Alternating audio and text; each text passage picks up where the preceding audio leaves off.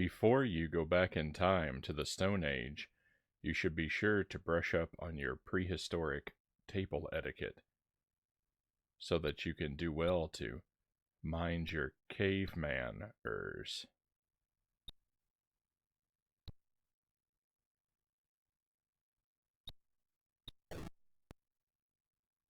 Welcome to the stream. Happy Friday, my friends. Happy weekend. I hope yours is getting off to a good start. Thank you for being here. It's hard to figure out where to sit to stay inside my little box here for my face cam. I'm having a little bit of trouble with that. And I'm probably gonna have a lot of troubleshooting throughout the night. So, just a heads up, every now and then the stream may come to a halt while I try and figure something out tech-wise here. But we're going to try and have a good time. Plan for tonight is just C64 stuff. The old Commodore 64. We are using a C64 Mini. I unfortunately do not have the time, money, or know-how to maintain a retro PC, so we're going Mini for this. One of the few instances where we're not original hardware, but it's close enough for our purposes, I guess. And I've got Lucent Jelly here with me in the chat with all the emotes. Why the flip-flops? So my face cam, I turn my face cam, I flip it horizontally a lot, depending on which TV I'm using and where my head is on the screen for the viewers. Because I like... if I didn't flip it, then I would be spending most of the stream sitting like this. And I don't like it when I'm watching a stream and there's a face cam and the streamer is looking away from the game that they're playing. It's a minor thing, but it kind of bothers me. So since I'm gonna be facing slightly to my left, I need the face cam to be oriented so that whenever I look to the left, I'm looking at the game, so I don't ruin your immersion.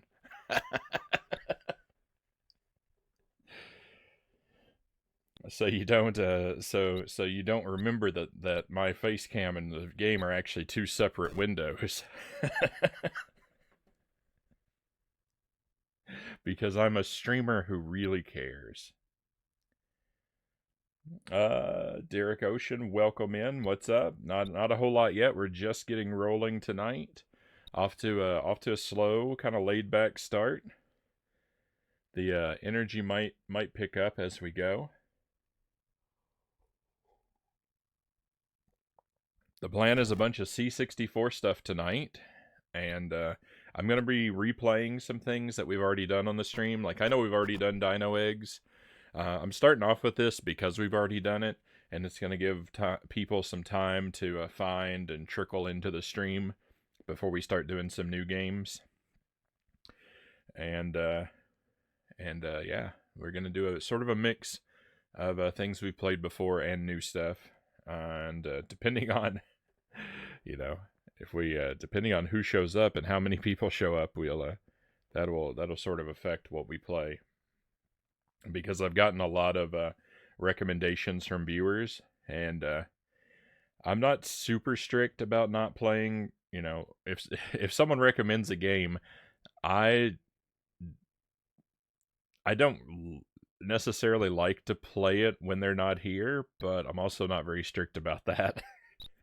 If you recommend a game to me, there is a chance I'll play it when you're not around, and I'm sorry, but I can't always tailor this. I can't, necessarily tailor the stream to individual viewers. Excuse me just a moment. Something that I'm going to want a little later is slightly out of reach. I'm going to grab it real quick.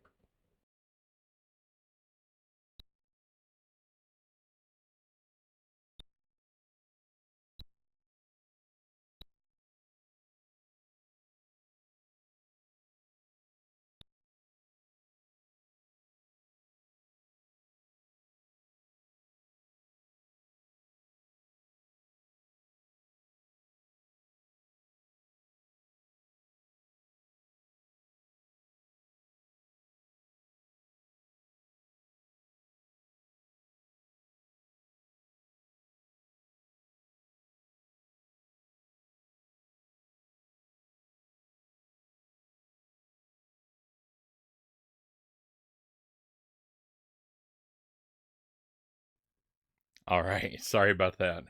And yeah, we're gonna get rolling here with this. We're gonna play this game for a while. This is maybe my favorite C64 game. I'm not I'm not crazy well versed in the library. This is actually a game I had as a kid.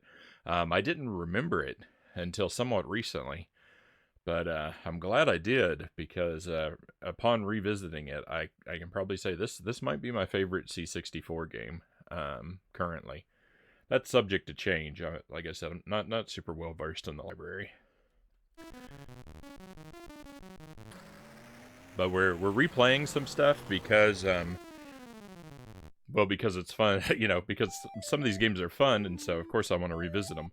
But one of the reasons, even though the things I've some of them, some of them are things I've already played on the stream. One of the reasons that I really want to revisit a lot of these games right now is that tonight is my first night. Uh-oh.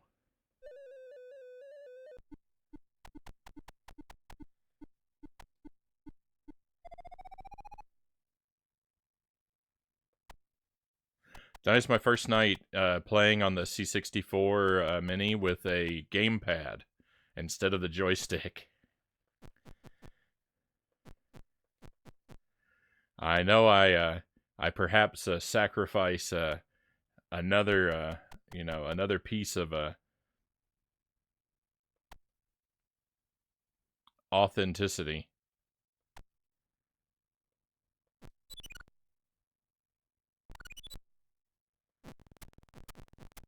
I don't remember how this game works. Abandoning the joystick, but I reached my breaking point with it.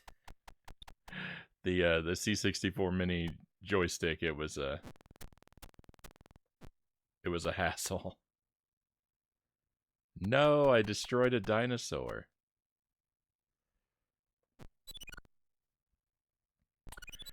And the adventure, the quest to get a gamepad working with the C64 Mini was quite the adventure.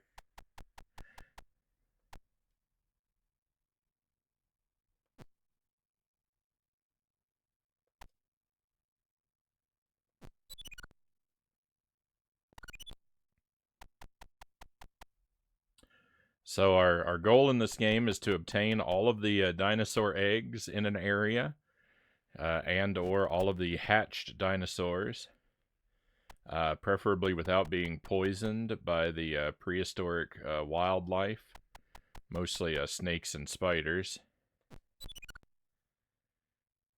We basically we fill our pockets with eggs, and then rush to get back to our time portal. We can carry up to 3 eggs at a time. And we've also got to maintain a burning fire to keep the dinosaur mother from arriving and squishing us with her gigantic dinosaur foot.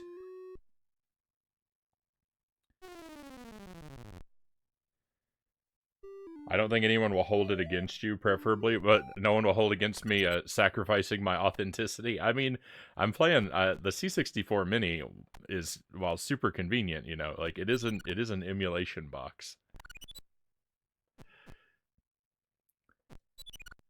But I'm fine with that, While original hardware is definitely my preference, personally, I have nothing against emulation when it works well.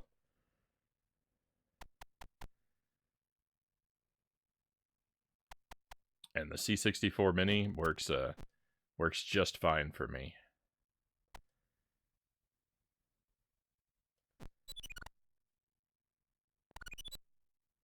Ah! That's what happens when you don't start a fire.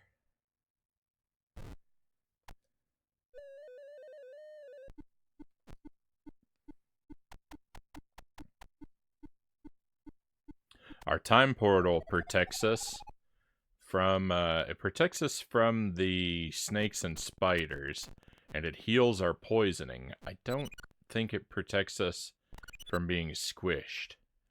I think I thought it did, and then discovered the hard way that I was mistaken. Also, your poisons, the poisoning stacks. So if you get poisoned, like when you get poisoned, your health percentage goes down, and if you get double poisoned, it goes down twice as fast.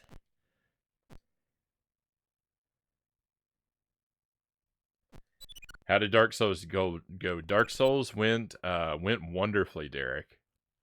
It started off super rough. I could just like Tuesday night, I couldn't make any progress for a really long time, and I was feeling discouraged. But then I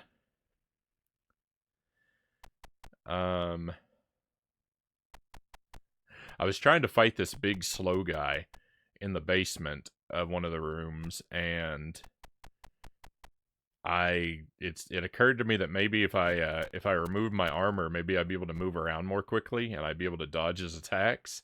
And I was right about that. I did become faster when I removed my armor, but I still wasn't good enough to dodge all of his attacks.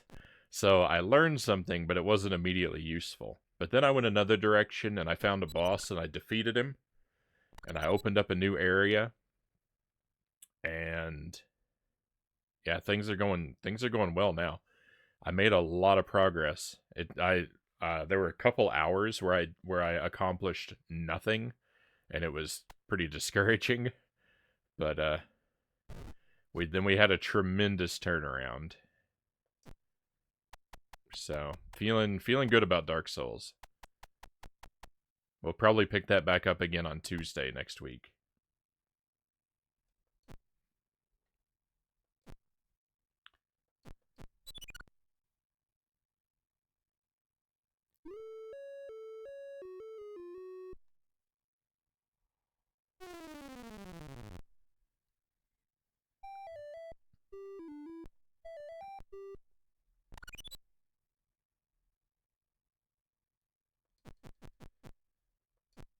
Agent Frownie, Master of Dark Souls.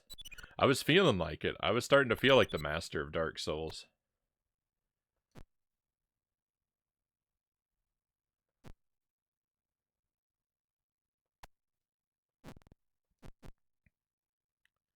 I don't know if it's better to capture the eggs or to let eggs hatch and capture the dinosaurs. To collect the eggs or to let the eggs hatch and capture dinosaurs. You jump over a dino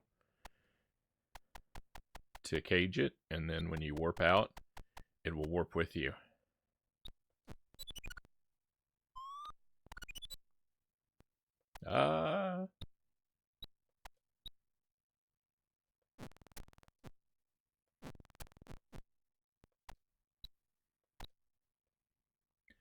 The hatched dinos can also poison you, though, so you gotta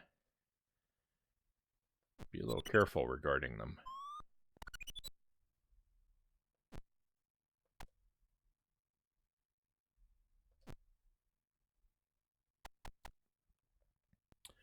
You get points for all the things you collect.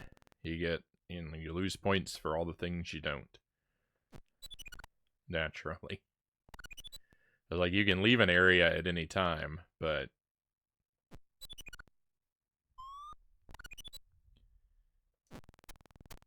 if you leave too early, you sacrifice a lot of points. I don't really know that I know all of the features of how this game works, but I feel like I'm close to fully understanding it.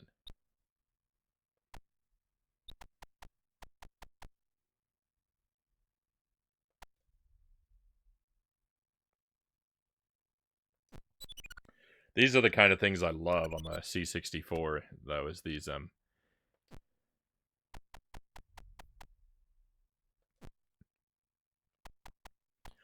single screen platformers. Where you dodge the enemies, you climb the ladders, collect the things. Kind of like kind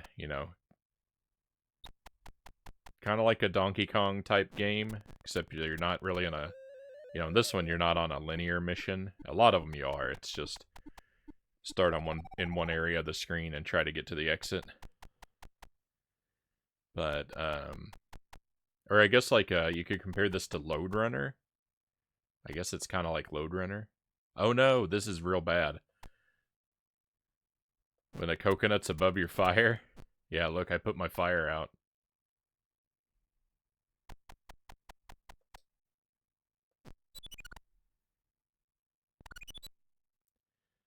Oh no. This coconut's so far away. Please don't step on me.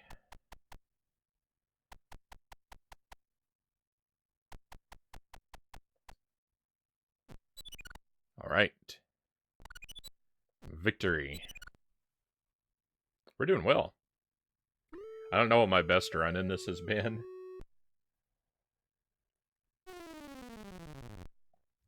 Probably level 3 or maybe 4.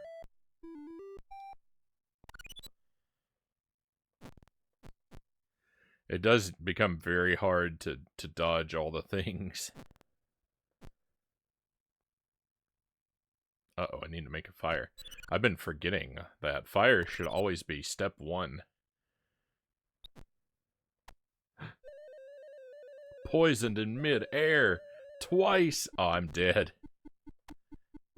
Run. Oh, please run.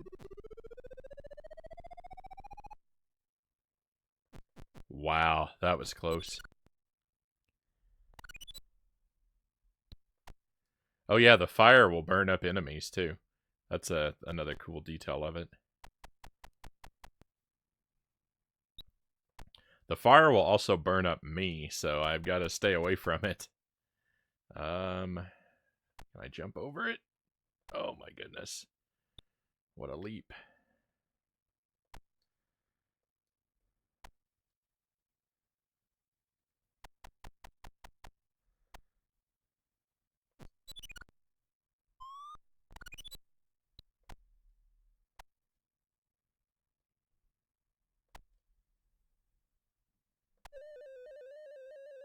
Okay, just don't get double poisoned and we'll be okay.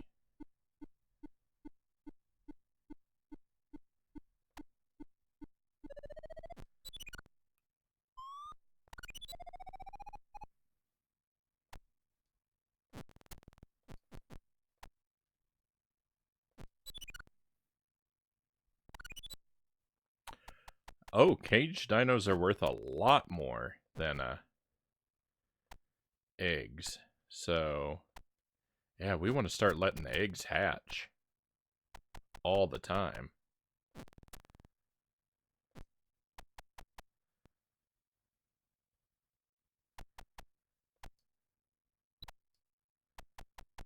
No, look, that spider stole a dino.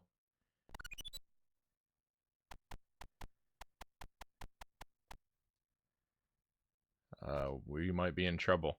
I've got to get this piece of wood to our fire before it burns out. No, it burned out. Alright, so what we should do is abandon these cliffs, I think.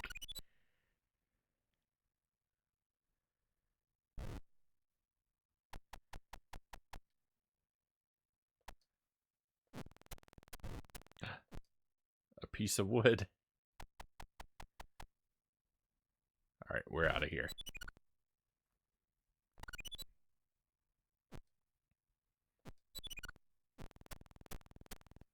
That's not bad. -1 point, I'll take it.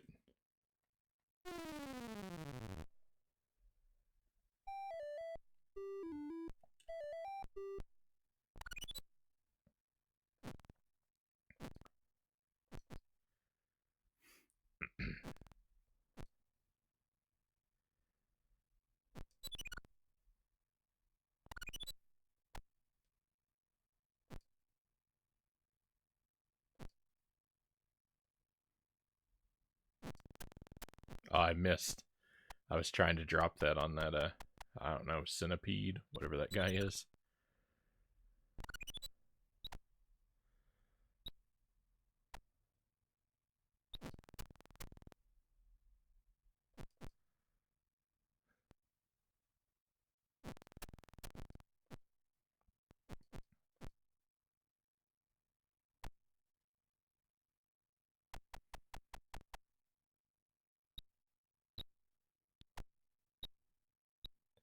I need this dino to move away from this, is he eating the egg?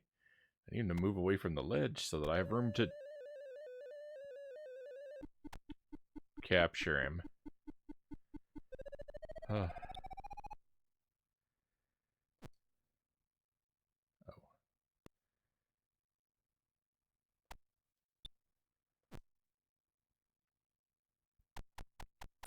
This is a very busy environment.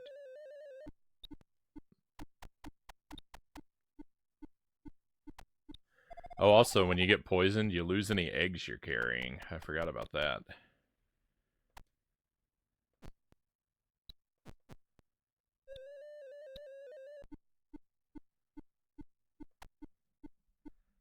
Just bleeding points all over the place.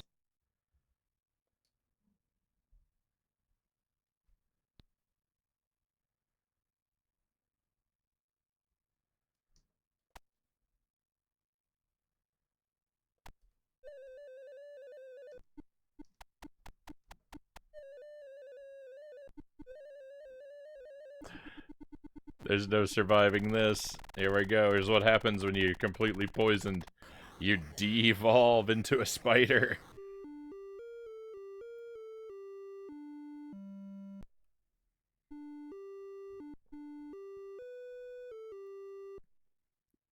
You get 3 lives, so we're on life number 2. Oh, it's just such a busy environment. Look at all the stuff to dodge.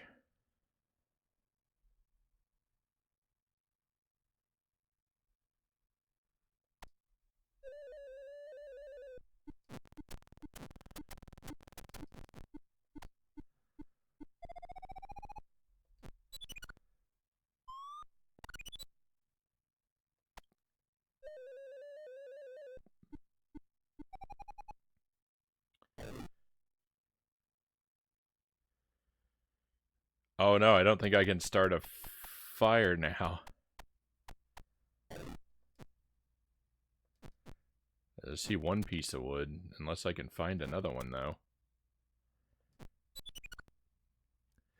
Oh, it takes, naturally it takes 2 pieces of wood to start a fire. If you have a fire going and it's starting to die down, you can rekindle it with a single piece of wood. But, you've got to get to it in time. Alright, we're going to sacrifice those 2 points and move on.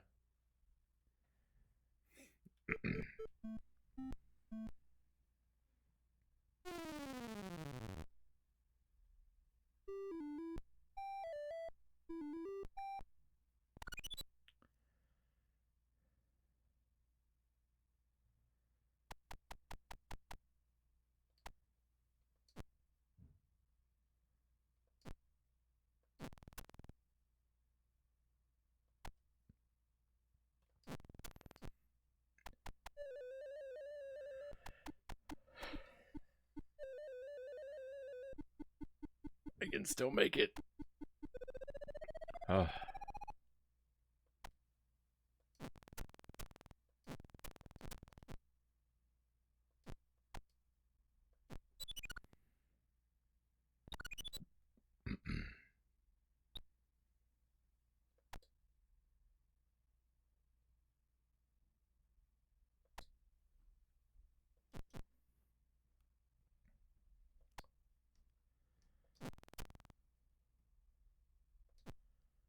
Power gain?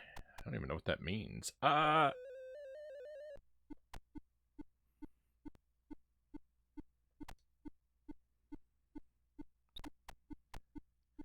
wonder if the power gain helps me when I'm poisoned.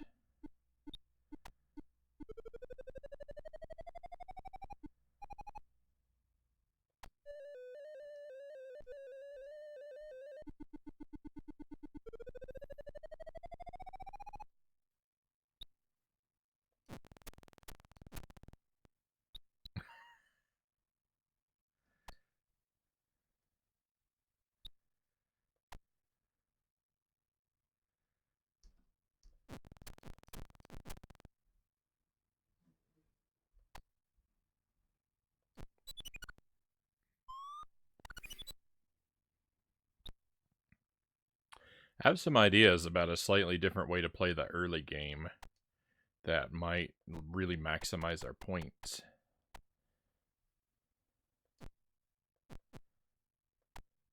I'll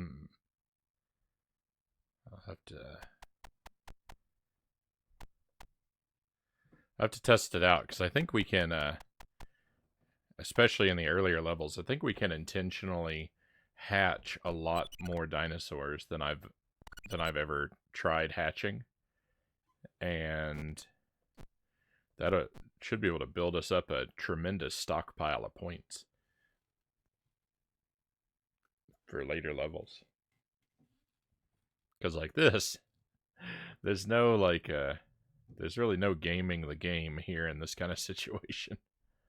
You just got to rush through and be happy with what you get, I think. Unless you're a real Dino Eggs master.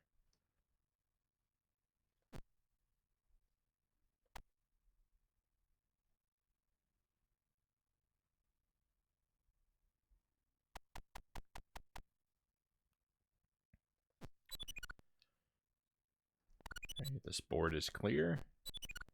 And we're out.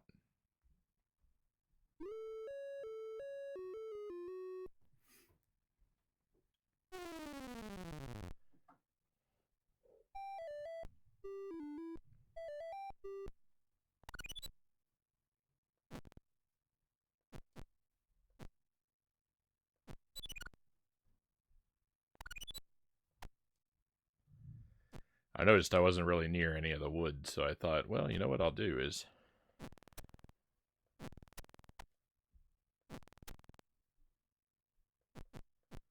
quickly do a grab and go and hope that I respawn closer.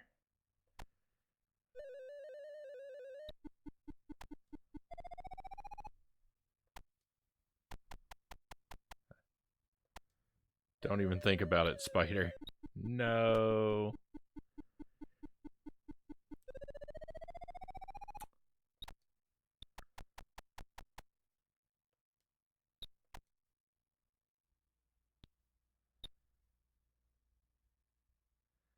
Please, dinosaur, stop guarding the edge.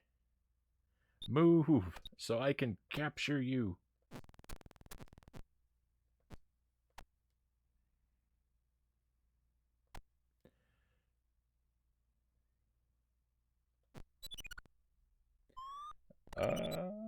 Loyal to Soil, great to see you, Loyal. I'm having a good night. We're off to a good start. This is Dino Eggs on the Commodore 64. This is probably my favorite C64 game.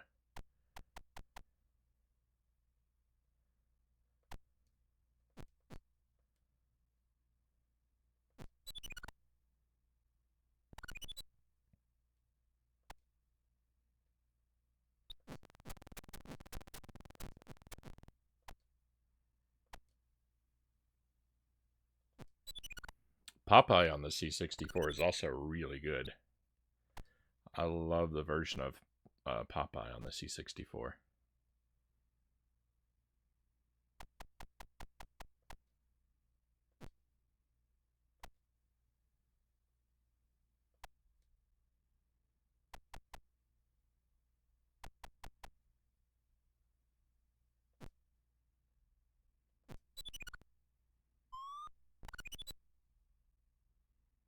Alright, that's it for this board.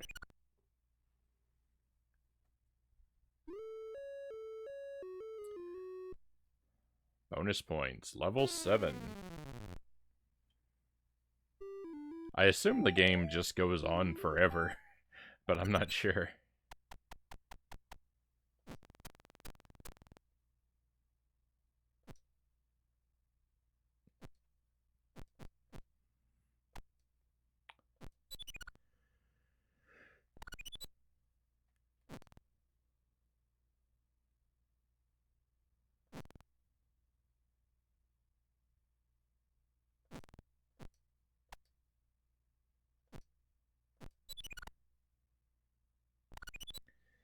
Conga, great to see you. C64, yeah. The plan is C64 all night. We're using a C64 Mini. I don't, fortunately, I don't have a complete, you know, original C64. I have the monitor, but I don't actually have the computer, the disk drive, or any of that stuff.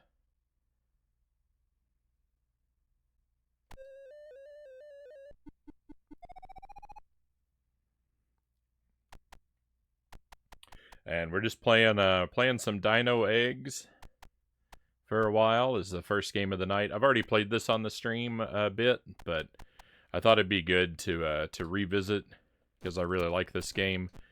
And this is the first night I've been able to use a gamepad with the Mini instead of a joystick.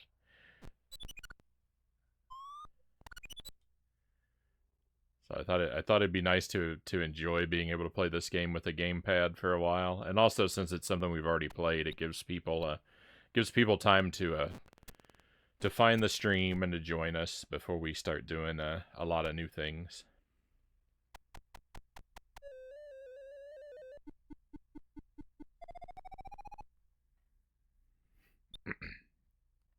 I found both of the games you suggested. I found copies of them, by the way. I haven't tested them yet, so I can't 100% guarantee that we're gonna be able to play them. But I found them both.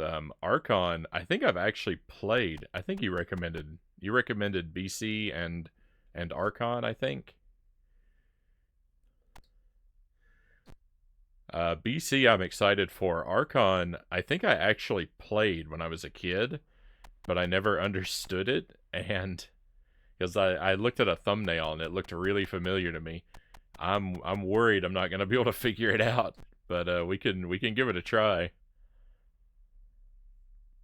I like to think I'm smarter now than I was when I was a small child.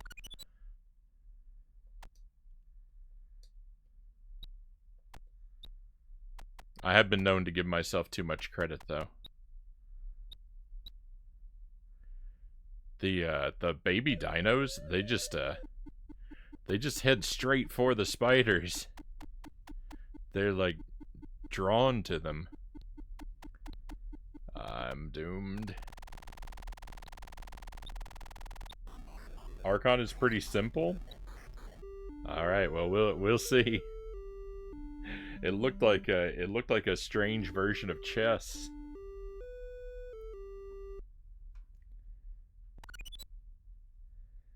Both are generally pretty stable. Can't recall any bad copies of those. Right on.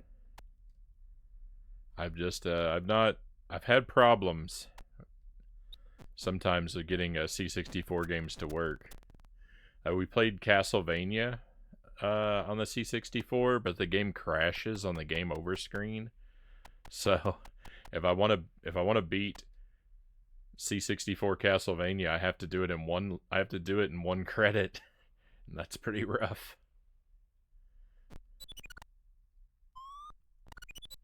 And Short Circuit, I can't get to work at all. I really wanted to play Short Circuit on the Commodore, but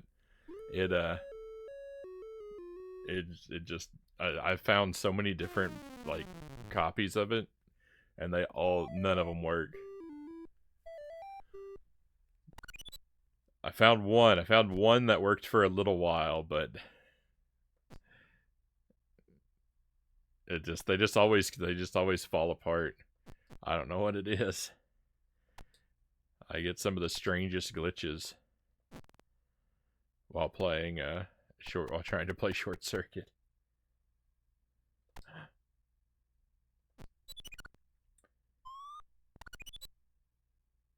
Some of the licensed games were very rushed during programming. I mean, checks out.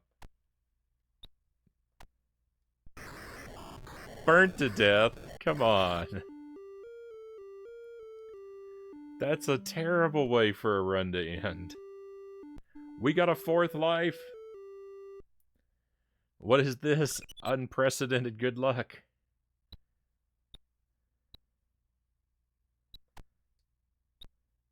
That could be standard. I don't, like I said, I really like this game, but I am kind of shaky on a lot of its details.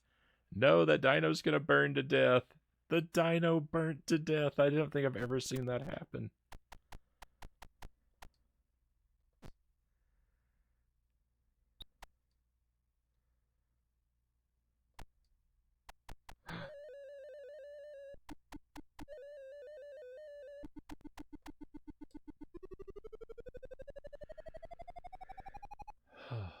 Okay. No, it was a piece of wood. Alright, well, I don't really immediately need another fire, but I can't... Oh, yeah, you can put things down. I forgot.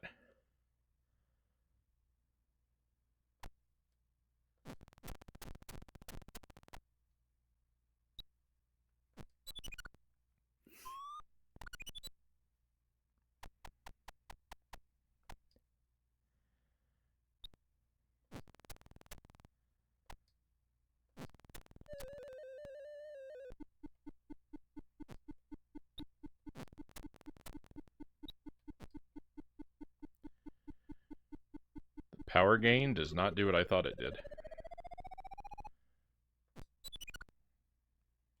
Boat ladder, welcome in. 6 weeks before Christmas, start programming. Welcome to a C64 boat ladder. I have a working gamepad. I'm so excited.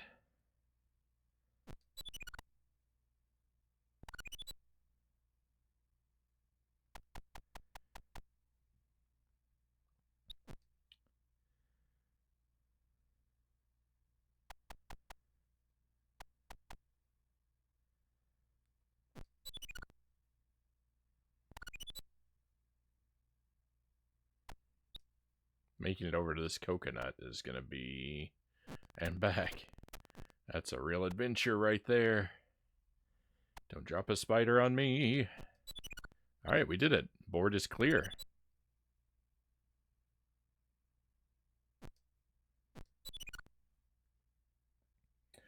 What's this game called? This is Dino Eggs. It's really good. So I actually had this game as a kid. I didn't remember it until right before the last time we did it on the stream, probably a couple months ago at this point.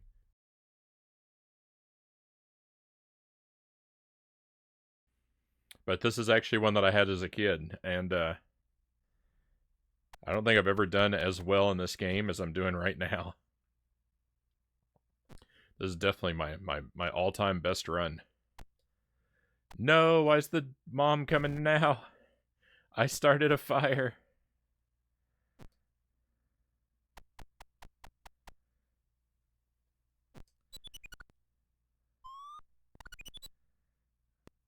Warping out. What? I did start a fire. I don't understand. I guess this Dino Mom requires multiple fires to be scared away.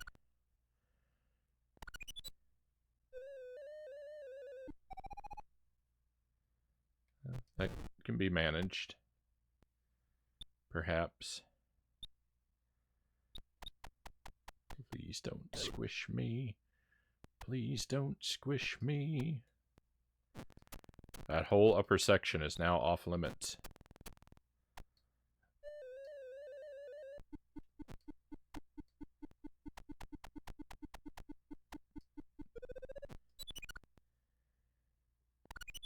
It's amazing how many C64 games there are. I think there's over 100, over 10,000.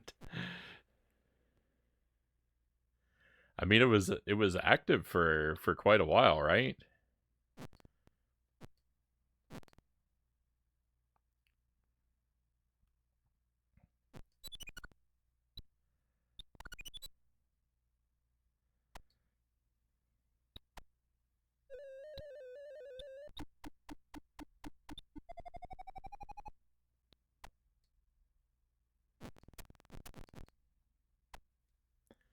Just bleeding points all over the place. The dino burnt itself right before I could get to it.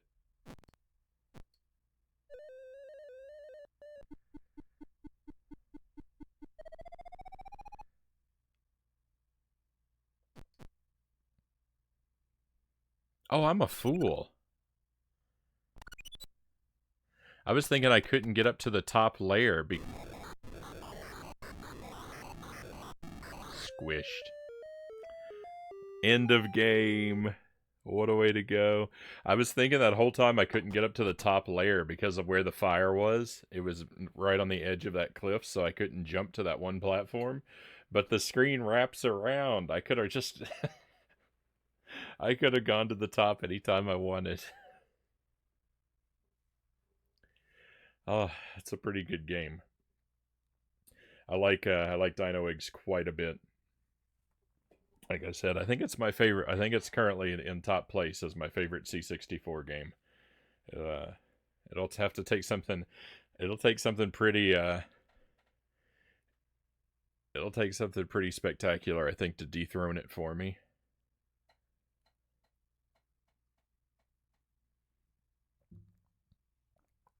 These are the kind of games I really like on the C64. These single screen, kind of platformer type games. There's tons of them, but they're what I really like. So I think we'll take a look at I think we'll take a look at why don't we take a look at Archon next? Because I'm scared of that one, so I should be bold and approach it bravely. Hopefully it can be played with a gamepad and not the keyboard, but we'll see. Before I switch over though, let me share with you my woes. A little bit. So when it comes to Commodore games, the Commodore 64, a lot of games you can play with a joystick, like an Atari 2600. And like an Atari 2600, the Commodore joystick has one button. Sometimes you might find a joystick that's compatible with the C64 that has multiple buttons, but the C64 can only understand one button. So even if there are multiple buttons, they're duplicates of each other on a classic C64. Because yeah, it can only understand one joystick, one button. So that makes games like there's Contra on the C64, right? And your movement is the stick, and the button, like, you need two buttons for a game like that, right? You need a jump and you need a shoot. And you have to choose. And a lot of games are like that. So they'll make up on the joystick jump and the button the action, and it's a terrible way to play.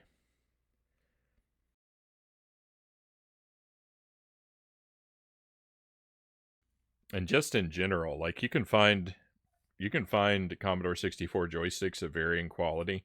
But with the Mini, it comes with a joystick, and it's got a lot of extra buttons because of the menu features and like the operating system of the C64 Mini can understand those. But like all the buttons, like these big circle buttons, these little triangle buttons, they're all duplicates of each other in game. They're all just fire.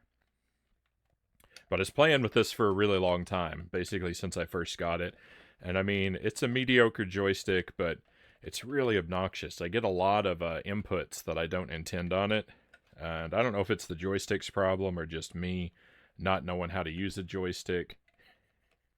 Because when I play with a joystick, I tend to stretch my hand out like really wide, and I try to play with it like a thumbstick. Like, I don't play like this. I play like this, which is so dumb. And it makes my hand hurt, and I get all kinds of bad inputs. So I switched to a gamepad, right, with a D-pad and some face buttons. And it was an adventure, because I have the C64 Mini is a USB, like it uses USB plugs.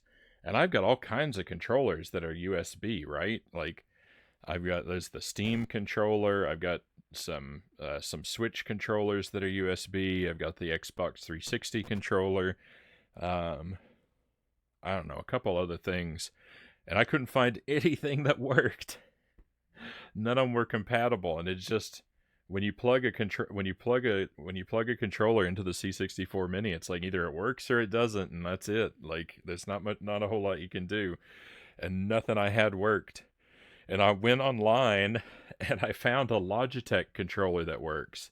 But I couldn't find that exact model, so I bought another one that looks identical, but it doesn't work. I tried it and it didn't work, and I was so disappointed. And then I found something that said that Retrobit controllers were supposed to work with it. I bought a Retrobit controller. Doesn't work. Nothing works. But I have two that work. I'm using one right now. And what I found that works, one of them was actually a controller I already had, but I forgot I had it and I never tested it because it was in a drawer somewhere. And that's what I'm using right now. So with the C64 Mini, the Pokken Tournament controller for the Wii U, this is what works. This works really well. Right now, this is my go-to controller. So this is what we're using right now. This controller, like, it feels like it's decent quality, but I also have to warn you, it is a weird controller. The legs on the controller, they're swooped down at such an extreme angle. It doesn't feel like any other controller. Like if you pick up a PlayStation or a GameCube controller, like, you know, like the legs on all these controllers. Thank you for indulging me while I chin wag, by the way. I don't know, like, if you can see it, but there's really like, these come down at a slight angle, but the angle for the Pokken Tournament one is just, it's really extreme. And it feels it. Another controller that works if you have a C64 Mini is just these, I've got these USB SNES controllers. And you can get like a pair of these for like $10 on Amazon. These are made by iNext or nNext. And, I mean, the thing about this is it feels, the shape is a regular SNES controller, but I mean, it feels like a $5 controller. So it's either like a controller that's a normal shape that feels low quality, or a controller that's a really weird shape but feels higher quality. So I'm going with the Pokken Tournament controller. It's the one that I think is the best. Also because it has a few more buttons.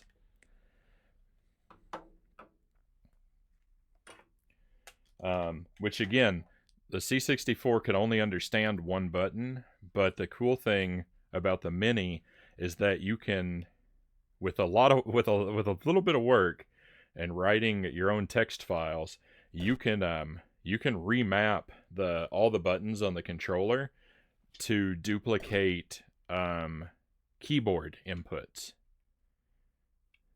So like for Contra, when you play Contra, the D-pad is like running left and right and aiming up and down. The single joystick button is to fire your gun, and to jump is the space bar, which is impossible to play. It is impossible to operate a joystick and a keyboard at the same time. But the cool thing about this is now I can play Contra because I can map the Y button to be the joystick button for firing my gun, and I can map the B button to be the space bar so I could jump, and it works like a normal controller, and it makes the game playable.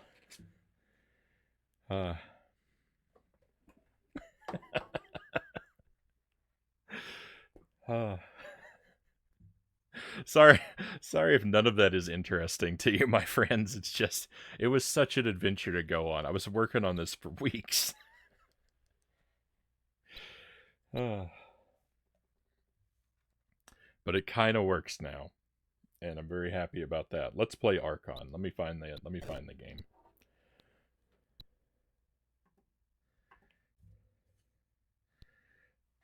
I'm gonna be blacking out the screen a lot while I'm moving through the menus.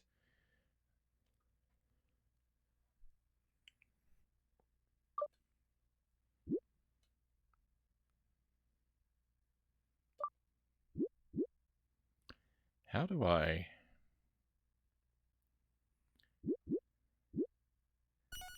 I've actually got a... Nope.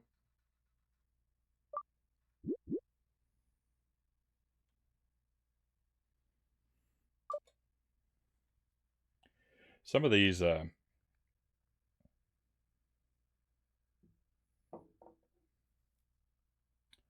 let me... I got a problem with my thumb drive.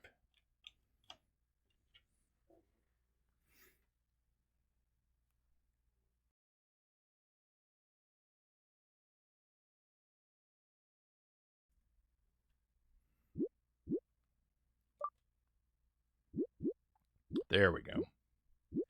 Archon. I never know how these games are gonna start up. Like...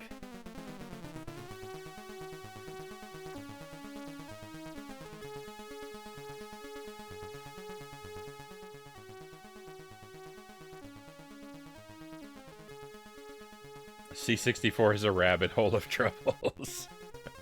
I mean, again, I'm just using the mini, and the working with the C64 mini is an adventure. There are a lot of people out there who investigate like how to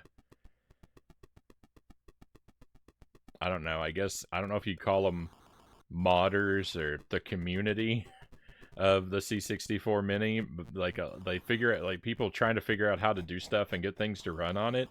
But a lot of the information out there about what works and what doesn't is completely bogus. So it's just it's difficult sometimes.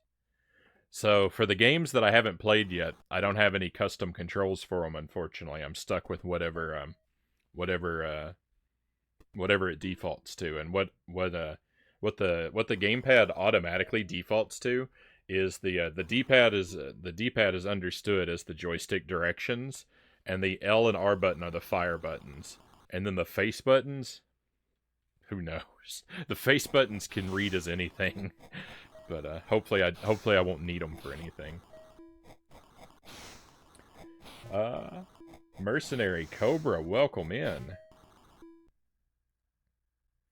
Great to see you again. Archon, one of my favorites. This was recommended to me by Conga, and actually, I did have this game as a kid, but I didn't understand. I never understood how to play it. So, you know, I'm kind of diving in blind here, even though I technically have seen the game before. I've never understood it, so I'm kind of going blind and see if I can figure it out tonight.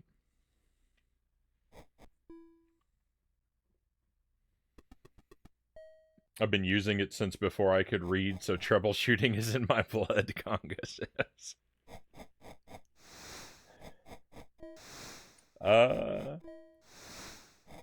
Let me play it a little bit blind at first, Conga, and then I might ask for direction. I do tend to ease up on the back seating a little bit. I do tend to ease up on the no back seating a little bit on Commodore nights. But I do want to approach them very strictly blind at the start, and just get a feel for what it's like, trying to figure it out, and after a little while I might start asking you a question or two. So if you would be kind enough to indulge my lunacy for a moment, I might ask for that rundown in a second.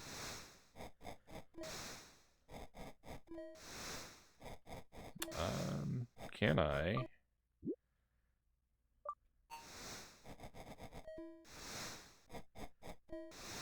Get the game to restart.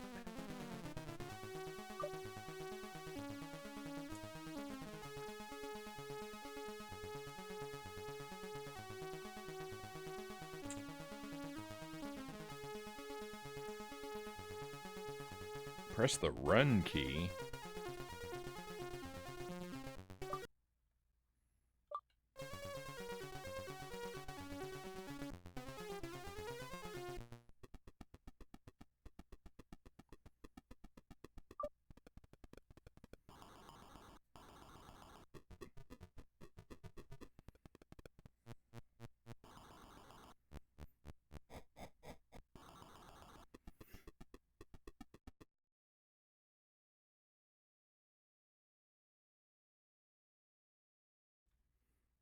Okay. I don't want 2 players.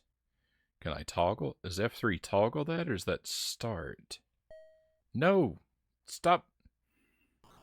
The game is playing itself before I'm ready for it. Oh, wait. Nope. I thought I was doing that.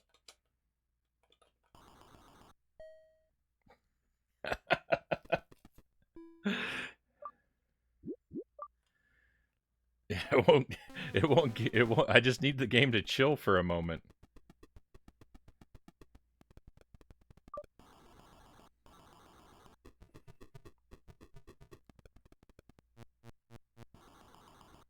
Alright, it's okay. I have my thumb on the F keys this time. I'm ready.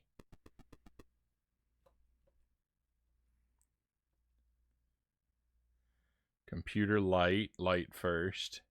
Computer dark, light first. Alright, computer light first. F7, let's go.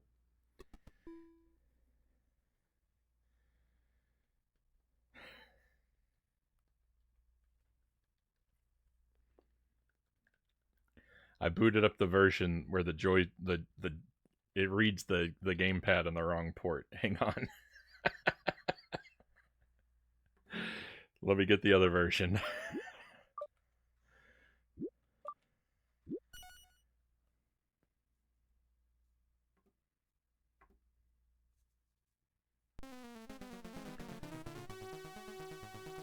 To prevent image burn-in.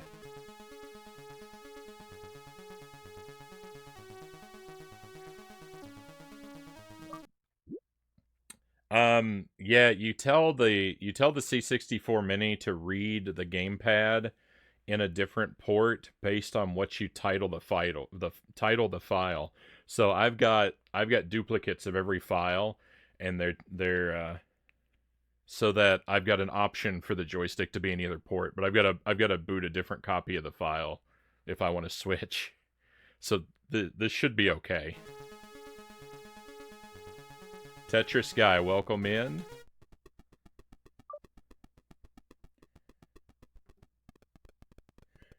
Didn't show you live in my followed list. Clicked on retro and saw you there. Weird. Twitch is bizarre. It's a shame. It's a shame they're hiding my stream. C64 night's a good night. Okay, please work. Yes. All right. Well, when you're not sure what to do,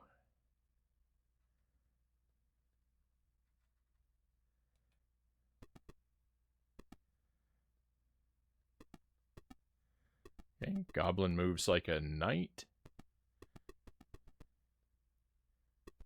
Nope, Goblin moves 3. Okay.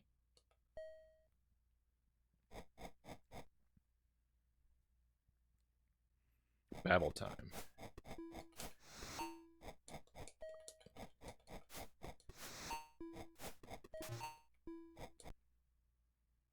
Well,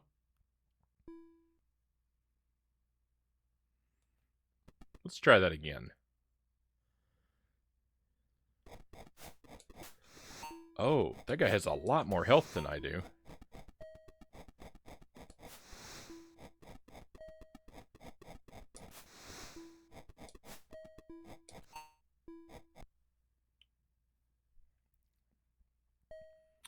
Maybe not the most effective use of my goblin.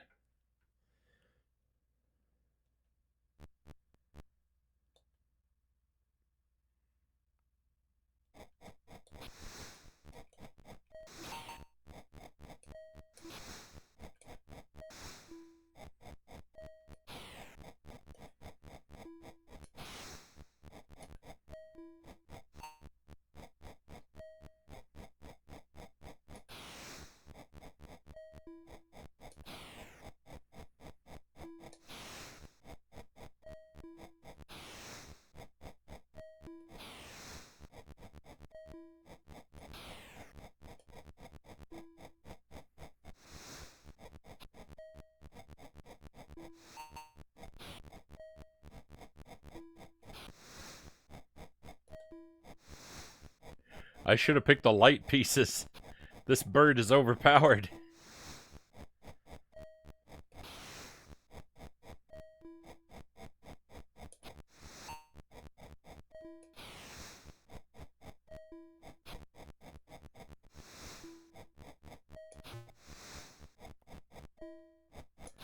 I actually landed a shot, finally. Is that what I'm seeing there? Victory!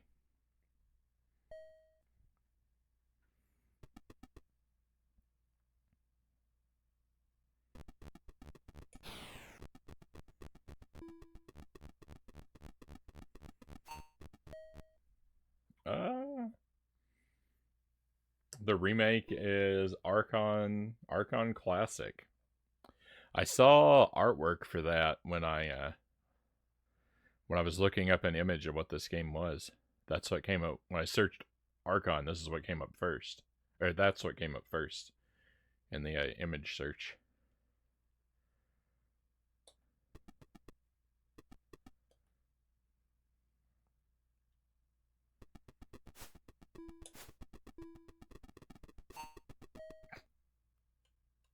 The computer, I need the computer's skill level to be turned down. The computer's just way too good.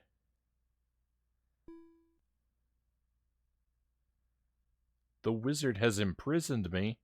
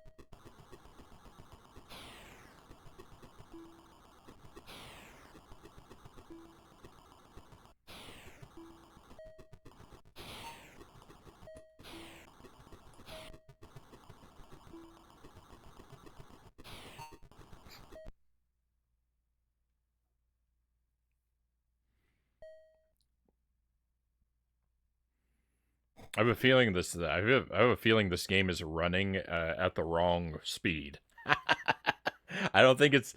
I don't know. I don't think it's supposed to be running this fast. I have that. I have that issue. I have that issue with a lot of the games on the C64 Mini. For whatever reason, they run at the wrong speeds. And like I tried to switch. Like you can switch between PAL and NTSC, but even doing that doesn't seem to fix the problem, so I don't know. I'm suspicious.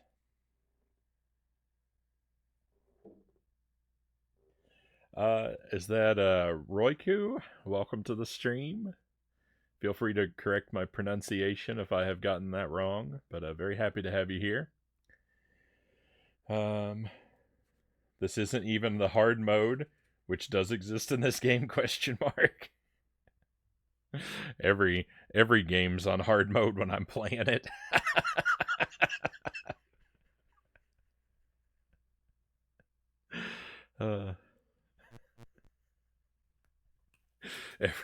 Every game's in hard mode when your skill level is set to so low.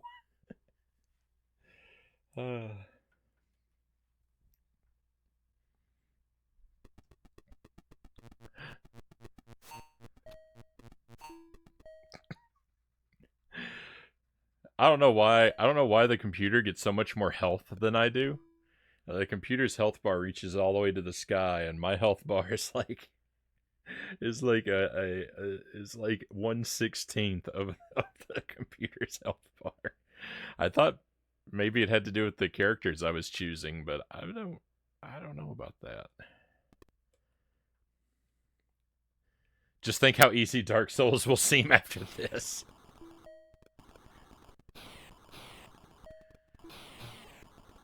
I had a great night with Dark Souls last night. I made an unbelievable amount of progress.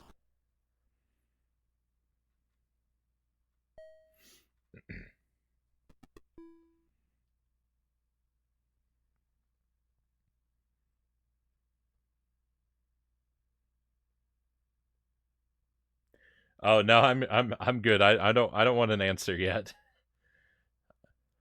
I'm just I'm just making observations. Alas, this icon is imprisoned.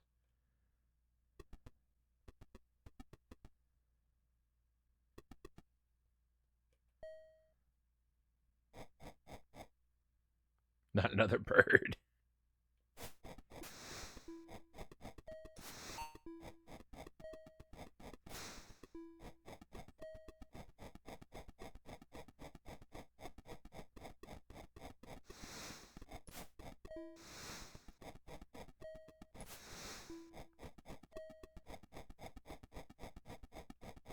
Sparrow, great to see you.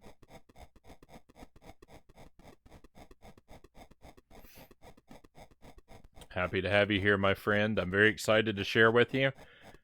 I have a gamepad. I learned how to make it work. I know how to remap the buttons. I'm an expert in the C64 Mini. All of my hard work has paid off. And by the way, the that controller, I got it. Sorry, I hit my mic. The SNES controller, the iNext controller. This does work with the C64 Mini. Sparrow and I were talking about this off stream. He's helping me out because he's a C64 he's a C64 Mini user as well. We were working out together how to Sparrow's actually the reason I even have a C64 Mini. He bought it for me to use for the stream. But he was helping me figure out find a gamepad that would work. And this one does work. But it feels like a $5 gamepad. On the Amazon page, there's like an FA, they have FAQs on Amazon. There's an FAQ, and someone asked whether or not it worked with the C64 Mini, and the manufacturer said it doesn't, but it does. At least this one does. But I'm not using that. But that's not where the story ends, though. I'm not even using that one, Sparrow.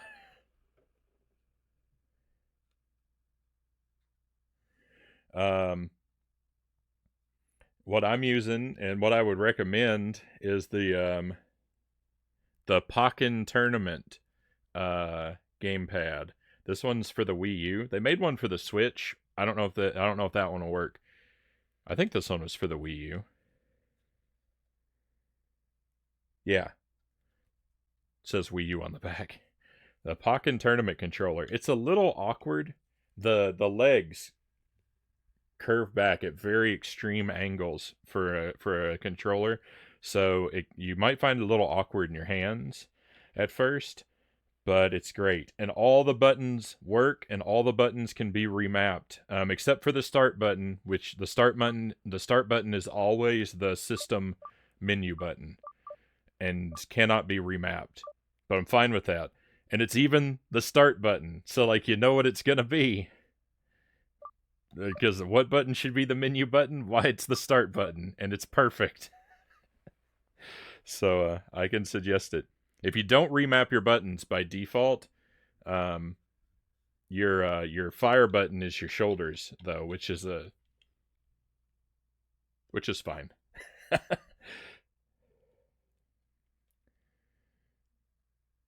Yeah, I had this one already. It was just sitting in a drawer, and I forgot about it, so I didn't test it when I tested all the other ones. And then I started buying controllers like a moron. I had one that would have worked perfectly sitting there the whole time. But nothing online. I think I'm a pioneer. I think I'm the first person to ever use a Pokken Tournament controller on the C64 because no one has ever on the C64 Mini because I couldn't find anything about it online. Although I didn't look specifically for it, so but when I looked at control like hardware compatibility lists and stuff, no one talked about this controller anywhere that I could see.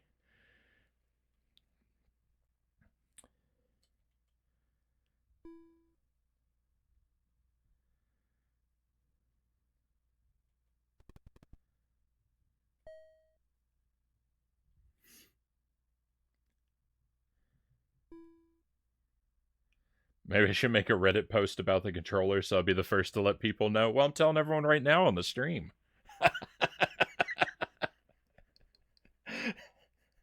I did my best to get the word out there. If no one watches the stream, I can't help that, right?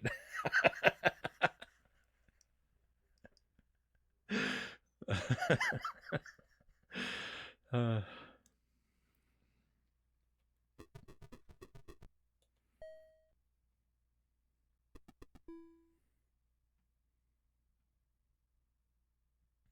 You're supposed to use a joystick on a C64, not a gamepad. One big stick, one big button. Yeah, I know. I was talking about that earlier. I said I feel a little guilty because I am sacrificing a degree of authenticity. But I mean, I'm the C64 Mini is an emulation box anyway, right? So might as well be comfortable. If I'm already giving up authenticity in one area, I might as well make myself a little comfortable. And what was this that Mercenary Cobra said? That's nothing. I used to play on a Windows 3.1 PC with a Gravis gamepad. Now that was low budget. I don't know that I've ever experienced one of those.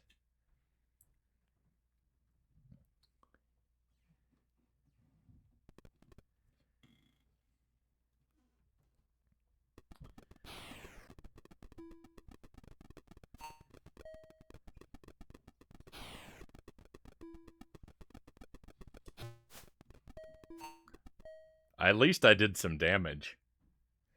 At least I did a little bit of damage.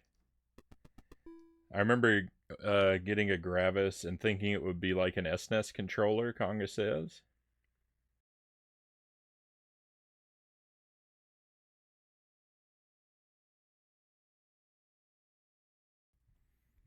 They had gamepads for the Commodore 64 and mice and trackballs. I've tried all three on the original system. Right on. Trackballs, I had a trackball mouse is what we had on our family computer. And I really liked the one that I had growing up. But I haven't had one since. I think I should see if I could find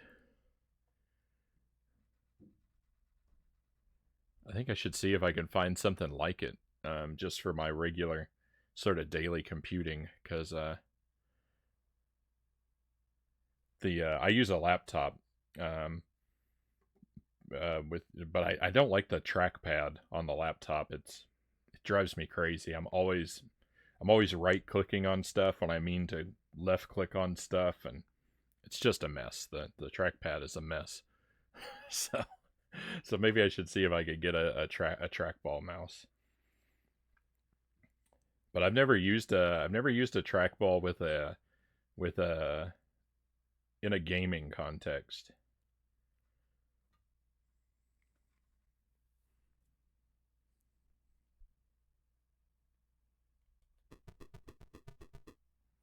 No, that's a bad move. I mean, all my moves are bad moves, but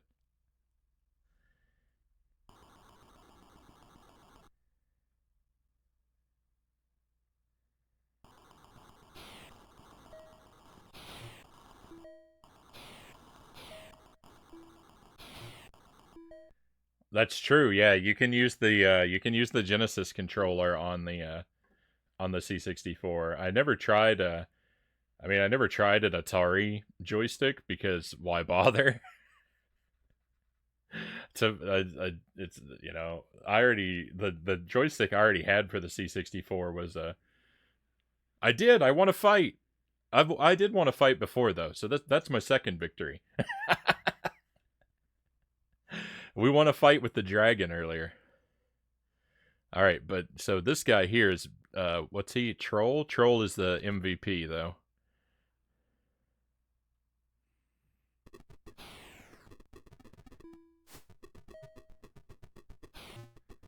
Oh yeah. No. I won 2 fights.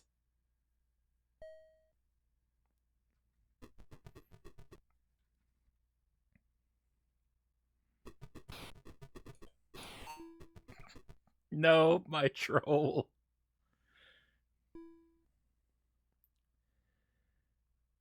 Throwing boulders at night.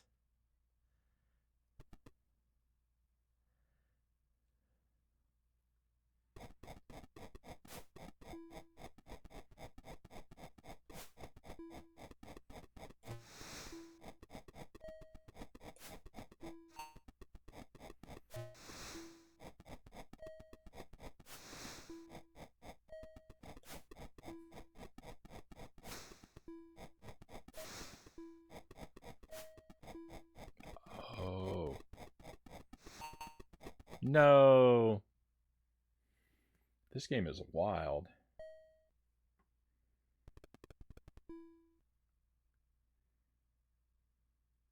Tried to plug the Commodore 64 joystick to the Sega Genesis and play like that. Didn't even notice it was plugged in.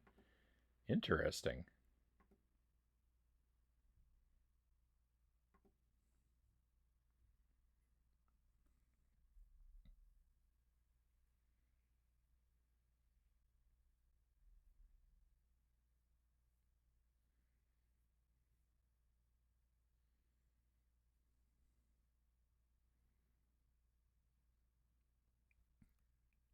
All right, thank you for the heads up, Roy Koo.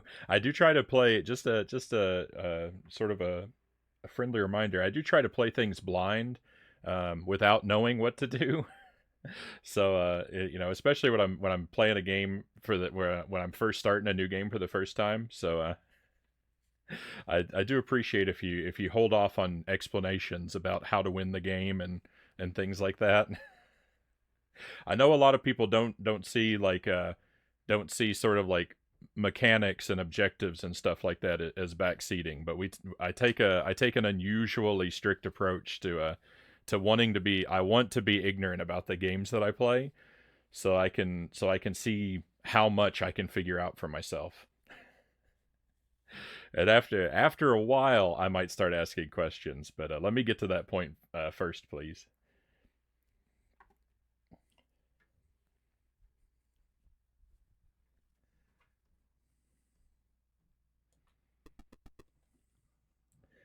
I used a C64 joystick on the Mega Drive and it worked great. I'm going to get to the rest of that in a moment.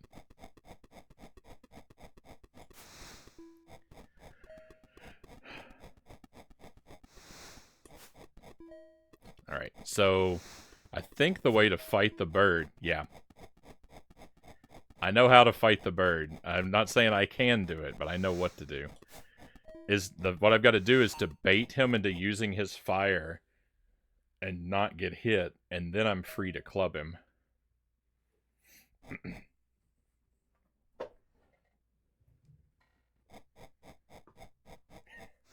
Yeah, no worries. Like I said, my view is abnormally is I take an abnormally strict view. So you know, I'm not gonna get bent out of shape if people don't know and you know try to help me out. It's good that people want to help me out, right? It's nice that people care about how I'm doing. I'm just a maniac. Worked great, except that you only had one action button to use out of 3, and when playing Altered Beast, you could attack, but you could not jump.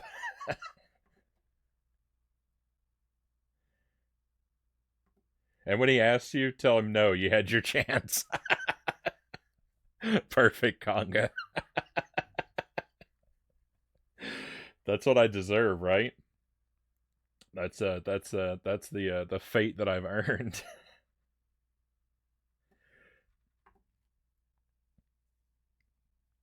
I'm sure, like, for those like compatibility things, it's just like anything else, though. Like, you know, you can probably find a whole slew of Commodore 64 compatible joysticks like made for it that work on other things, and a whole bunch of them that don't, and probably vice versa. Like, if you start using aftermarket Genesis controllers to try and interact with the C64, you know, even though the official one works, you know, who knows if all those aftermarket ones are going to do anything.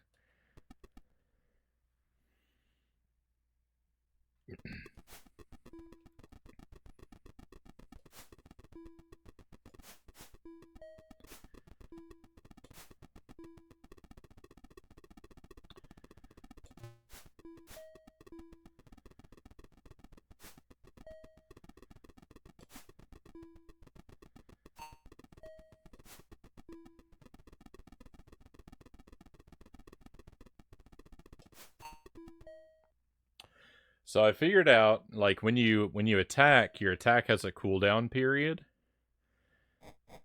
and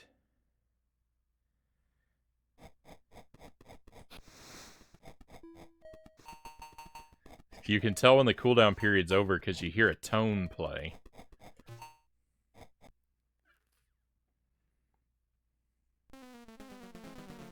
Alas, this icon is imprisoned. The game has ended. The light side wins.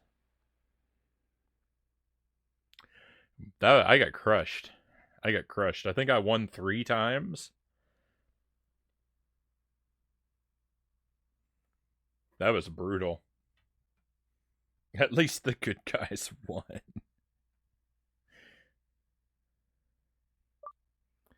I don't see it that way. All right, let's restart. I'm gonna give it another try. I'm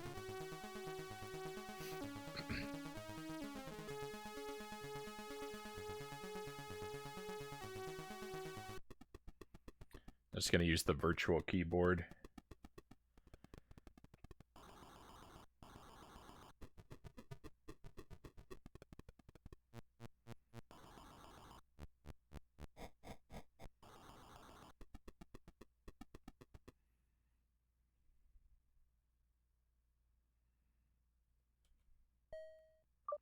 We're gonna play. I'm gonna do just like last time. I'm not gonna switch my pieces yet.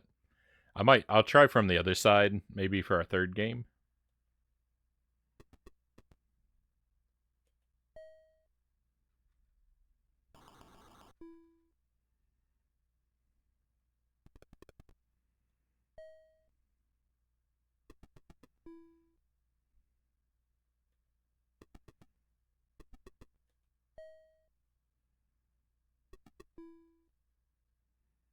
I feel like that was a bad move.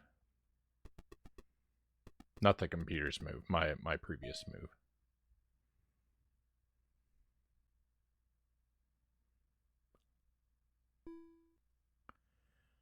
The wizard just imprisoned my most powerful piece.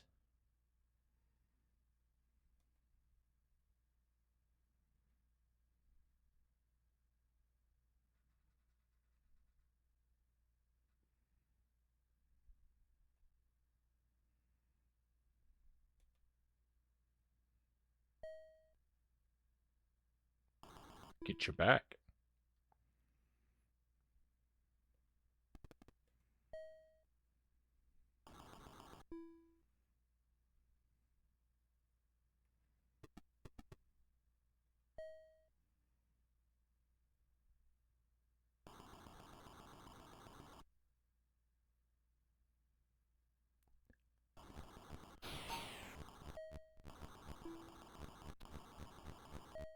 That low tone.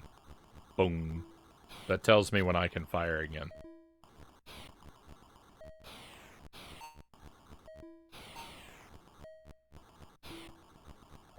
I think.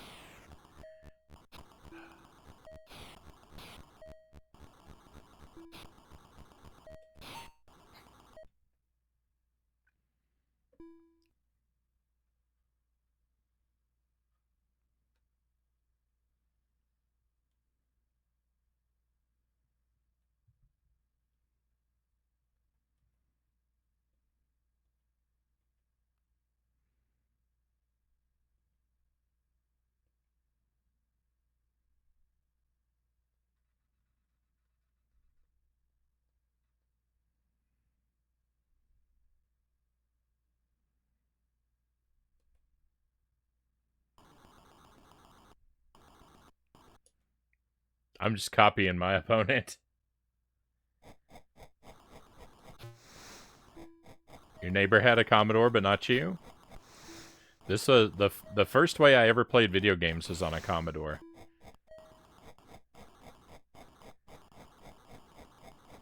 I like to say Ghostbusters on the C64 was my first video game. Which is maybe true.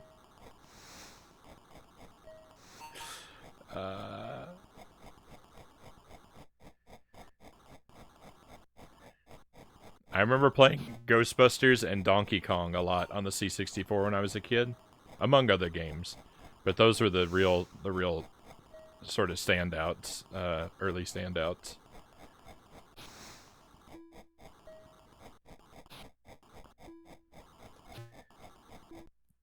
Victory, we got his bird. Oh, that's nice. No, he's reviving it.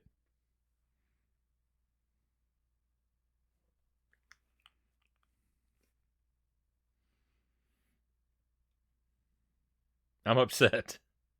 He just erased my victory.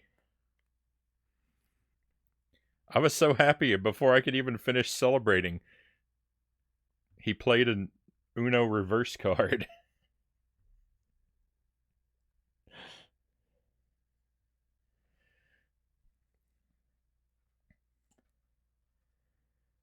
It had 2 Commodore 64s and a VIC-20. I love Ghostbusters on C64. I remember it fondly, but I can't say it's a good game.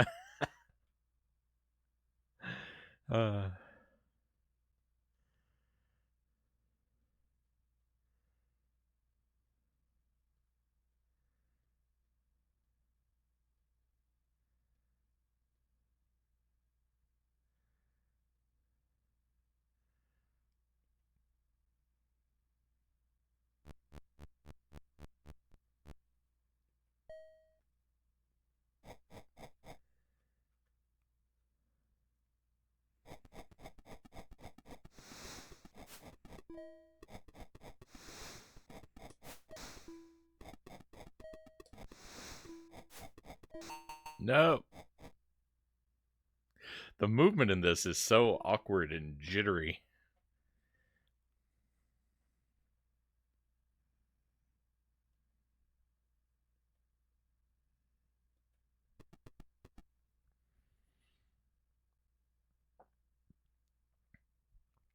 Games were so special to us back then, like another Rare World. That pace and rarity made them special. VIC-20 was so slow. The Commodore 64 is the only like retro PC that I have any experience with.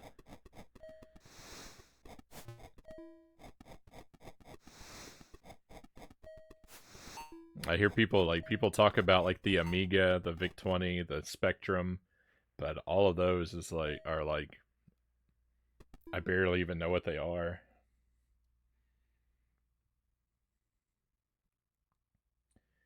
Not sure if the VIC even had a disk drive. I remember loading games from either a cartridge or cassette tape.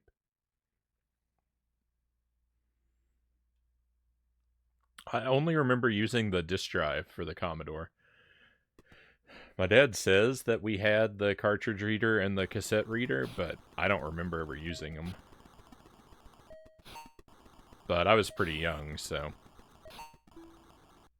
my memory isn't a very reliable source of information. 3 favorite Commodore games: Jumpman, Demon Stalkers, Raid. Oh.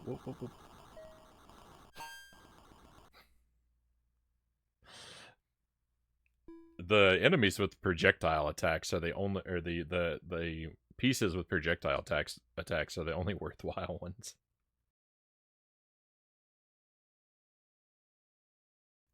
And what goes up? I liked currently I would say my favorite C64 game is probably Dino Eggs. We just played that a moment ago. I really like that game. That's one from my childhood. I I really like Donkey Kong. I really like Popeye. Um, Ghostbusters is very nostalgic for me, though it's not a great game.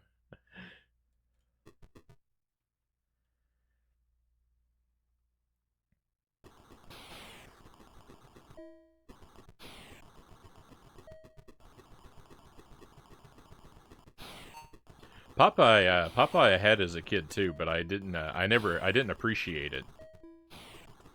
Certainly, like I do now.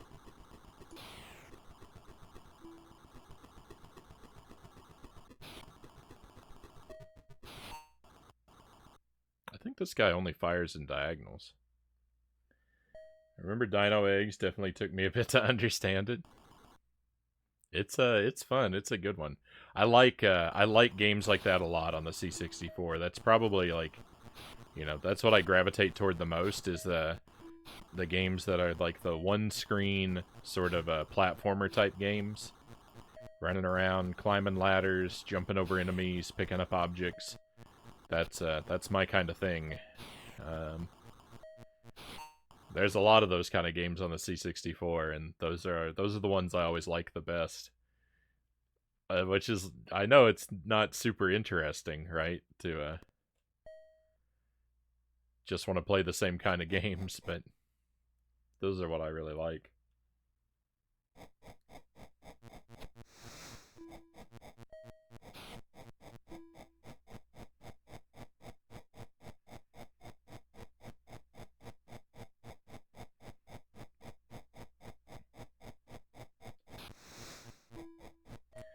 Like Maniac Miner or Load Runner, more like those kind of things. Sammy Lightfoot, I'm not familiar with. I haven't played that.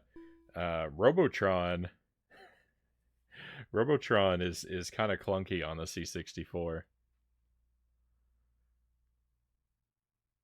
I have a hard time with it at least.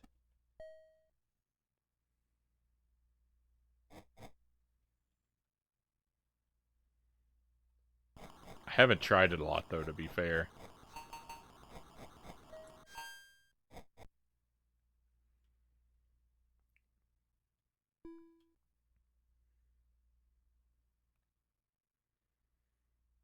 And yeah, and Raid over Moscow, I don't know either.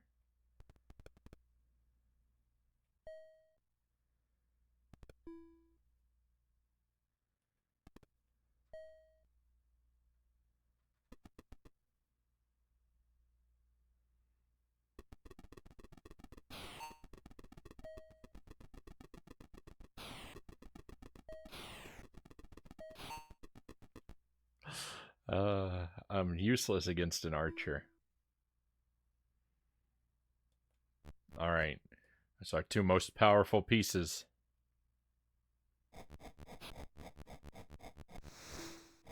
Dragon versus bird, let's go.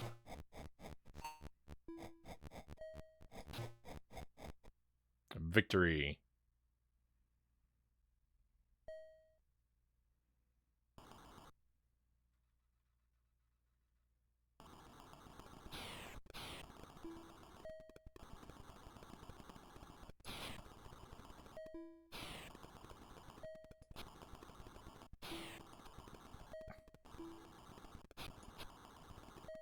I just keep firing immediately into the scenery.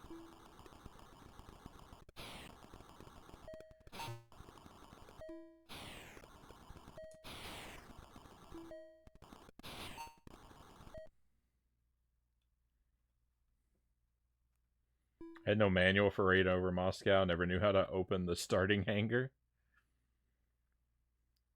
Hangar is wonky, you couldn't open the hangar door until you were off the ground. Weird.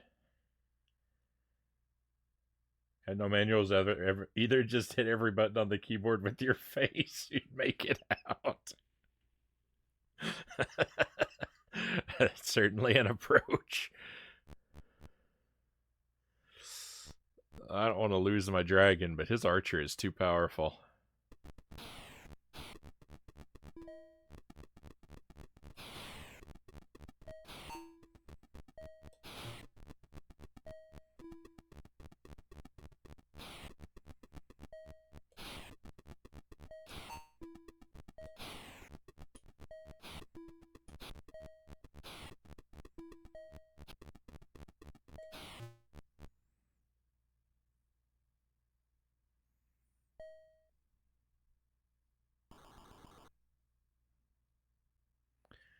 He's got me while I'm weak. No, the Valkyrie's the same as the Archer.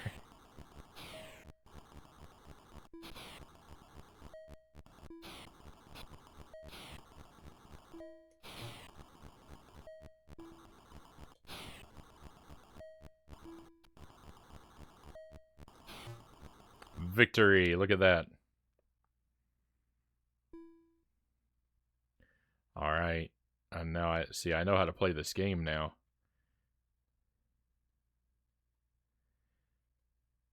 I'm gonna heal my dragon. What? I'm not allowed to heal my dragon?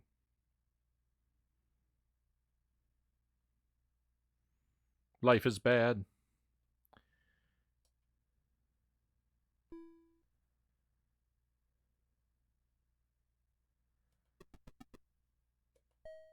My goblin's coming for you.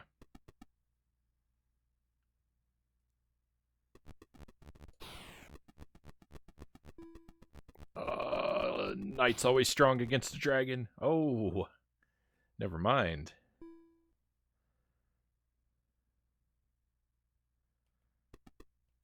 Goblins are moving in. We're infiltrating the other side of the board.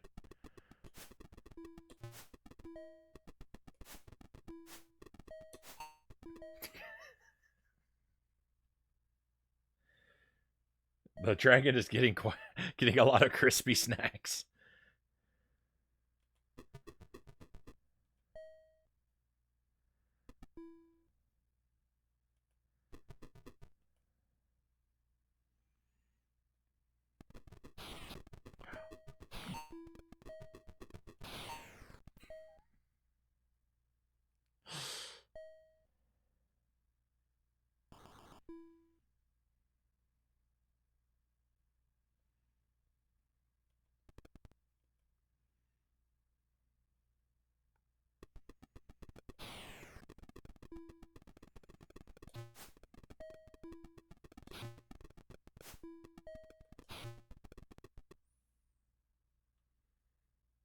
That went really well. Yake, welcome in.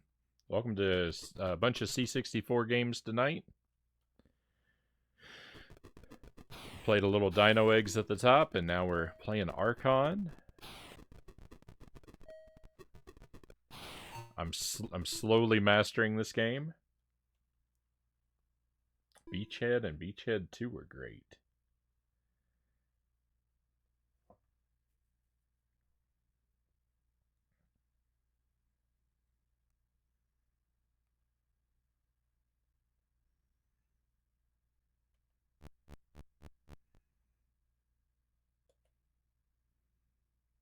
That's it. We're going for his wizard.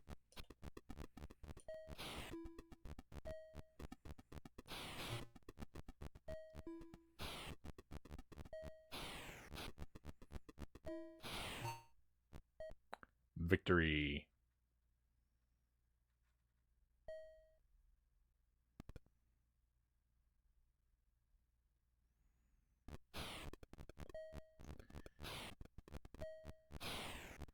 I mean, this piece is his MVP. Look at that. Look at that laser.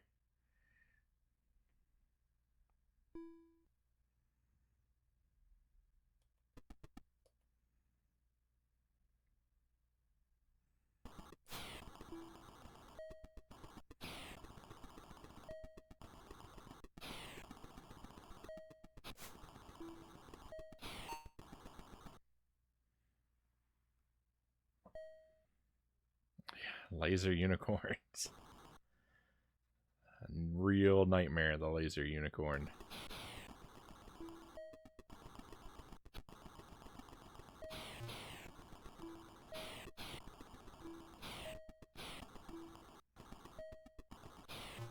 That's right. You don't bring a ghost to a sorceress fight.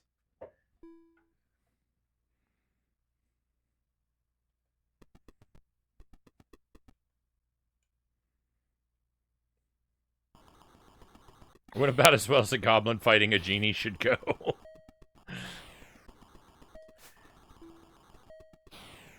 I believe in the goblin. An underdog can win. Not this one, but a hypothetical underdog can win.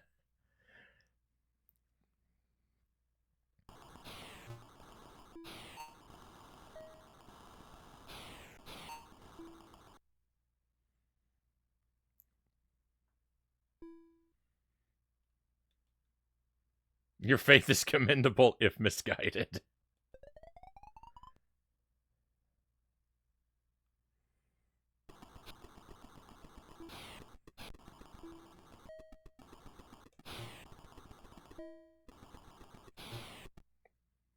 Gotta believe in your team.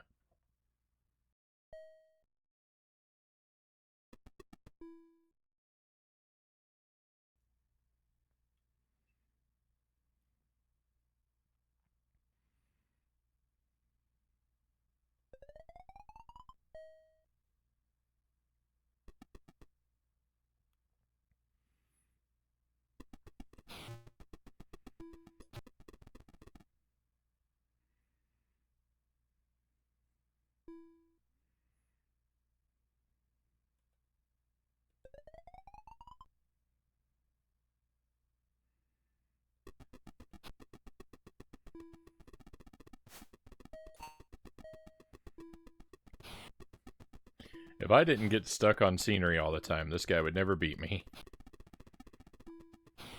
Fortunately, he gets stuck on scenery sometimes, too.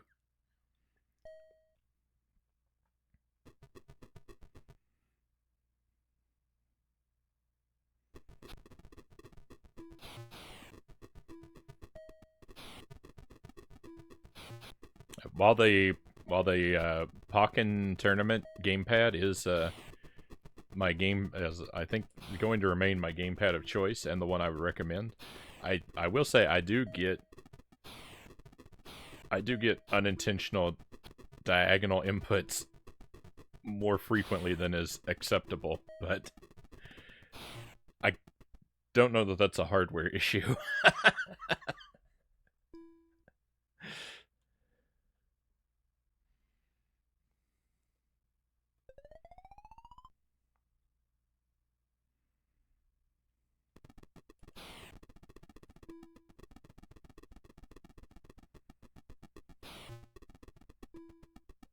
I mean, even the computer seems to be having trouble.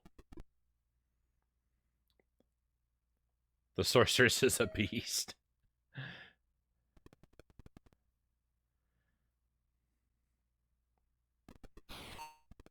And now she's dead.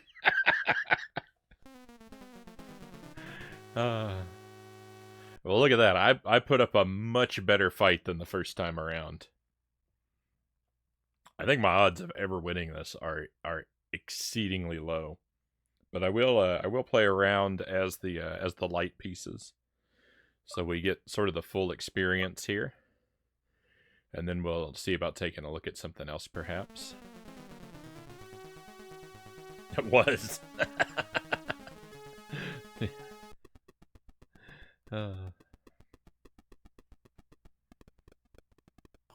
This is good. I think this would be a lot. I think this would be a lot of fun to play against another human.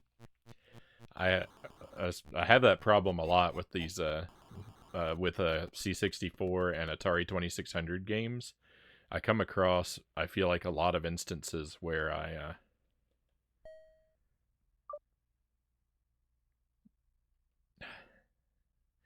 think I've got a fun game on my hands, but the computer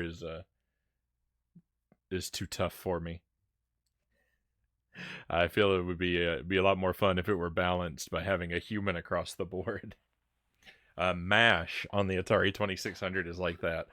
MASH is a very interesting game on the 2600, but the computer AI is unbeatable.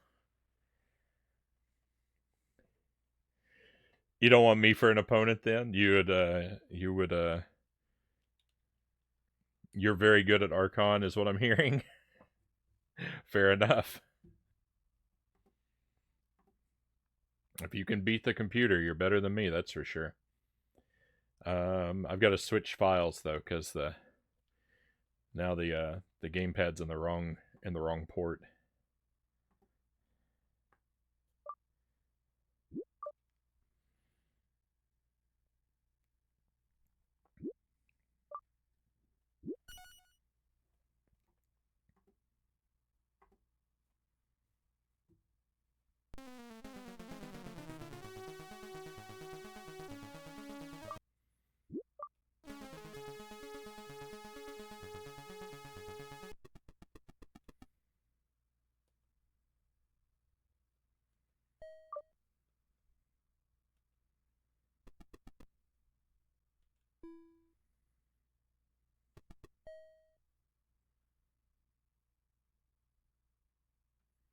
Was able to beat the computer without losing a piece a few times from both sides. As I said, I like Archon. Right on, GG. That is not something that I will ever be able to do.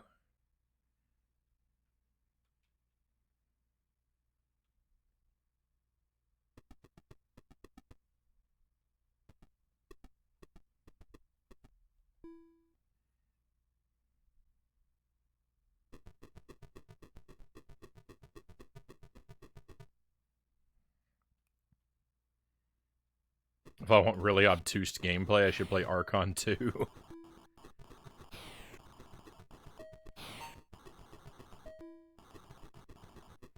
I didn't even notice there was an Archon 2.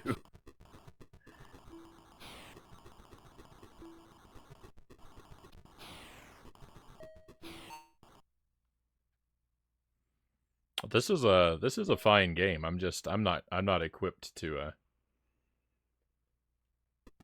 do well in it. Pretend there isn't an Archon 2, you'll have a happier life.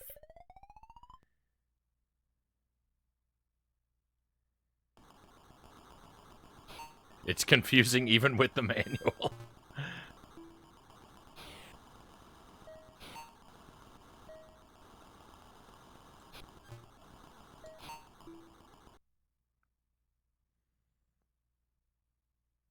It's fun in its own way, but just way more complicated.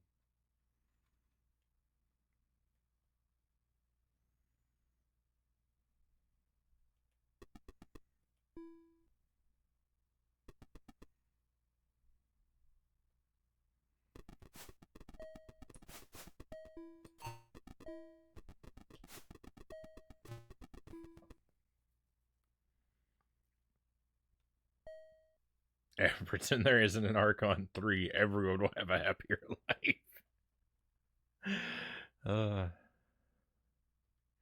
Rip the Archon sequels.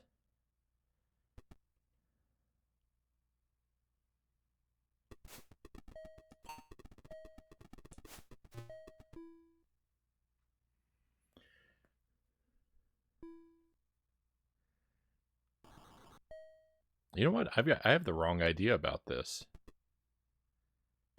We're gonna play this differently. I'm changing my strategy mid-game.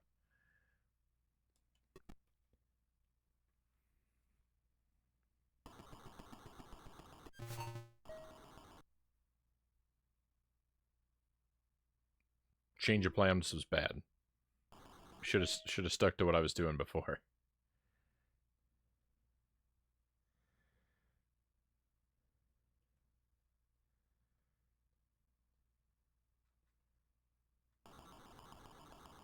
Can I hit the sorceress with an elemental? I can't. Alright, so we'll hit the dragon.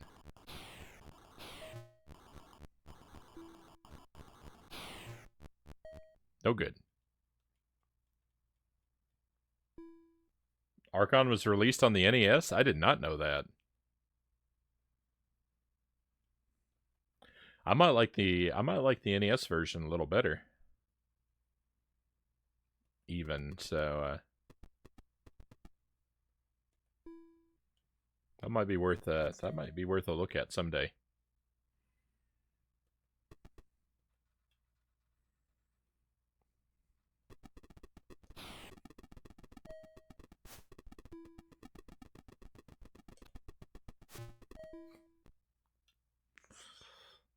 Maybe I won't get stuck on so much of the environment on the NES version.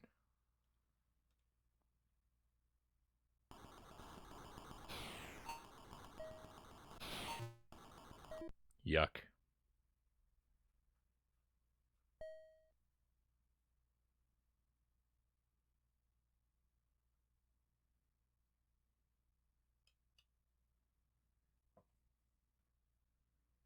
Maybe there's some Archon 2 lovers out there because you like Warlords 2 better than 3. Certainly there are. Every game has its fans, right? I don't think you can find any game that's completely devoid of a fan base.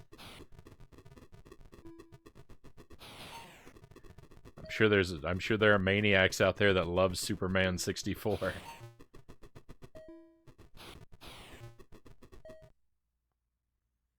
Walmy today is 3 mini turkey sandwiches made of wheat rolls, Pookie says. Welcome to the stream, Pookie Stan. Happy Friday, my friend.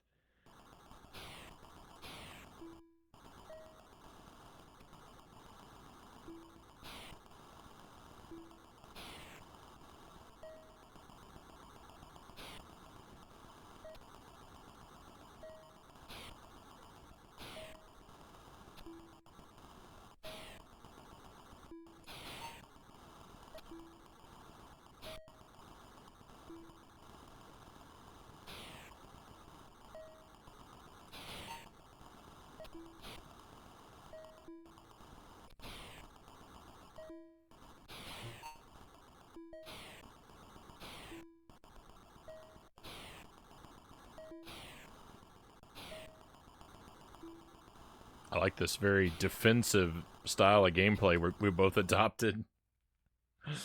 Even though I still lost the battle. I like What Goes Up, and that was the sequel to Down, Down, Down. I don't know either of those. Most often the fan base isn't visible, so you think a game is dead. But the fanatics linger in the shadowy corners of their caves. It sounds so sinister. This is Commodore 64, Pookie. No no Atari tonight, just a C64 all night long. We might do an Atari night. We might do an Atari night next Friday, though.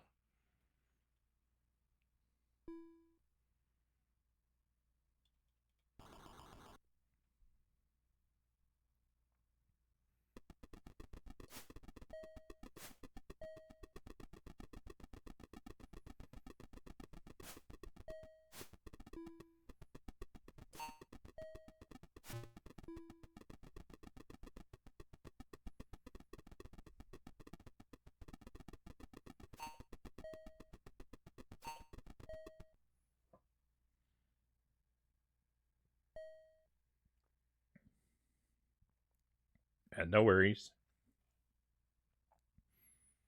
They do sometimes look rather similar. The C64 can do a lot more than the Atari can.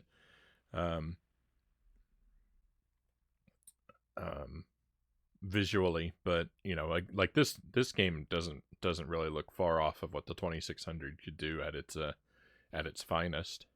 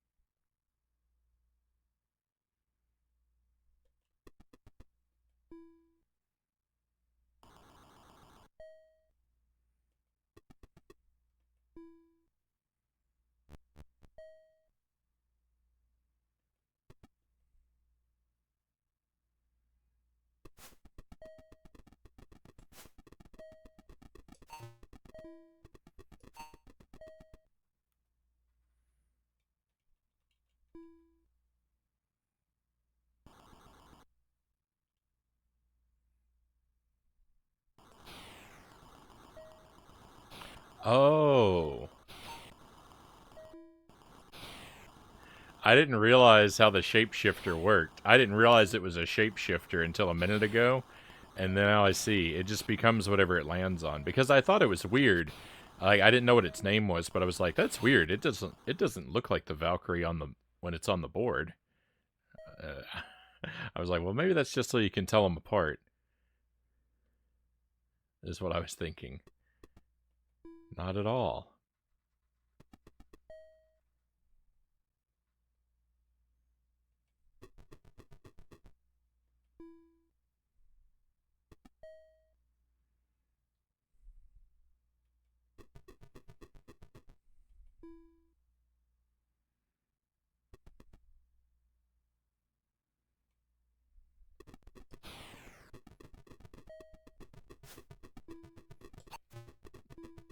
The golem's so slow.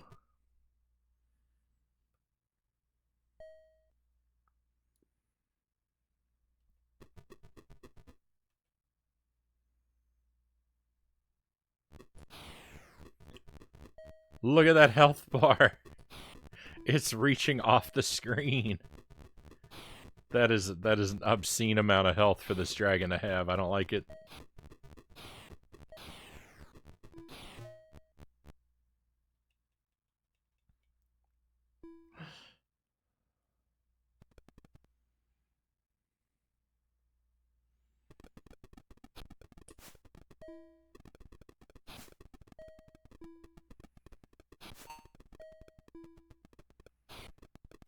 Hang out behind the thing to neutralize his advantage.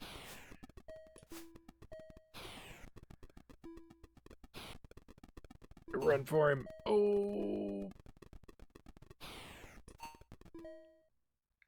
I can't believe I beat a projectile enemy with a melee character. That's unheard of.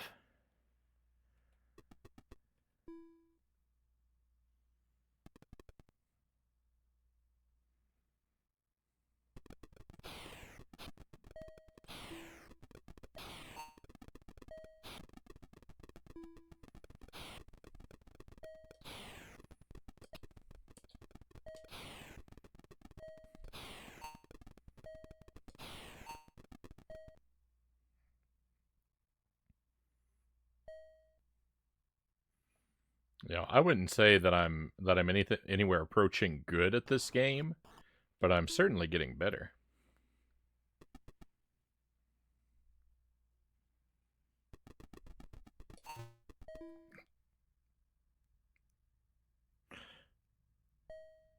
At some things.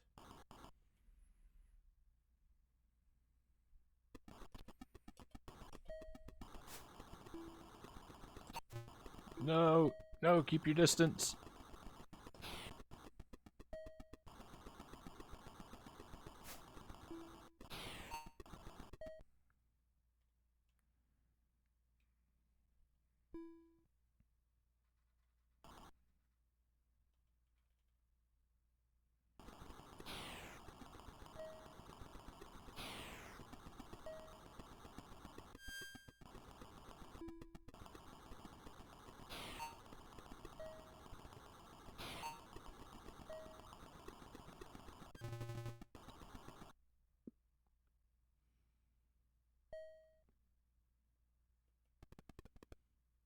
I have negative emotions about that.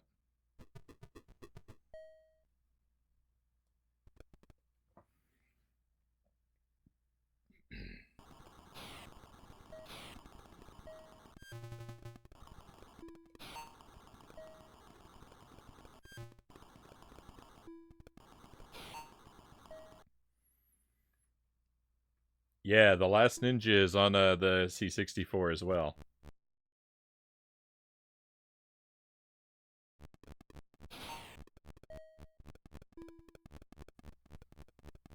Hello, Key. Welcome to the stream. Right, the battles here are kind of intense. I'll be with you in just a moment.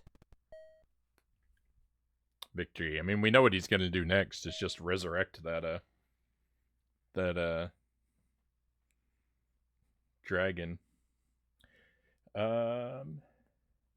Great to have you here. Let's give a shout out to Key. How's Ocarina of Time going?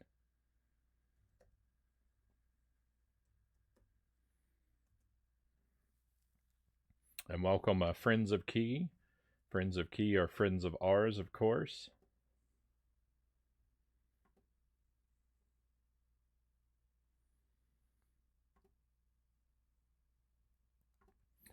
You want to use that link to give Key a shout out, my friends. Lately, she's been working on things like Captain Toad and Ocarina of Time.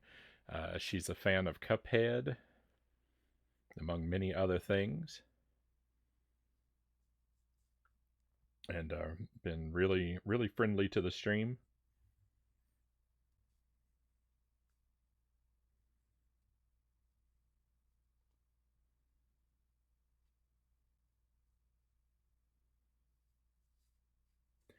OOT was good. Beat the Fire Temple and then switched games. Right on. I think the Fire Temple is my favorite part of Ocarina of Time.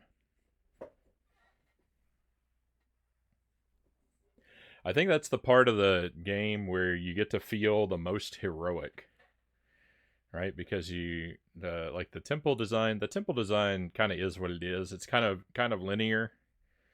It's pretty straightforward as like not really much of a puzzle box, but it has some cool set pieces. And fighting a dragon is always fun.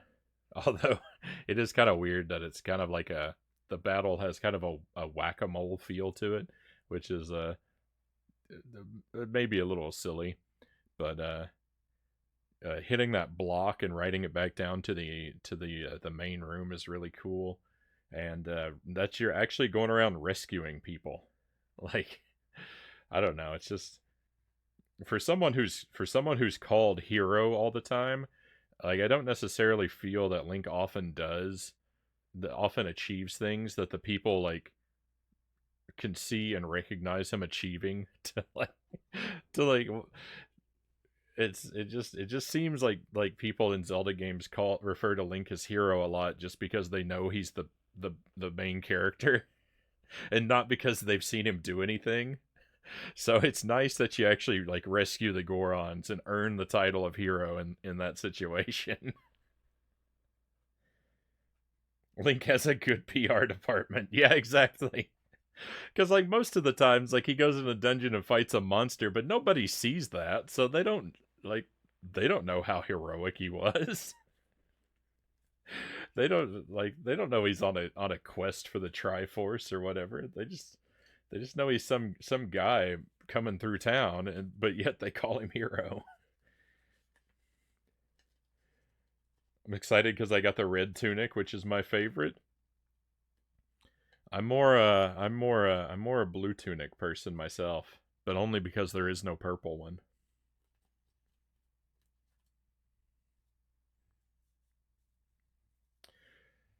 But to each their own.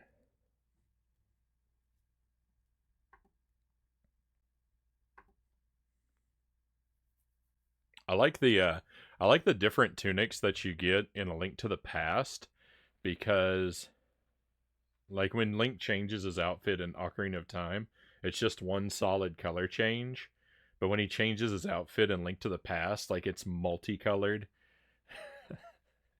right? So he might have like, I don't remember exactly how they work, but like the blue tunic I think has a yellow hat, and like I like that there's all those like I like that there's all those crazy colors. I think people that like to do cosplay and dress up as characters and stuff, like dressing up as Green Link is boring. Like anyone can do that. Like dress up as one of the like late game A Link to the Past versions of Link where he's all multicolored. Those are much more exciting outfits. I only like one Zelda game, Link's Awakening. Link's Awakening's really good. Odd that you don't like the other ones very much if you like that one, because there are like A Link to the Past is very similar to Link's Awakening.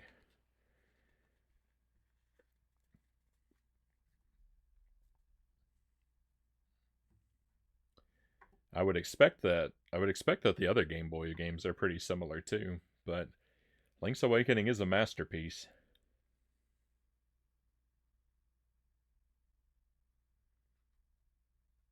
Link's Awakening is the first Game Boy one. It's top down like most of the 2D ones. The side scrolling one is Adventure of Link, aka Zelda 2. I like that one a lot. Zelda 2, that one's a lot of fun.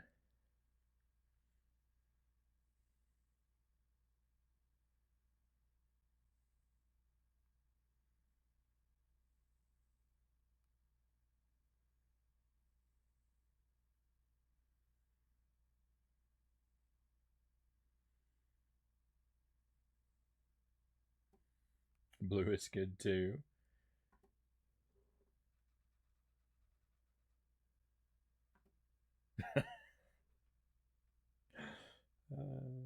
Speaking of outfits, have you seen my avatar for the Zelda games that I stream? Oh yeah, the you've got a you have a Link costume.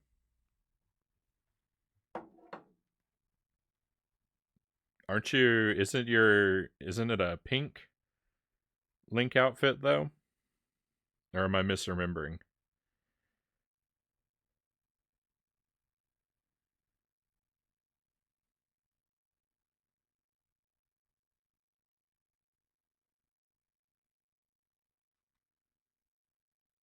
Oh, it is red.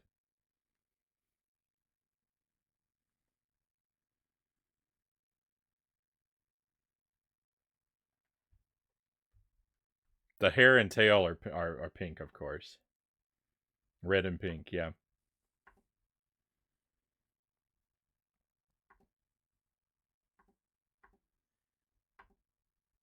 My art is my art is considerably more stripped down. my my artist is very talented, but she's working off of my descriptions, and so the source material comes from a very limited imagination. uh,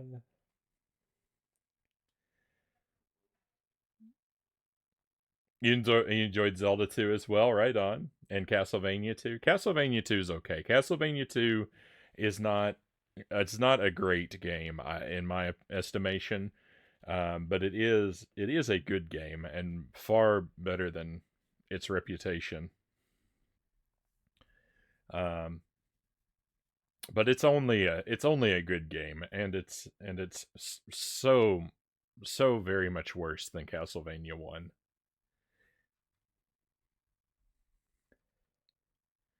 Again, in my estimation. Your mileage may vary. Link's Awakening is my favorite, Pookie says, but I like all the top-down ones, along with the second NES game. For some reason, I could never get into fully 3D Zelda games. The 3D Zeldas are remarkably similar to the 2D ones. They work on a lot of the same logic.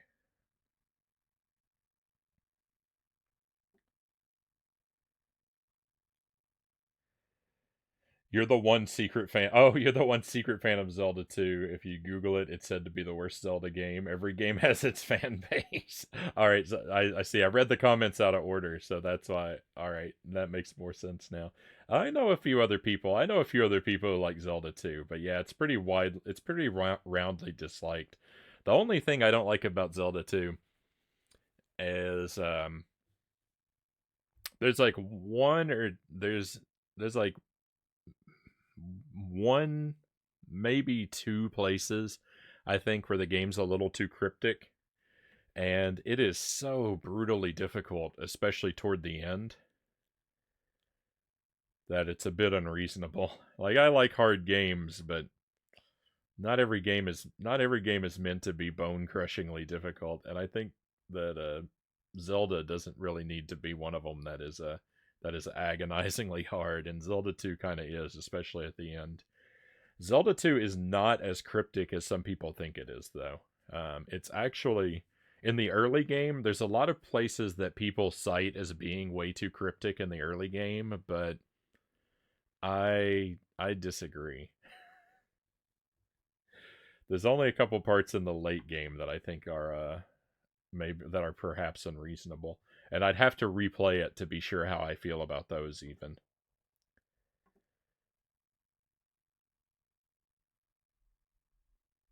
Final dungeon has a fork that will take you down a path of death if you choose incorrectly. Hated that. Yeah, I've only beaten Zelda 2 once, and so I don't remember, especially the end game. I don't remember very well. I'm really familiar with the first like third of that game, but toward the middle, my memories get really foggy, and at the end, I've basically lost all familiarity. Welcome in, by the way, Master Quest. Very happy to have you here, and an appropriate name for someone who can speak authoritatively on The Legend of Zelda. It's otherwise good on its own. Just talk to people. Yeah, yeah. If you talk to people and like if you really sort of pay attention to what characters have to say, and you pay attention to the patterns at work in the game, then even some of the weirder stuff you should be able to figure out.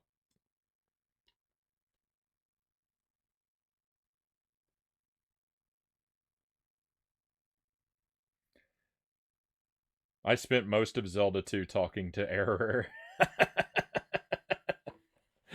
So it is, I suppose. Uh, Error's a great guy. It's important. See, that's one of the things. Like, people laugh about that. It's important to know that his name is Error, and important to know who Error is, because you have to come back and talk to him later. And like, yeah, he has a funny name, and the sentence "I am Error" is silly, and so I get that people laugh about it, but he's also actually really important. So it's a good thing. It's a good thing he has a memorable name that will make you laugh and remember who he is, because you got to find him again.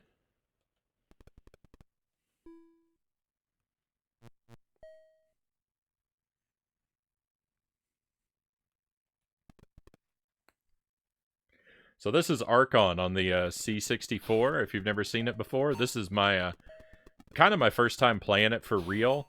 I had this game as a kid, um, but I could never figure out how to play it when I was a kid.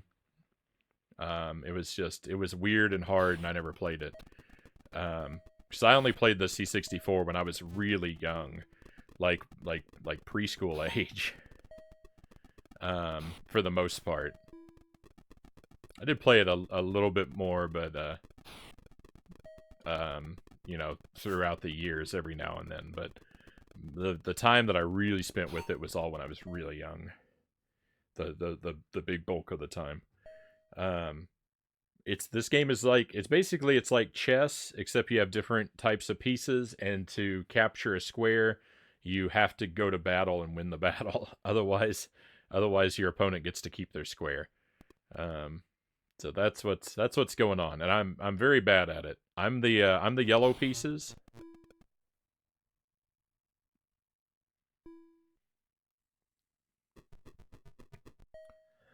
I've played. This is my third game tonight, and I've gotten better. I've gotten better with each game, but I'm still not very good.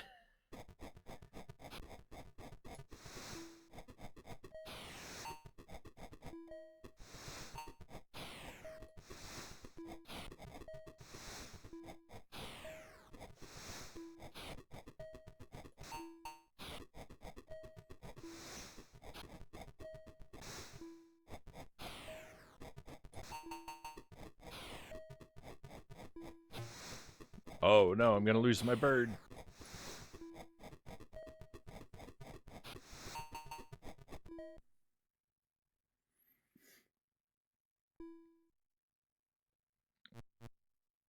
We would be collectively known as Error.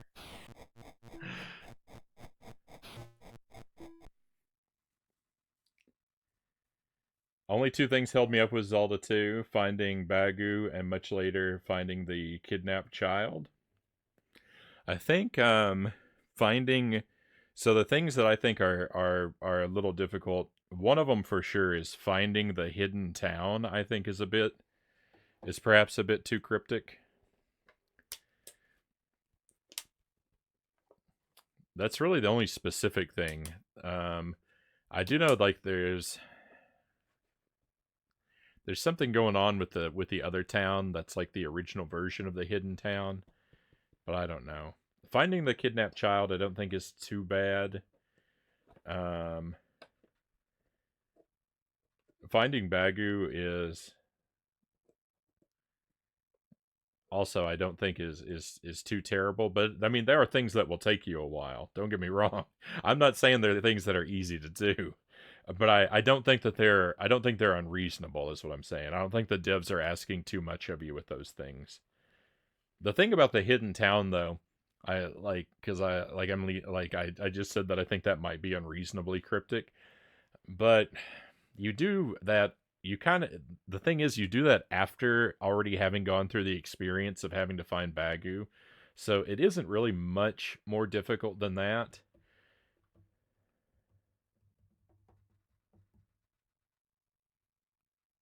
Those are probably it. I don't uh that sounds right to me. I'm not familiar enough. I don't know all the towns by name and that kind of stuff.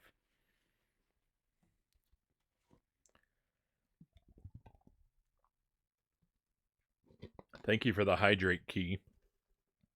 There is one part also in a dungeon where you have to just walk through a solid wall. And there was a time where I would have said that is a bit unfair. It's because it's really cryptic. But I was watching someone do a blind first playthrough of Zelda 2, and they figured that out during their playthrough, and they figured it out in a very logical way. That made me that changed my opinion of that part because they figured it out by noticing that in all the other rooms the screen locks at the edge of the room, and in that one room the screen continues to scroll, and because of that they were able to figure out that there was something weird about that wall, and they jumped into it and found that passageway. And I thought, you know what,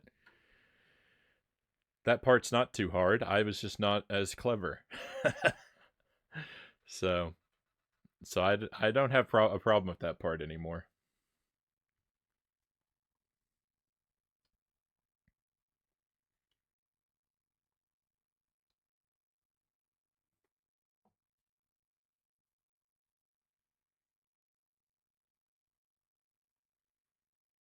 Oh, that's neat. I didn't know that, Pookie, about the about helping or hindering the player in Cult of the Lamb. That's pretty cool. Tolatir, welcome in. Welcome to C64. I've been doing a lot of chin wagging about Zelda and Zelda 2. Um, the gameplay's slowed down a little bit, but we're still moving along, having a good time. I'm having a good time. Let's get our Valkyrie back.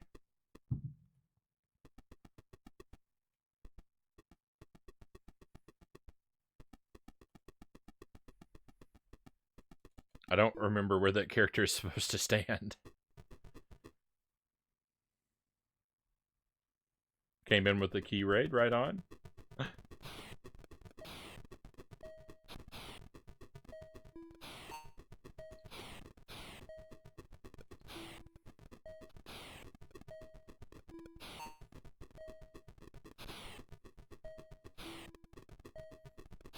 Archon is chess with weapons, is what I'm calling this game.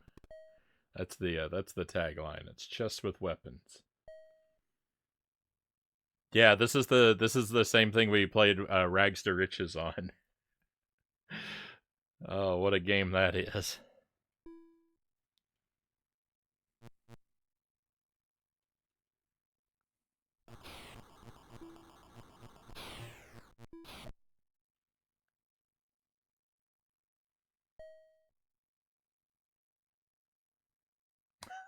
Oh no. That's some brutal instant karma, Pookie.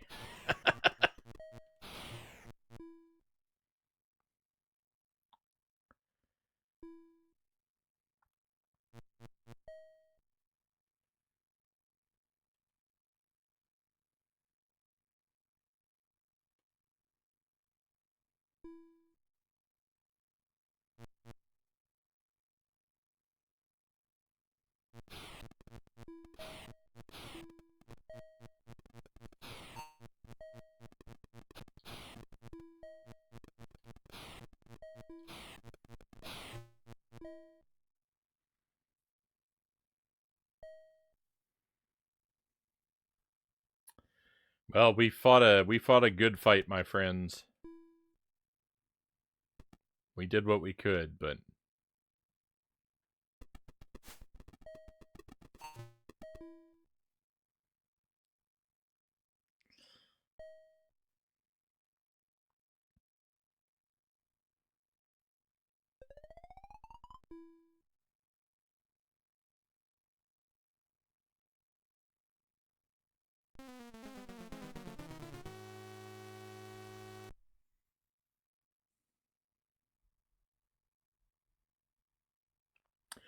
that's it. I have lost. I think we've had our time with Archon, my friends. This game went much better. This game went much better than I thought it would. It's something I would consider trying out again, maybe even trying to win someday. But the point of tonight is to do a variety. And so we should probably move along and enjoy another game for a while.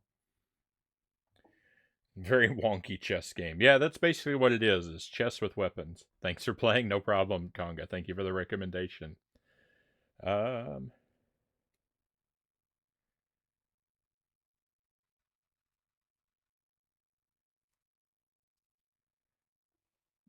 Charm Square just means near the wizard or sorceress. All right. Yeah, I didn't know what that meant. Um, I feel like I figured the game out pretty well though. I don't know. The thing is you don't know what you don't know what you don't know, right? But I feel like I figured most things out pretty well. I know that Sparrow was with us before. I don't know if you're still here, Sparrow. But if you are and you can, let us know because that might affect what I pick next.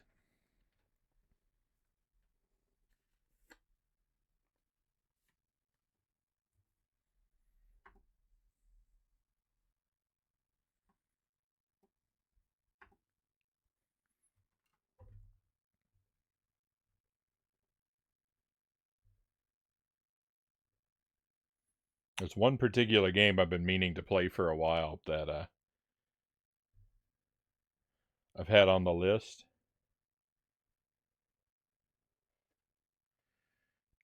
But it's a game that I know is of sentimental value to Sparrow, so I'm holding off on playing it until he's around. But I don't think he's with us at the moment, so we can take a look at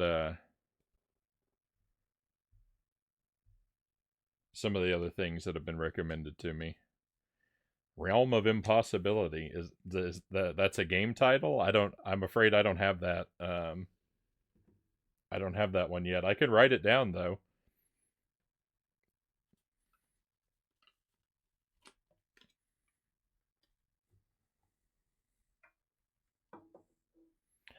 That was one I thought of recommending, Conga said. All right, let me write it down and maybe we'll look at it on a future night. I've already got a fair number of them.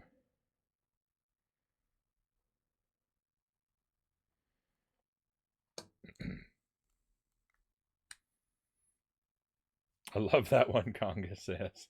I've already got a fair number of games, so I'm not exactly planning on going on the hunt for ones I haven't already put on the C64 in the moment. But I do take recommendations and I do write them down. If you recommend, I need to be clear about this though.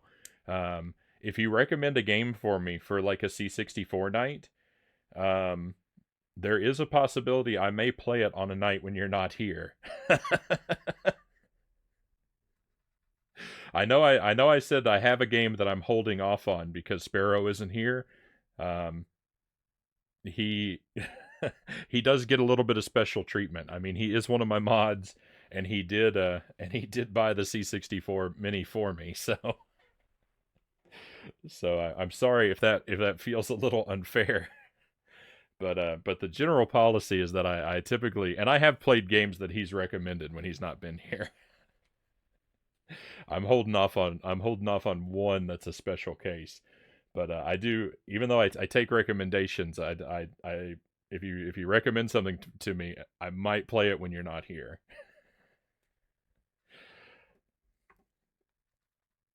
That's always a risk.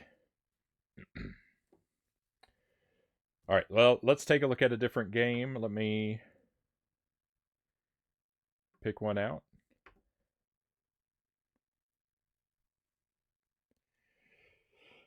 The biggest disparity between box art and game art was Realm of Impossibility.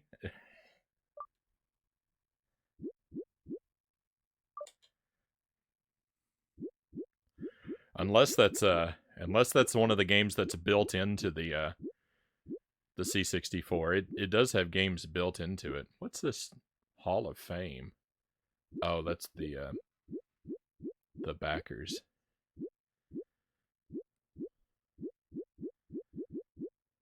I don't actually know what comes on the C64. I've really spent the vast majority of my time. Yeah, it's not one of the games on here. Playing games that I've sought out. Oh, that's awesome. Okay, so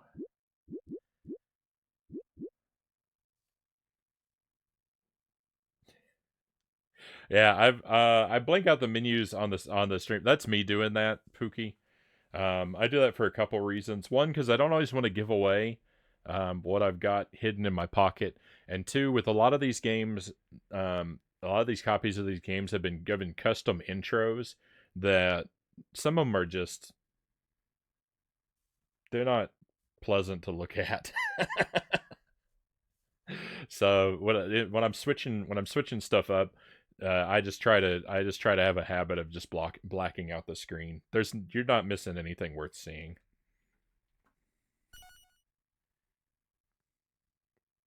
It's just stuff I don't want to capture in my VOD necessarily.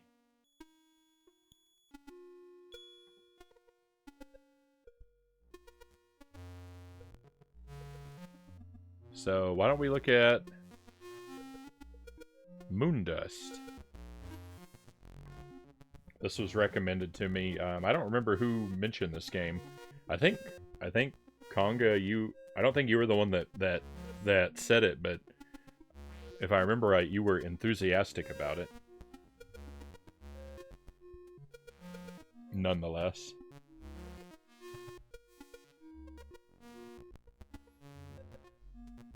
So we'll take a look at this one.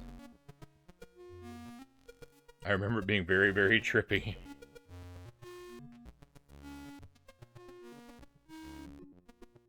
I have a good idea what came on the Commodore 64. I have 7 boxes worth of 5 1 1/4 inch diskettes and 12 cartridges for it. I wasn't saying it's not on the C64. I was saying it's not on the C64 Mini. The C64 Mini comes with a selection of games pre-programmed into it. And that's what I was talking about, whether or not it was in that collection of games.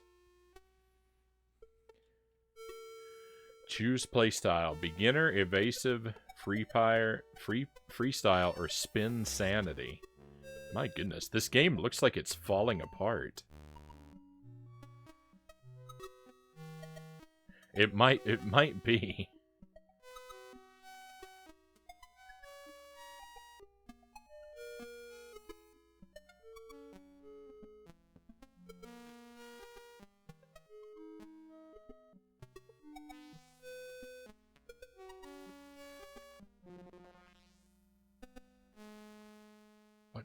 Why am I green?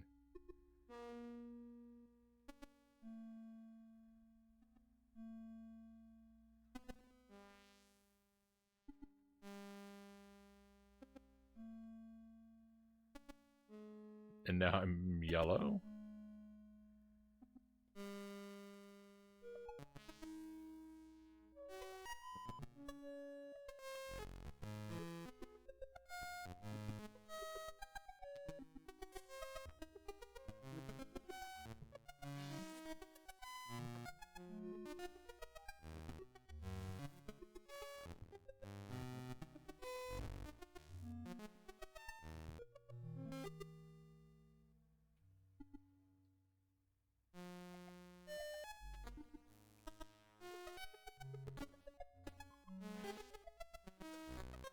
My head came off. What?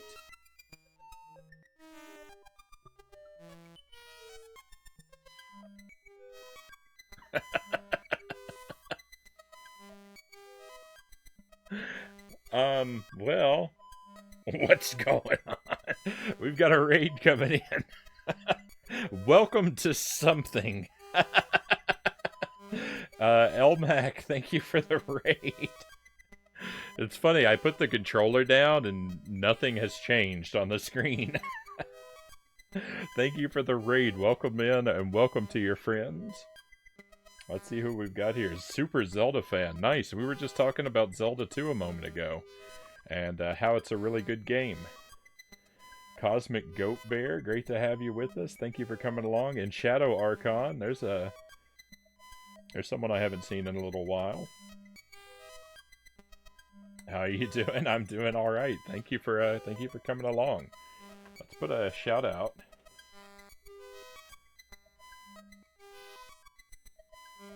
For Elmac77.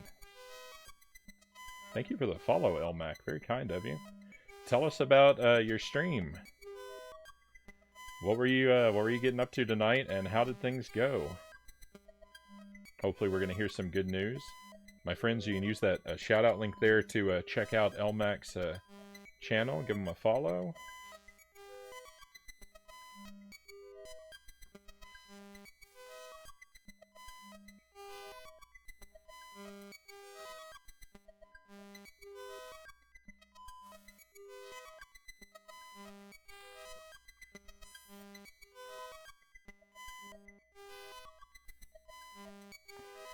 Hi, it's great to see you. I play variety retro games here on Twitch.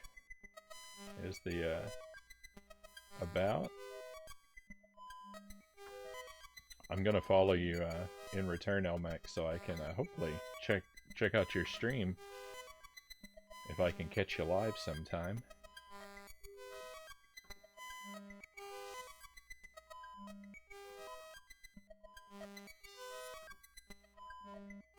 Stream was good, just playing some random Mega Man games. Nice. My friend Isaac back here, I don't know how well you can see him. He's dressed up as a knight right now because I've been playing Dark Souls, but he was wearing a Mega Man hoodie up until a couple days ago. I'm a pretty big Mega Man fan, but not a super fan. I can't claim that yet. I've only played it's really the 8-bit Mega Man games that I like the most so far. But I've only played Mega Man X. It's the only non-8-bit one I've played, so...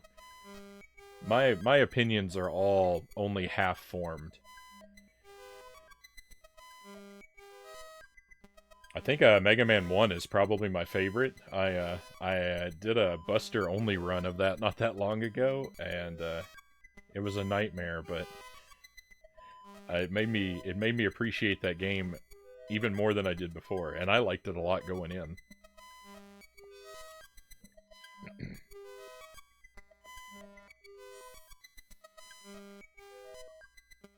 Shadow Archon recommended me. Thank you for that. Thank you, Shadow, for pointing people in our direction. Buster only, yeah. It was so I did it twice. I beat it. The first time it was like it took like 8 hours.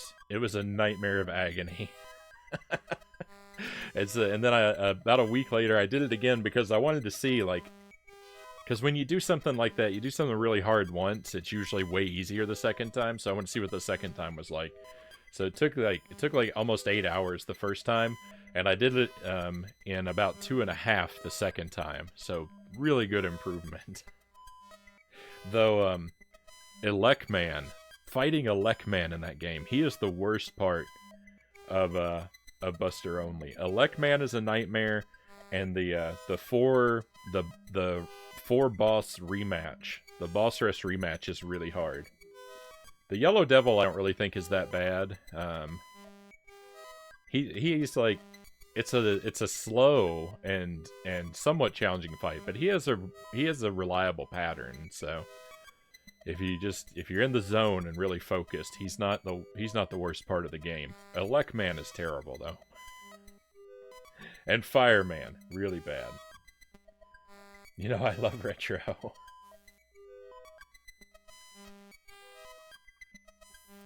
What a lovely song. Welcome back, Sparrow. I was looking for you just a moment ago. I was hoping you were here. I was gonna put on a different game. This is called Moondust.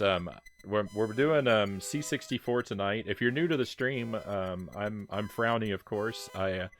I'm mostly a retro variety streamer. Sometimes I play stuff on the Switch, like we're doing Dark Souls right now during the week.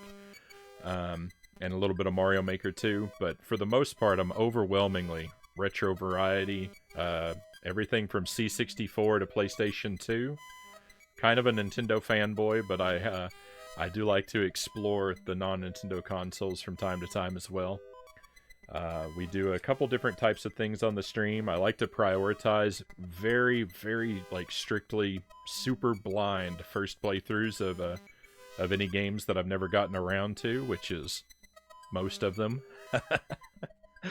When we're not doing that, I like to do like really tough challenge runs through more arcade-style platformer games like Contra or Super Ghouls and Ghosts. We've done deathless runs through those, Buster Only, Mega Man, those kind of things. And the third thing I like to do is to play really broken trash video games. We just did a marathon where I played every Powerpuff Girls game and every Scooby-Doo game I could get my hands on. And we did it for real. We played them all to credits. We 100%ed way more of them than we should have. But that's... I can't make any excuses. I'm just a monster. And this is a C64 variety night. I'm a big original hardware fan. I don't have anything against emulation, but I like collecting and I like the feel of the old machines. And I'm in a really unusually fortunate position to. I got into retro collecting real early, so I was able to build up a fairly nice collection before everything became way too expensive. So I like to use that kind of stuff. We are not on original hardware tonight. I'm using a C64 Mini, provided to me by my mod Sparrow. And we're just exploring the Commodore 64. This is where I first started to play video games when I was a kid. And we're just hopping through different games that have been previously recommended to me by the chat. And yeah, I have no idea what this is.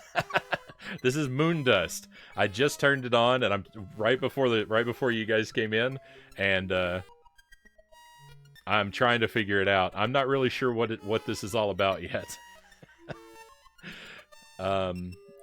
I think I control the astronaut. He's moving around. Everything's moving around automatically, regardless of when I push a button. But if I push up or down, I seem to be able to influence the pieces to turn in the direction that I press. When I press a button, nothing really happens. I don't know what the other ships have to do with anything. I'm not 100% sure that I control the astronaut. I think he's the one that I control. But the ships are also moving in response to my button presses sometimes.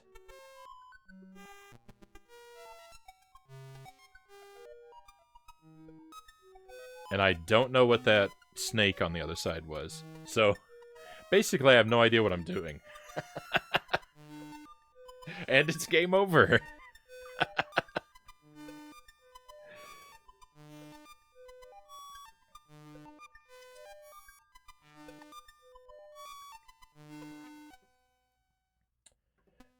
I'm here just getting some coffee. So, if you're... Yeah, I was thinking about starting up Attack of the Mutant Camels, Sparrow, but I didn't want to do that without you, so... That might be what we look at next. I'm gonna give this a little bit more time. I'm gonna see if I can figure this out. I'm not easily discouraged. When we do, I know when a lot of people do variety games, they hop real fast between games, and that's certainly one way to do things, but I like to kind of sink my teeth into stuff for a while and see if I can figure it out. I'm not I'm really quick to abandon anything. So we're gonna camp out here for a little while and see if I can understand what this game is.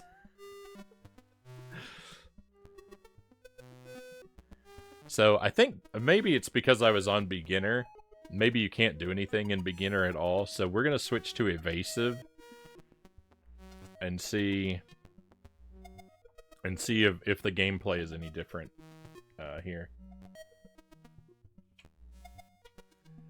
Attack of the Mutant Camels might be a short-lived game, depending on how good you are. Am I being is that a challenge, Sparrow? Did you ever beat Echo the Dolphin, or did you take a break from it? I did, Shadow. I beat Echo. That was a while back. We finished that in June. And what a nightmare. I think that last level, the last level of Echo took somewhere... I was saying it took around 25 hours, but I think I added wrong. I don't think it was quite that much. But it was solidly into the double digits, at least approaching 20 hours, and probably and there's a good chance past it. I was on that last level for a lifetime. Not in one sitting. Not in one sitting. This was across several streams, but one level, 20-something hours. Oh, it was horrible. Don't play Echo the Dolphin. That game is terrible.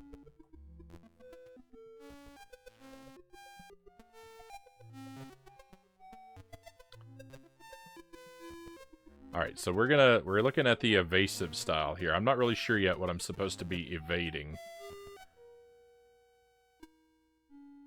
I think that dot. 0 points.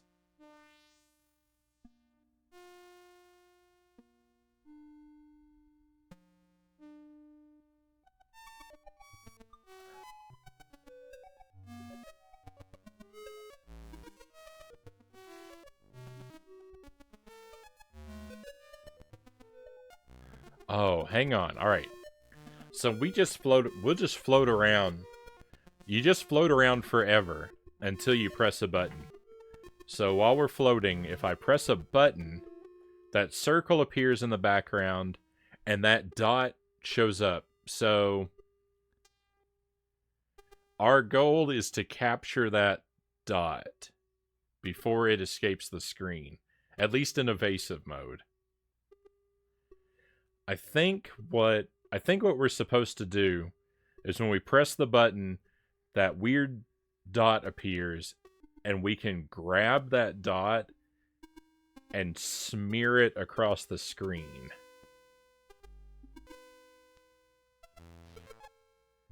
Let me go back to beginner and see.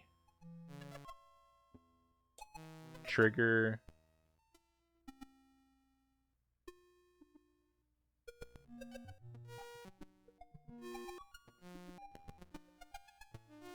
How much of this am I doing?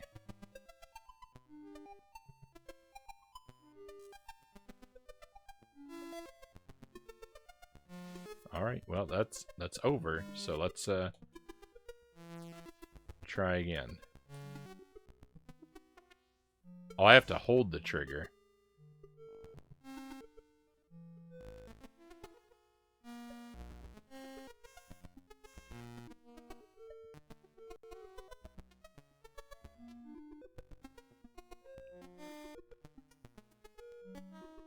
43 points. Everyone got faster.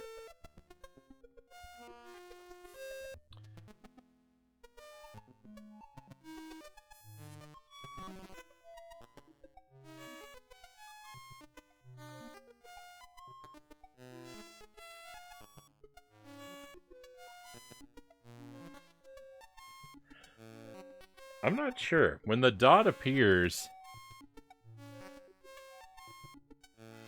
the controls get really weird. I have absolutely no idea what's going on, but I still love this game for being so quirky. I'm glad you're entertained, Sparrow. A simple name, great to see you. Welcome in. And Master Tuesday, happy Tuesday. I feel like you came in a day or two ago, Master Tuesday, and I forgot to wish you a happy Tuesday. You came in at a more chaotic time, I think. I have a sneaking suspicion that the manual would explain what I'm looking at here. I don't know. I don't have a manual. I'm trying to figure it out. Let's so an evasive, I think by evasive it means the dot is evading me.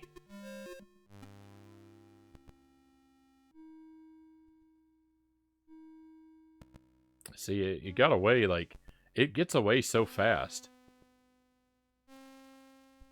So I think all of the figures are my character, I think.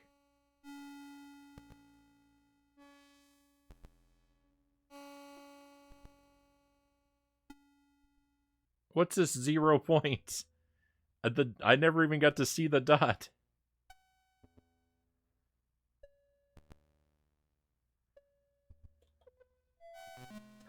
There, we got it.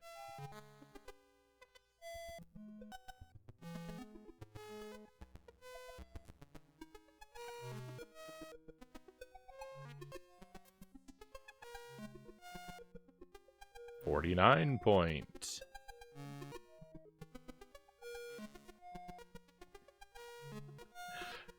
So this might only be a 3-round game. This might just be play for points. I don't think there are levels to this game. I think whenever you play, you're limited to 3 tries, and then it's game over, no matter how well you do. I think. If I'm right about that, though, it's a very simple game. Not easy, but simple.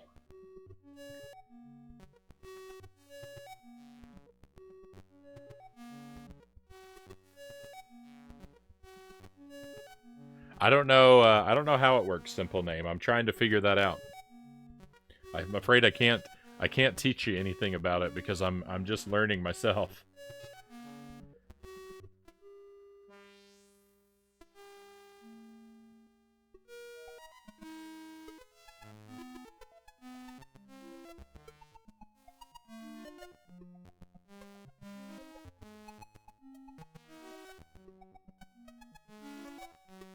So spin sanity, that's what we're doing now. I guess spin sanity is a lot curvier than the regular mode. Yeah, we can never move in a straight line with spin sanity, it would seem.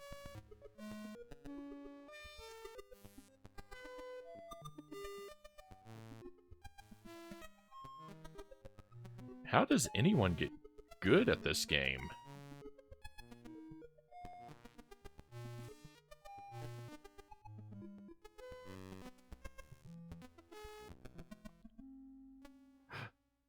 Quick, get over the... Oh, it's on the right. Grab it.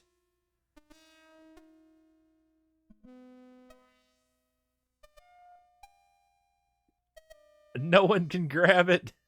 No one can grab it. I can't work a character over toward it because we're all spinning too much. I'm trying to get the pink one to grab a hold of it. Victory! Knocked out? Who got knocked out? What?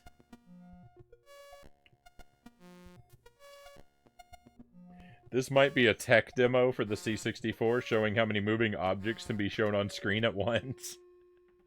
It's definitely a bizarre game. All right, I think I will relax. We'll suspend the no back seating for a minute, and if anyone knows how this game works, if you wanna share with me what the basic concept is supposed to be.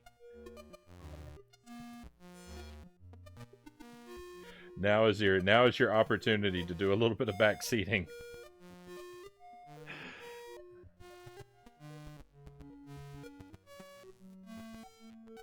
I guess I haven't loaded freestyle. I'll take a look at that while we're waiting to see if anyone knows what this is.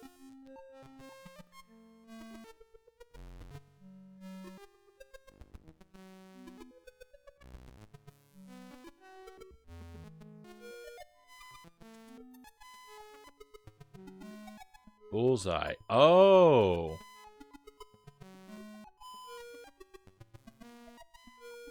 I'm supposed to grab the shiny thing and pull it toward the center of the bullseye in the background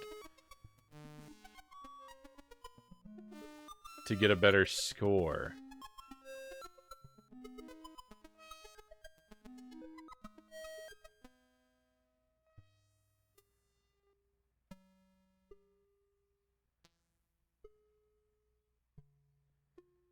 Please, someone grab it. Please.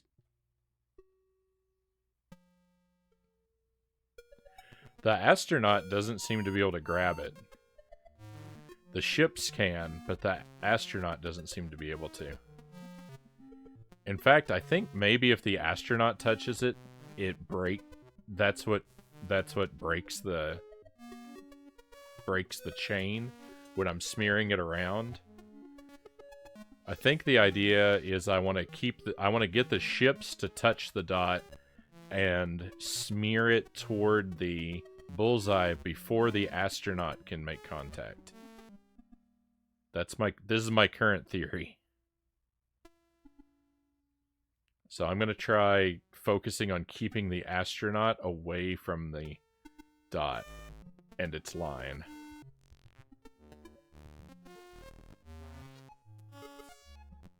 Well, I didn't see the astronaut touch it, but maybe he did get too close. I got a lot of points.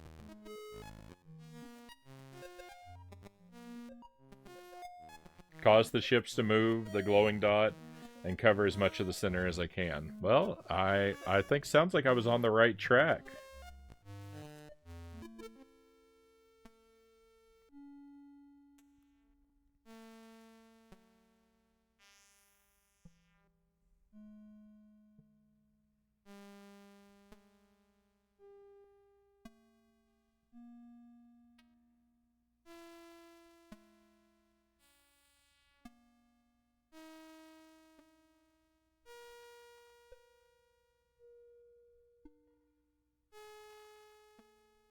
No one... Bullseye. No one seemed to be able to grab it. That was weird.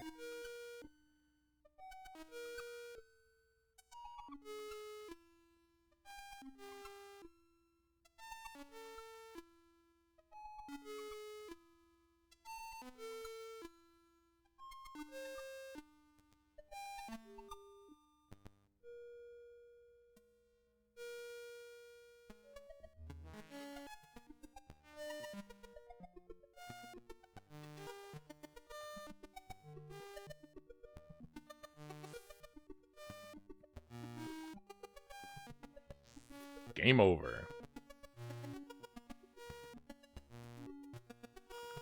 5-10, top score.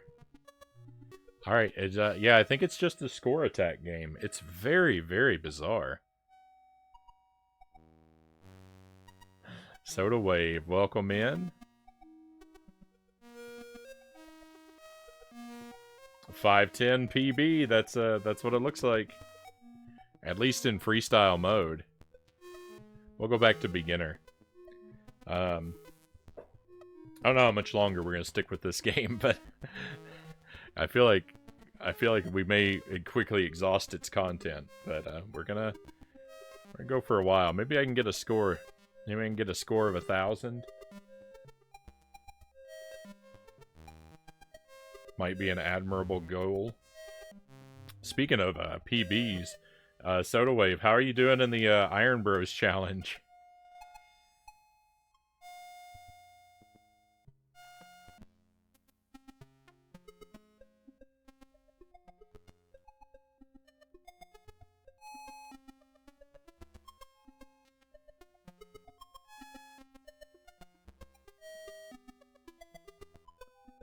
You submitted to the leaderboards. You get it? You get 50 levels?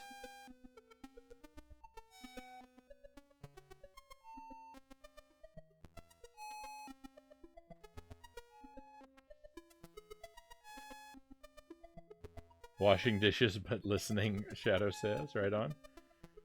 You'll be in 18th place with 23. Right on. I remember 23 was your PB. I didn't know if you'd topped that yet. GG. I tried my hand at it the other night. My PB is 6. You are 4 times the Mario Maker player that I am.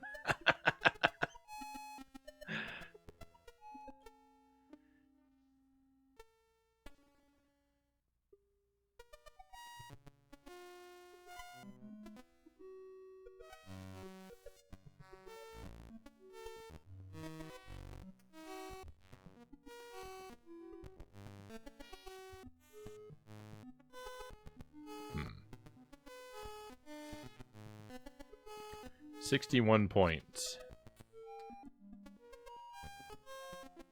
That's not very many points.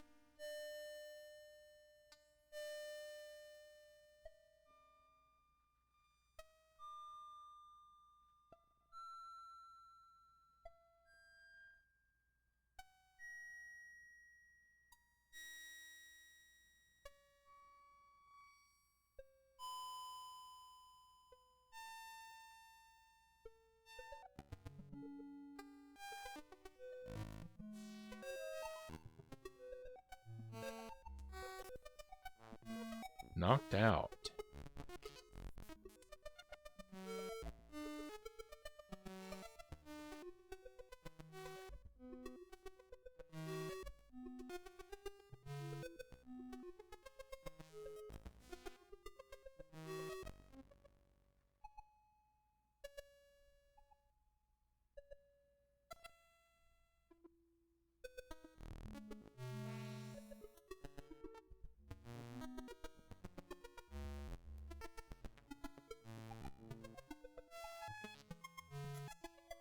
Bullseye.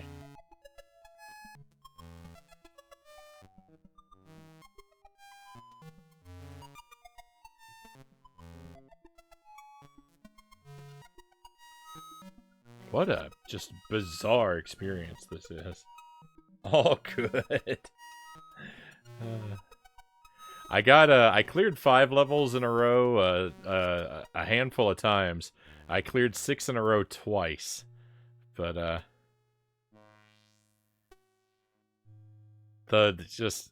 you get really, sometimes you just get a bogus level and it's just what are you even supposed, I mean, there's nothing you can do. I got a math level, right, where it was like there's a math problem and you had to choose the pipe that had the answer written over it, and it's like, okay, I could do this, but I got to the 3rd room and the math problem was 7 times 8, and the pipes were numbered 81, 77, and 72. That's not the correct... None of those are the correct answer. And all 3 of them led to a death trap. So, the whole level is just a super elaborate troll. Because after I died, I went back and examined the level, and And all three pipes, like, they were all the wrong answer, but they were all a death trap. Oh.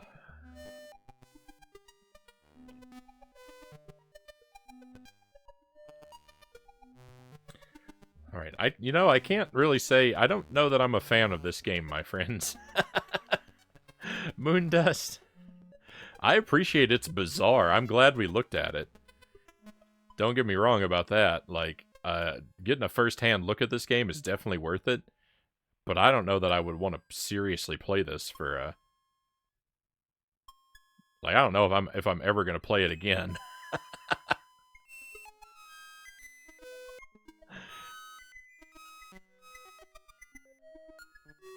Freestyle definitely seems to be my mode. What? And I got so few points. Maybe I don't know what I'm talking about.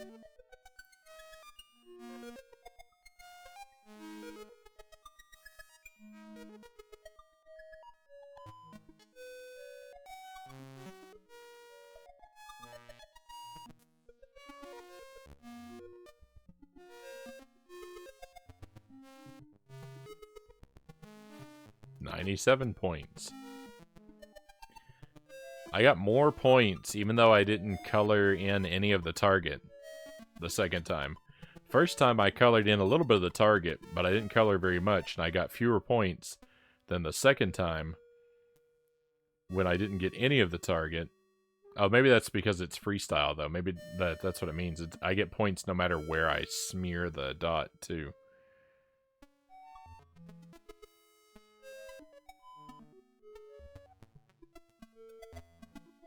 No, because I can still get a bullseye.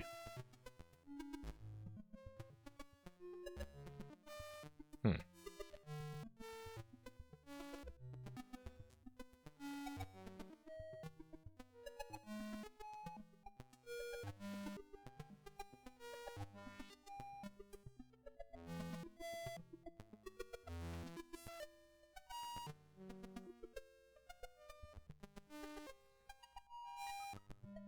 So I'm using the Pokken Tournament gamepad for Wii U. That's what I'm using as my controller for these games. And I actually bought this intending to play Mario Maker with it. But the controller it's got an awkward shape to it, so I never really used it for the purpose that I bought it for. So it was sitting collecting dust for a while. Moon dust. But I found it to be basically the best controller I found so far to use with the C64 Mini. Gotta sleep, Key says. Good night, all. Thank you for being here, Key. Thank you again for the raid.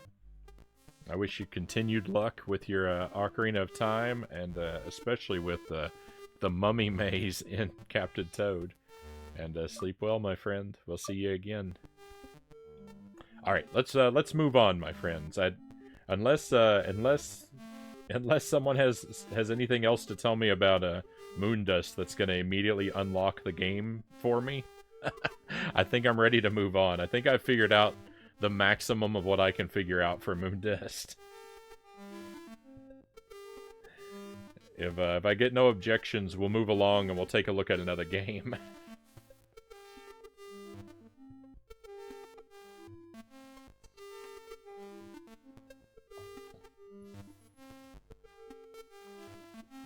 More Captain Toad on Tuesday? Alright, hopefully I can tune in. I'd really like to be able to see you beat that, because I went through it. I know what a terrible challenge it is.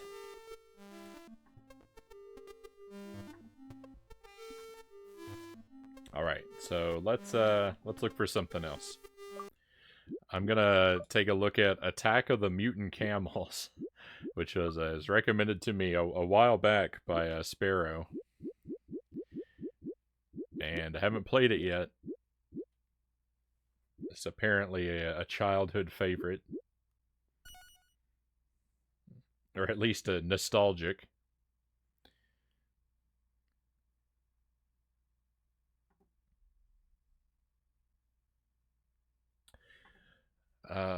Attack on the Mutant Camels from the creator of Grid Runner. Players 1 start at Sector 1. Collisions with camels. No. Press fire to start the game. Is this gonna be like a... Is this gonna be like a Defender type game?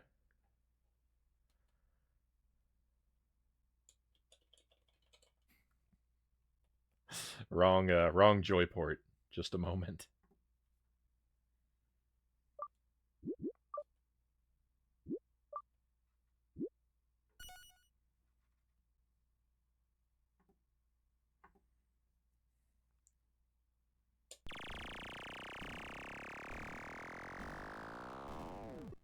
Going for all the trippy games tonight.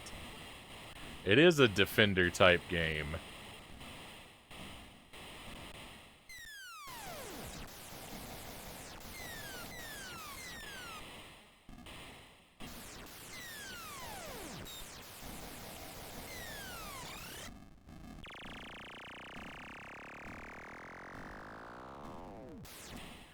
Well, these camels have way too much health. Jets 4. I don't know how to use the jets. That's probably Oh no, that's my lives. The jets are my lives.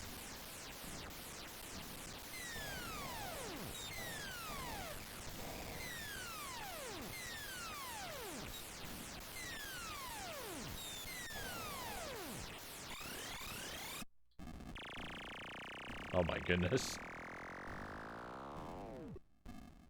Alright. I mean, this, at least I think I know what I'm doing.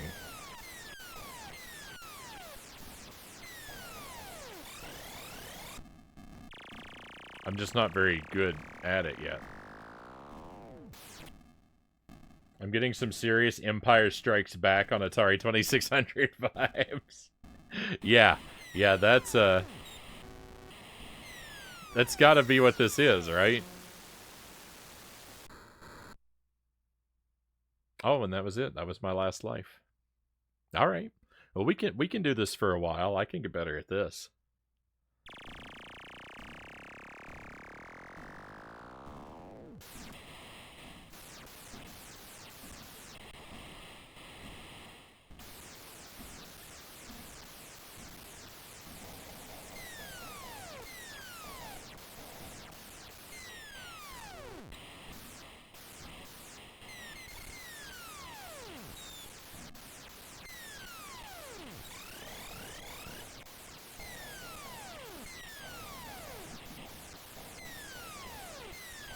Alright, it looks like we have to hit the camel's eye. Nope.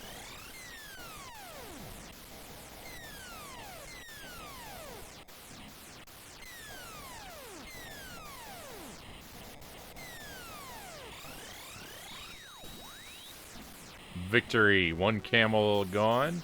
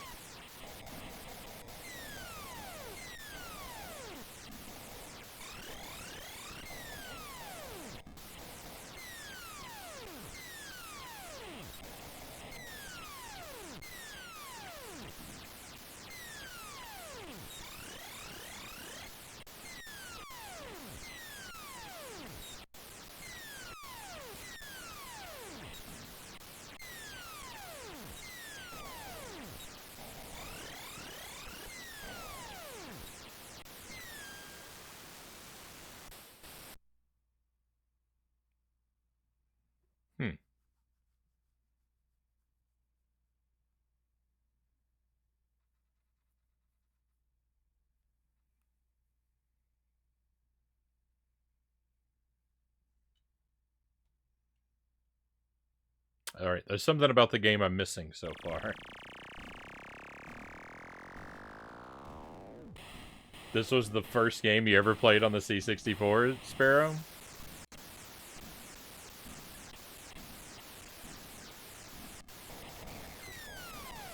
I don't know if it's a better or worse start than Ghostbusters.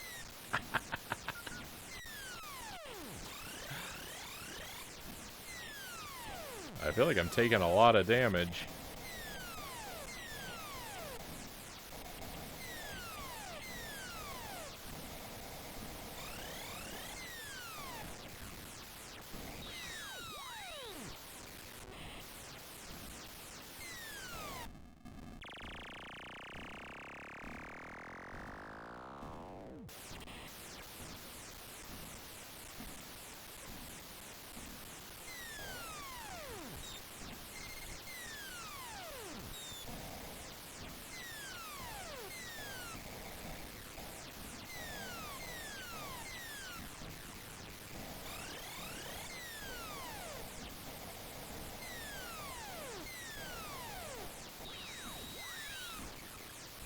I'm not sure what's causing me to change directions.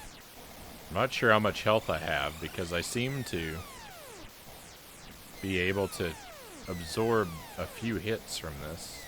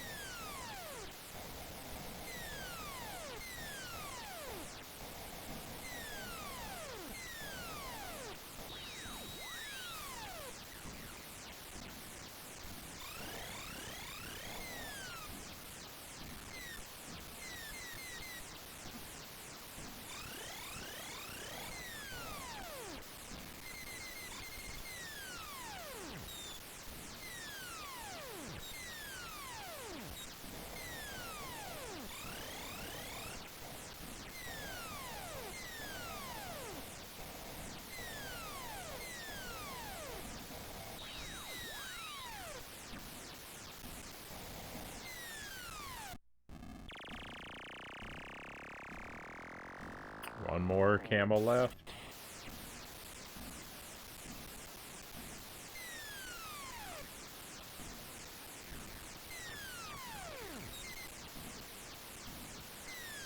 The physics are kind of weird. Like my ship likes to change which way it's facing, and I'm not entirely sure why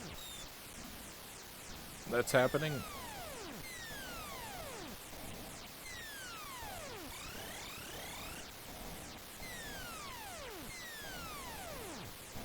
It's not the most pleasant game to listen to, right? Did I lose or did I win? I think I lost.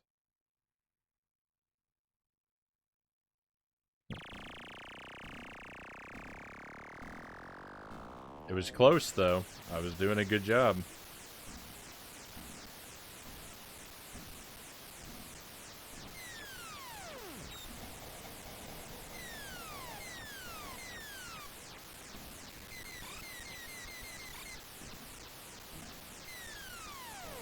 You definitely want to get close to the camel because you can fire much more rapidly.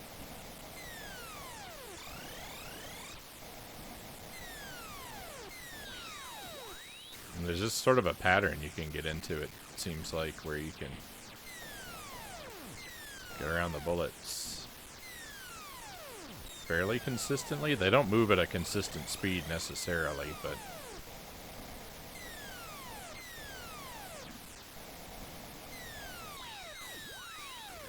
alright, that's 2. What am I doing? Oh, I think I took damage. The gravity of the camel is weird.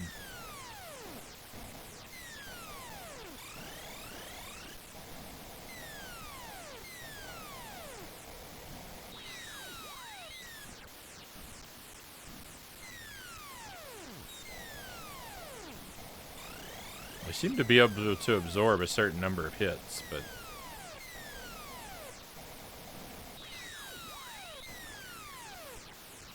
I don't see an indicator of, like, I don't have a life bar.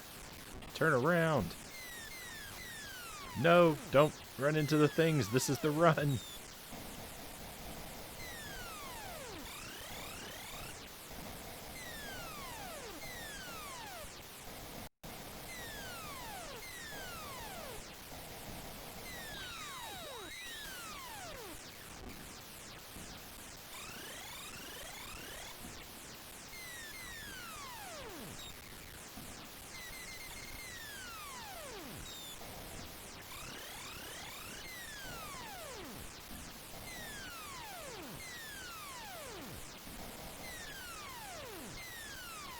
I can see the chat scrolling out of the corner of my eye, my friends. I'll be with you. No! In a moment. I lost a life. Rip the deathless run.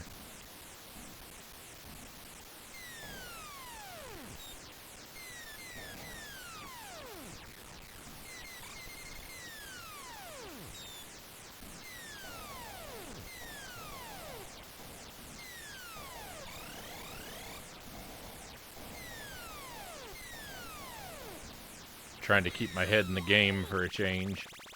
Victory!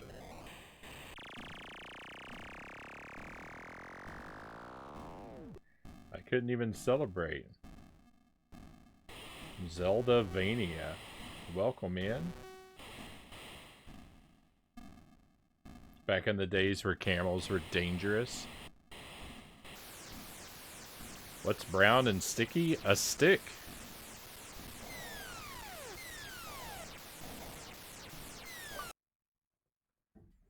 Look at that. I cheated. I paused. Alright,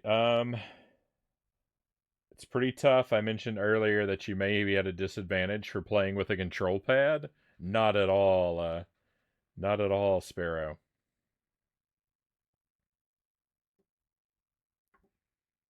The D-pad is helping me tremendously. That was strange. I thought you won. I did too. I think the camels got too far to the right, though. I think that last camel got too far to the right, right as I won. And then at the immediately on the next level, there was a ship waiting to run into me. I couldn't even celebrate my victory because someone destroyed me.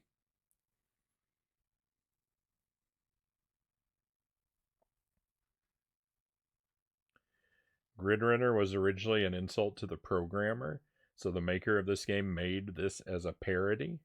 It surprisingly did better than Grid Runner. I mean, it's got a more interesting name. That's for sure.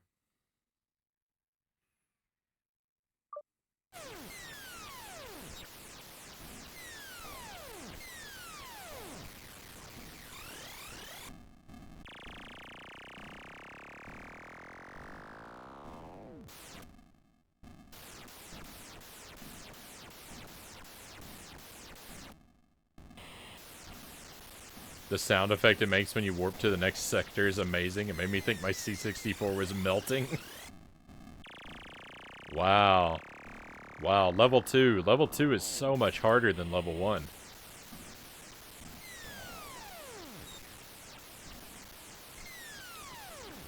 So for 2-player mode, Sparrow, this is something I can't discover on my own. For 2-player mode, is it split screen? I can't imagine, right? But do you take turns, or is it simultaneous gameplay? I could imagine it being either of those. But I see, like, because you got the player 2 score always up at the same time, and the lives are always down at the bottom. That makes me think that it could be simultaneous play.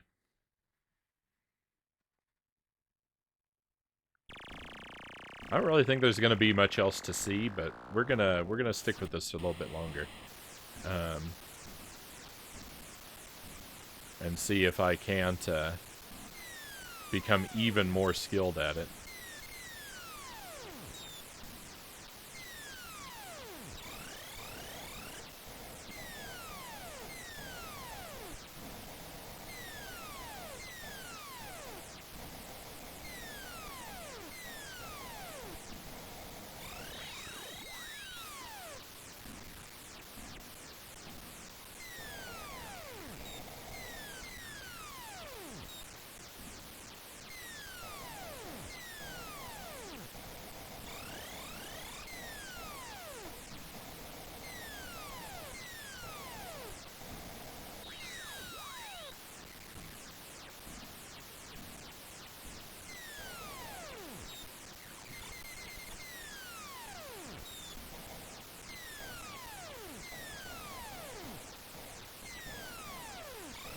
With the CDI Zelda games, would those be considered Zelda-vanias?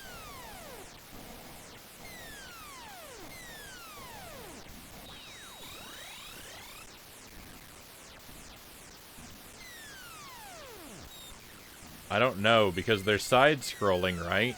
But do they work kind of like a Metroid game? Do you collect items in one place and take them back to another?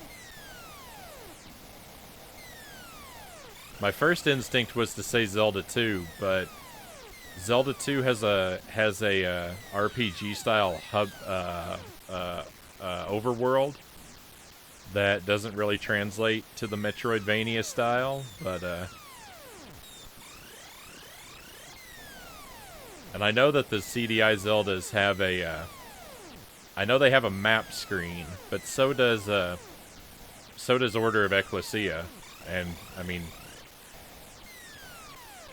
you can't tell me that that's not a Metroidvania. So,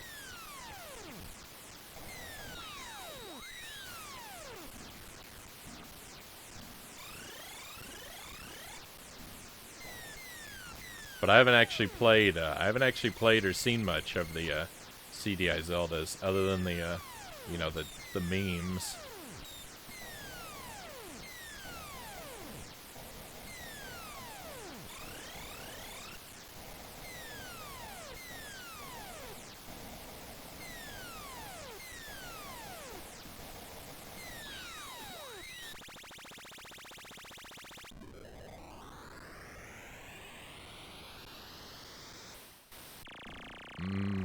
That's like a bonus level.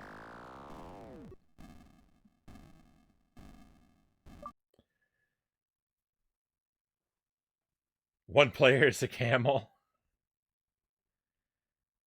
Is that true? Wait, is that serious? If you play two players, one player is a camel? That would be amazing.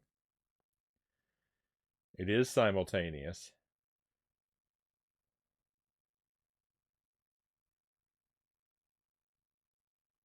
I like this Hoth level. Yeah, yeah.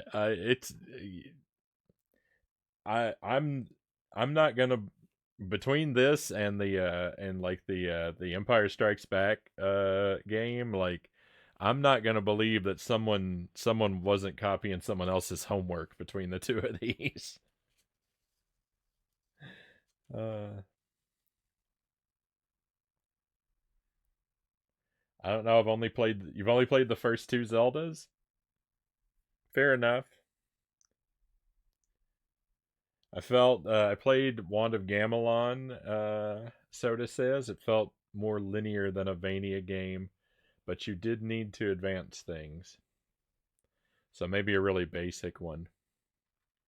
Zelda 1, I've not Zelda 1 and Zelda 2, I've only beaten each of those I think once. I might have played through Zelda 1 twice. It's um no, I think I've only beaten each of those once. I've definitely played more Zelda 2. I've started a lot of Zelda 2 playthroughs, but I've only ever beaten it once. Um, I like Zelda 2 more than Zelda 1. I don't think it's a better game. Zelda 1 is definitely a better game, but I like Zelda 2 more.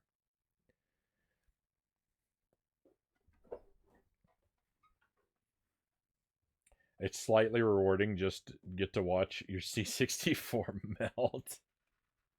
Regarding a two-player game, I don't recall playing it, to be honest, Sparrow says. It is a total ripoff.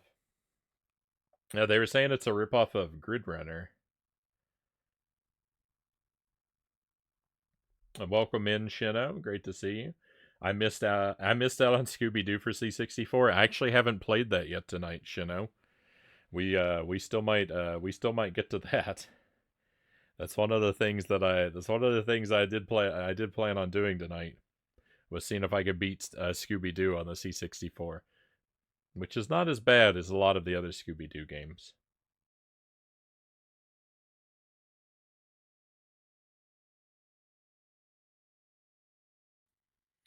Mercenary Cobra says, did both quests Zelda 1, Zelda 2, Link to the Past, Link's Awakening, both Oracles, and Ocarina of Time? You played a fair number. You've played. Um, I haven't played some of those. I've played. I think I've played like 2/3 of the Zelda series. I haven't played the Oracle games. I haven't played Minish Cap. I haven't played Skyward Sword. I don't know how much you would say that what percentage of the series that is, but that's like a third, maybe a quarter. But I think I've played the rest of them. You tried the Minish Cap. Minish Cap I would like to do on the stream before the year is out. I have a I have tentative plans to start up the Minish Cap.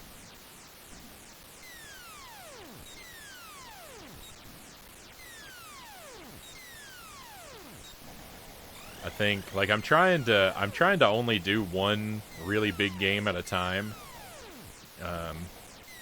To have one big game and then a bunch of small games on the stream. And right now the big game is Dark Souls.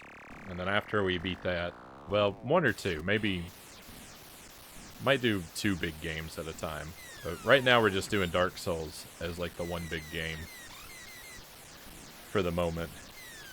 And after that, I'd like to do Resident Evil 2, and then after that, maybe Wild Arms and or the Minish Cap. I'd like to do both of those, but I don't know what order.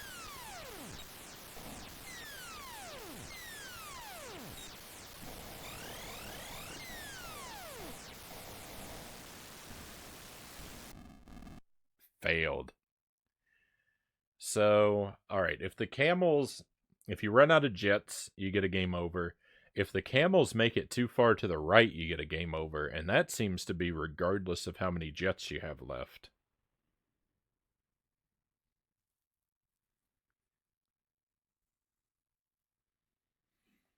I gave up on Dark Souls after I beat the tutorial level. I never wanted to see it again.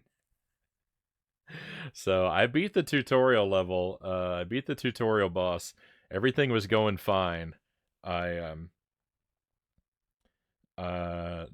went pretty smoothly. I only died 2 or 3 times to the tutorial boss. That wasn't so bad. And then I got into the first area and I wandered around. Wasn't really sure where to go.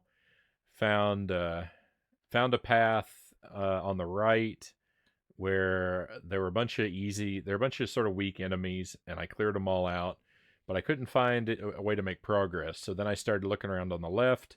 I found a graveyard full of like skeletons that kill me in one hit, and I was like, well, that's definitely not the way to go.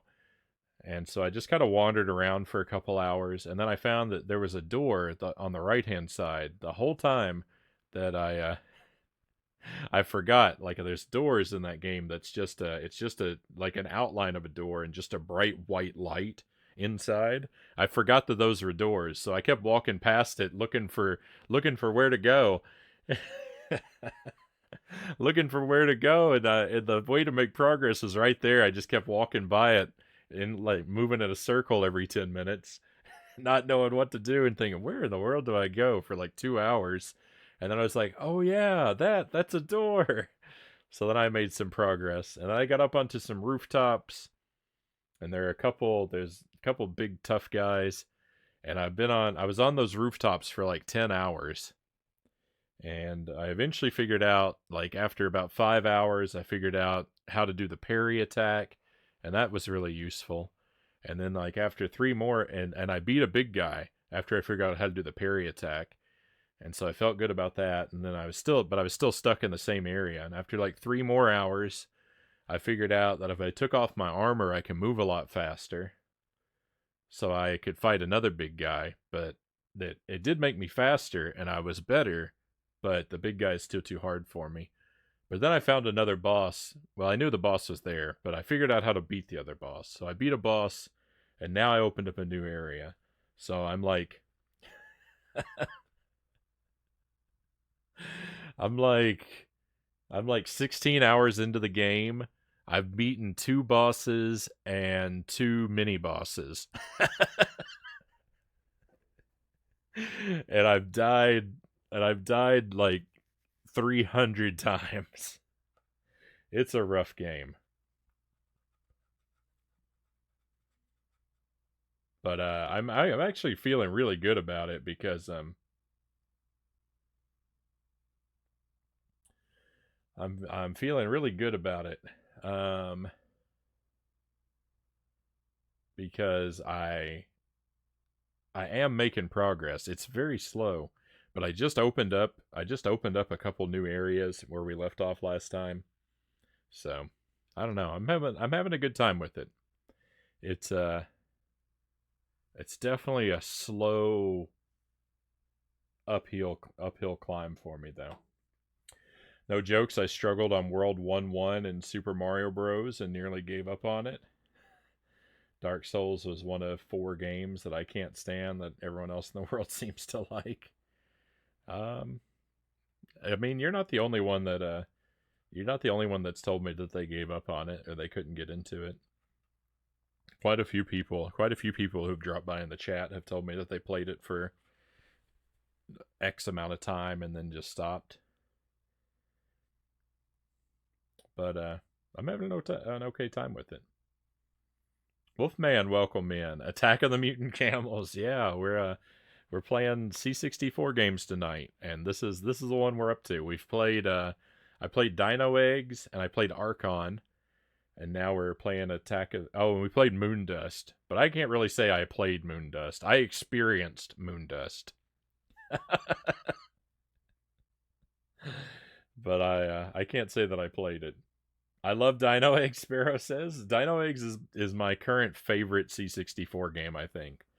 I had to play it at the start of the stream. Well, we played it. It was actually the second time we played it on the stream, but I wanted to play it at the start of the stream. One, because we already played it, I figured it was good to do a repeat game to give people time to show up and populate the chat. And two, I wanted to try it with the new controller, and yeah, good stuff. I can't. I'm really happy with the controller. If you have a C64 Mini and you hate the joystick, if you can find a Pokken Tournament gamepad for the Wii U, I will give you the heads up. The shape of the gamepad is a little strange. The legs come off the controller at an angle that's a lot more extreme than what I'm used to. So that might not be your thing, but I would definitely say it is worth looking at as a gamepad to use with the C64 Mini. It's got a load of buttons. They're all remappable. It's good.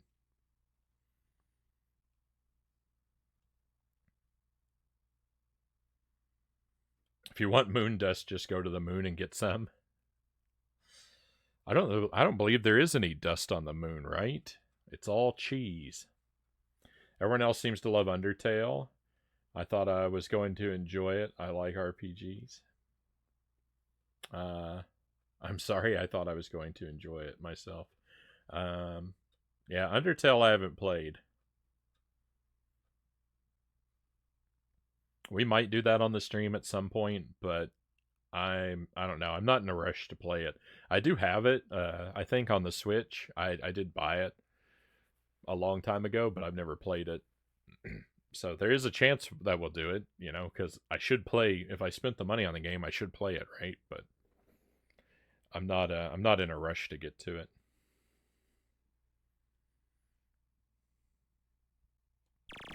I don't really like story-heavy games that much.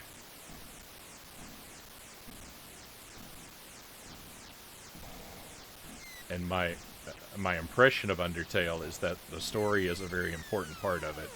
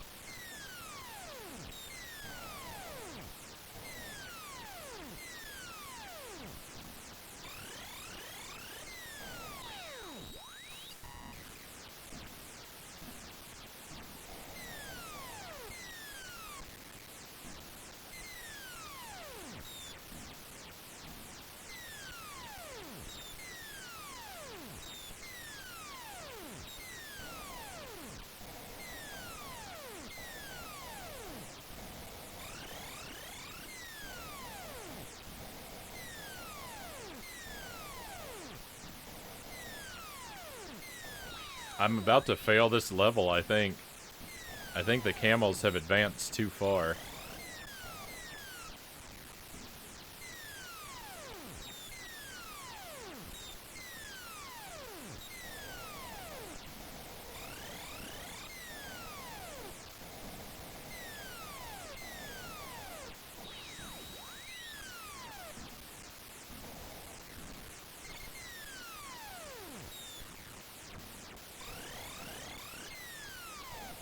The bullets don't move properly. Like, they get tripped up by the screen scroll. It's kind of the way that it's kind of the way bullets move in Contra, is that when the screen scrolls, they move with it in a way that like doesn't make any sense so far as physics. Especially the laser, that's the one that's really noticeable with. I remember trying to play Archon back in the day. I couldn't quite understand what was going on with it. Yeah, Archon, it's a game I know I play. I know I tried to play it when I was a kid because I didn't remember what it was, but it got recommended to me. And when I was hunting down a copy of it earlier, I saw some thumbnails from it. I was like, oh, I recognize this. These characters on this board. This is all familiar to me. So I know I had it. I could never figure it out when I was a kid. It was too strange and difficult for me. But tonight it wasn't bad. It's actually pretty accessible. Playing it as an adult, I felt like I figured it out pretty well. I didn't win, but I did get better each time I played it, and I felt like I was doing okay. It's just I could probably beat another human at it if they were of roughly equivalent experience to me. But beating the computer is another story.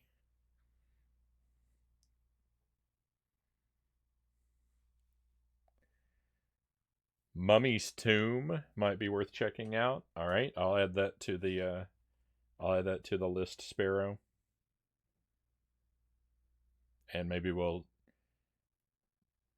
look it up in a future one. So I take C64 game recommendations, and I try to keep a running list on a post-it note. You can share them with me during the stream, or you can mention some to me in a whisper. Just the thing is, try not to like if you're gonna recommend a game to me, just only recommend like one or two titles at a time, though, because if you tell me like 5 or 10 titles, I'm not going to get to them all, and I'm just going to feel overwhelmed, and I would appreciate not being overwhelmed. But if you want to recommend them, but the thing is, like, I need to make this clear. If you recommend a game to me, I might play it when you're not here. So you have to keep that in mind. Like, I'll try to give an alert in the Discord, beforehand when we're doing a C64 night, and I may or may not play a game you've recommended, but I can't promise to hold off on things you recommended for when you can be here. They're going to be played on according to my schedule and my feelings.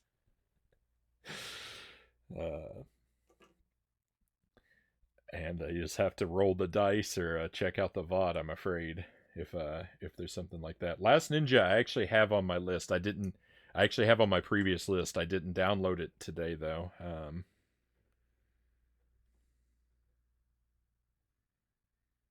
So I'll move it to I'm just gonna start a new piece of paper. I'll move it to my new list, though.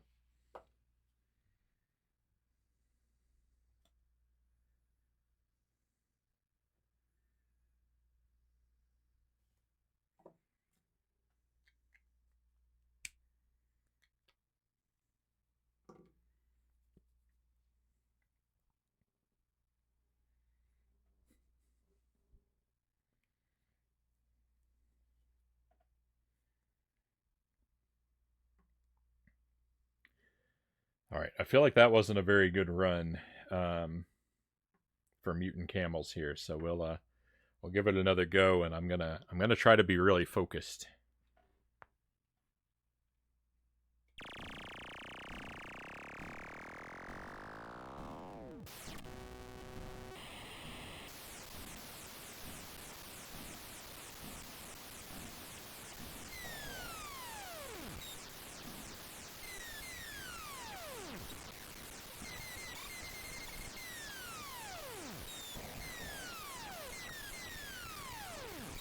I just...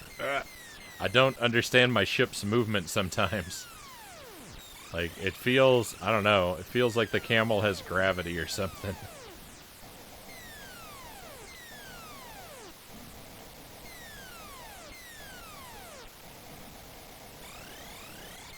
Oh, it might be my ship's momentum that is.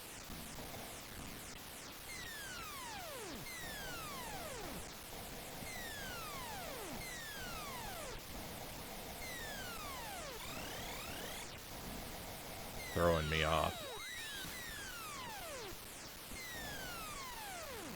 Okay, I think I took damage there.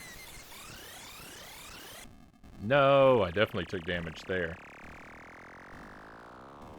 Whizball? Alright, we'll add that one in just a moment.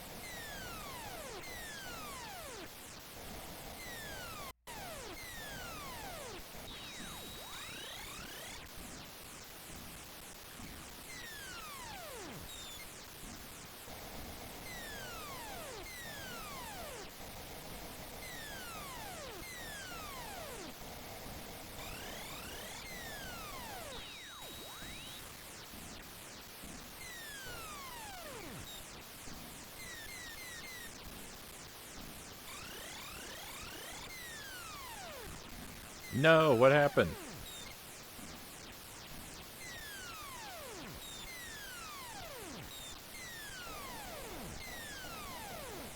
I don't know about the C64 melting, but listening to this game, it feels like my brain is gonna melt.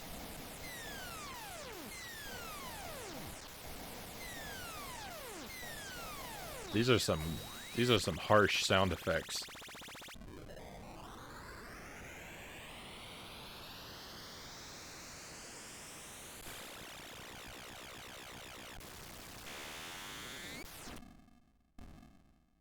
Victory. So maybe that's the effect we were looking for. Things got a little weird there for a moment.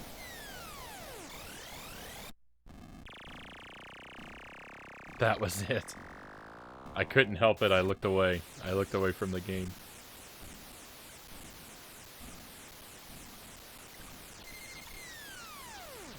All my promises of focus. All lies.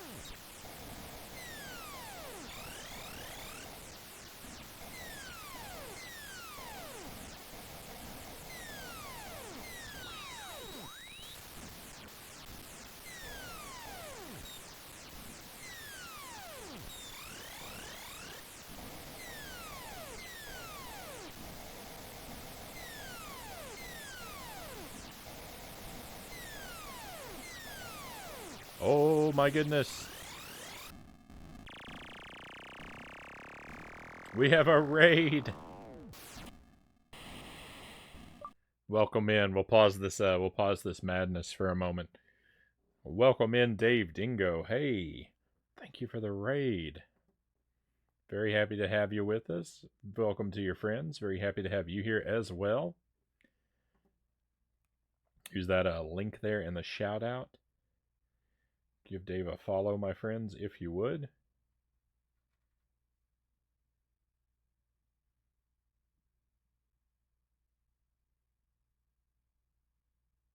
I'm going to do...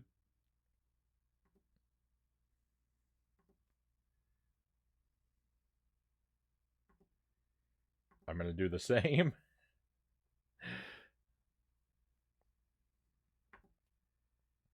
You got a moment while we're chin wagging to check out Dave's page if you'd like to. Extremely Serious Gamer.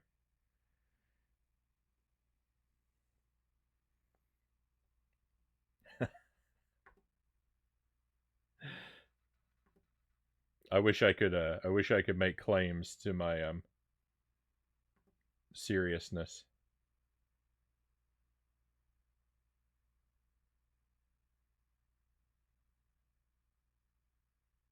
Oh, right on, and Shino, right on. I got your whisper about Scooby and Scrappy. Thank you.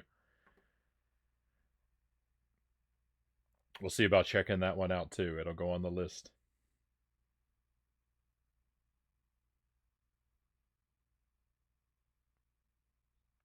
I see some Mario World, Mario 64 on your videos. I'm a big Mario fan. It's my way of saying I play games for fun. Oh, that's all I can do. If I'm not a if I'm not enjoying the game, then there's nothing else in it because there's certainly no skill on display. Retro Bear, great to see you. Thank you for being here with us as well. I've overwhelmed you with games already, but I was hoping Nebulous was on the list. It has a slight bit of significance based on a Castlevania game you play. Ooh, interesting. Well, I've got good news for you, Sparrow. I think Nebulous is one that I've already downloaded, so we may be able to even do that one tonight.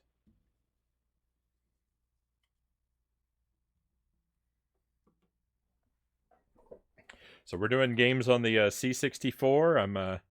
I'm usually an original hardware kind of guy, but we use the C64 Mini um, for the C64 nights because I don't have the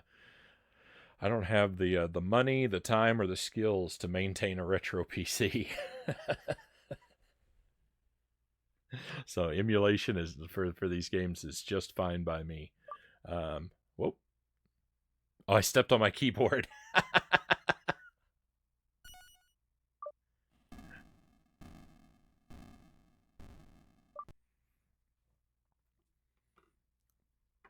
If you're new to the stream, my friends, well, tonight we're playing C64. I like I'm primarily a retro variety streamer. I do play some new stuff on the Switch every now and then. We're currently doing a playthrough of Dark Souls, but the retro stuff is where my heart really is, and we do everything from the C64 up to about the PlayStation 2, with the Nintendo stuff being the things that I'm most familiar with. Though I do like to explore the Genesis and the PlayStation library from time to time as well. We prioritize very strictly blind first playthroughs of games that I haven't gotten around to. There's a lot of classics on that list of things to do yet. Sometimes I do challenge runs of more difficult arcadey platform type games like Contra and Super Ghouls and Ghosts. And sometimes I marathon a whole bunch of games that are just broken trash, like E.T. and Powerpuff Girls and Scooby-Doo.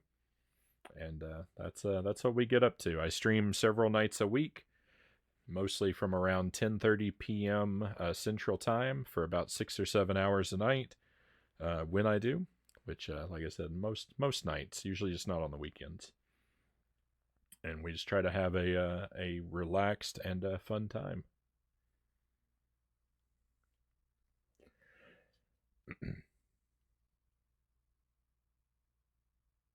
Nebulous equals Mind Roll. In case you get mixed up, they had two different names with the same game. Right on. I think I found it under Nebulous as the title. You should have seen me play Mario World. There's a skill difference between us for sure.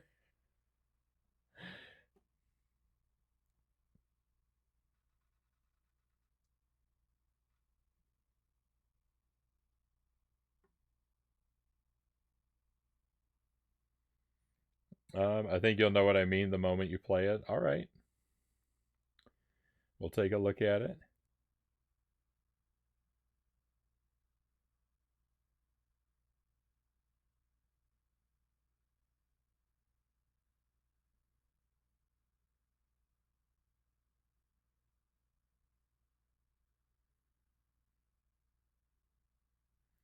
in particular, Germany has different names. Sorry, I'm just taking a moment to get caught up with the. I'm just trying to take a moment to get caught up with the chat here. That's another game. Nebulous is actually Tower Toppler here. Learned Mummy's Tomb is also called Crystals of Zong in some regions when I was looking it up.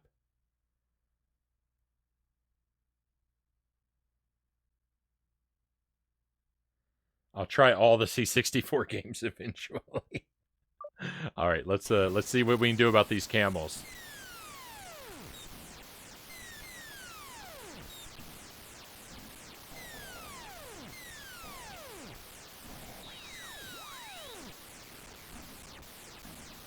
So with C64, for C64 games, I mostly find them by recommendations from viewers.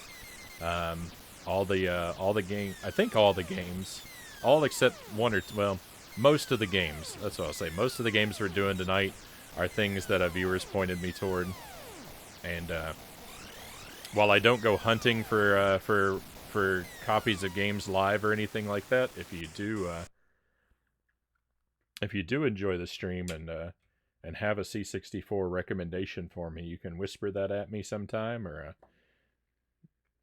let me know, and I can add it to my list of things to do. Though I can't promise that. Well, there is a good chance that if you do recommend a game to me, there's a good chance I might end up playing it when you are not here. I can't promise to wait around for the person who recommended a game to me to play it.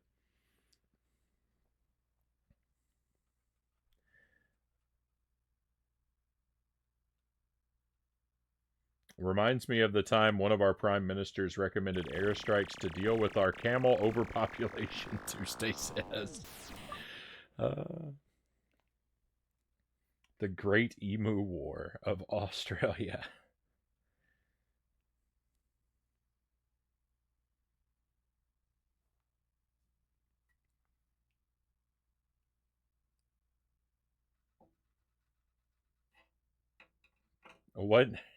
What game did you subject me to, Sparrow? I think I missed that.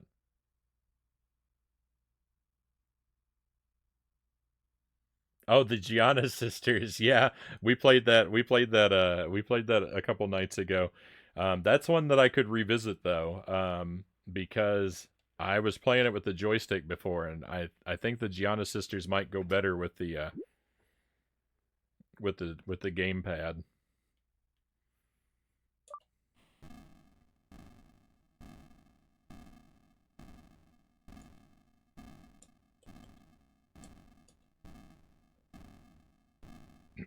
Uh-oh. Excuse me. I wanted to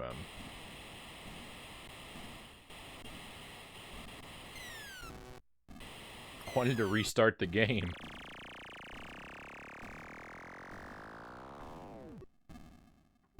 Let's see, just a moment.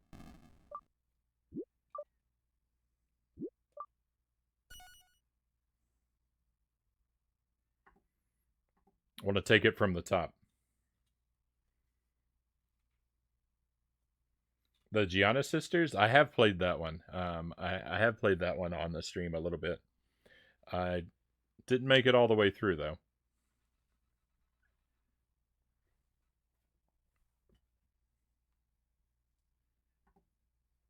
That was one of the many games I think that made me very sad to be using a joystick. All right. Let's make another good focused attempt here. I think if I do really well, we might even be able to clear stage 2, but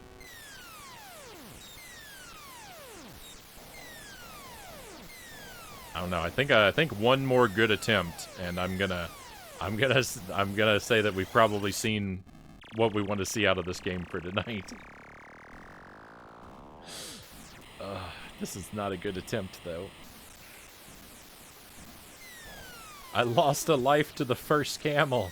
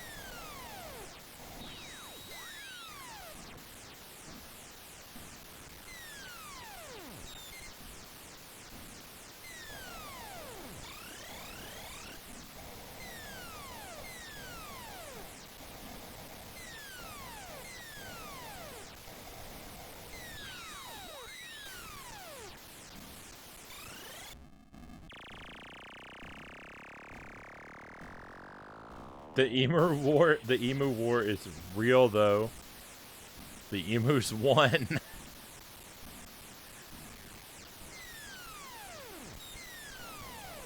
Then this game might be based on that event then, because the camels are definitely gonna win.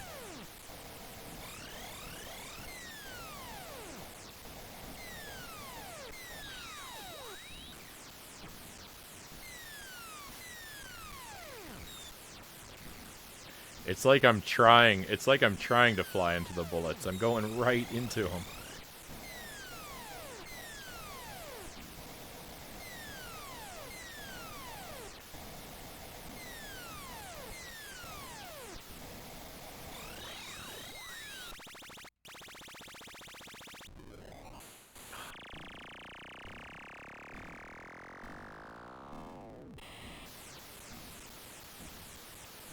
I failed the bonus stage.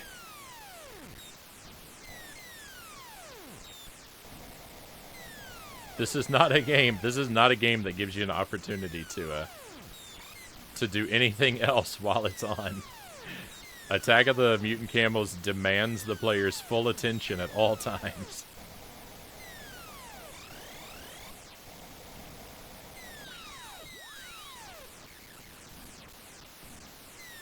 And I mean it demands it in the most brutal of ways.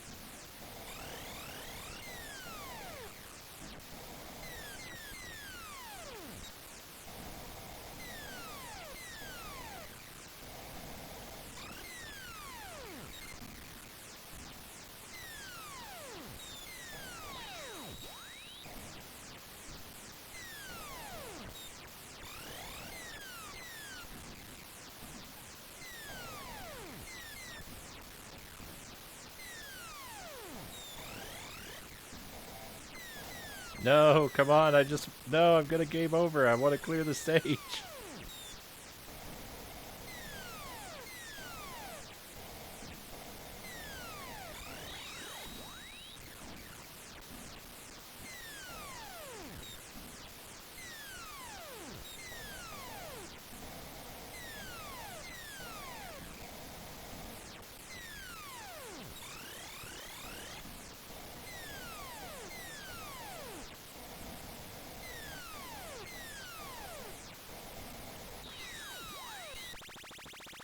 Victory! Don't celebrate. There's a bonus stage.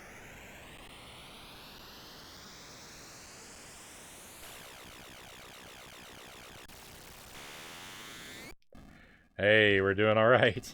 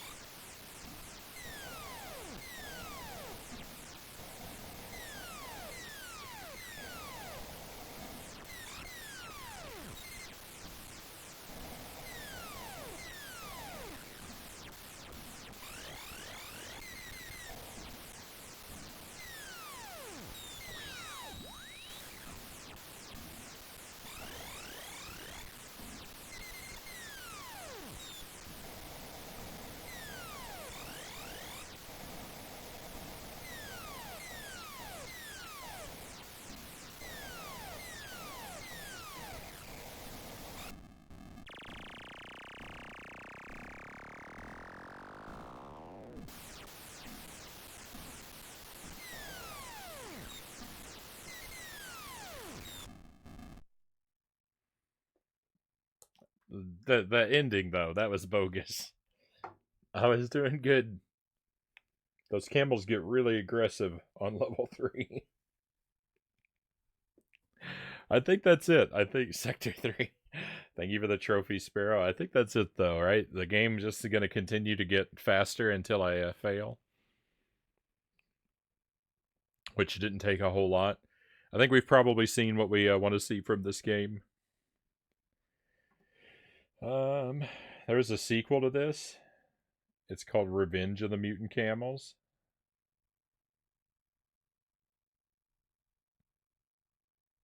Heard the sequel, but never tried it.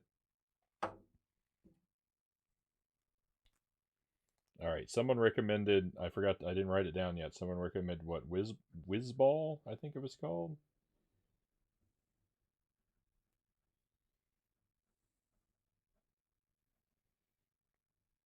I guess I should take down Revenge of the Mutant Camels and Shino.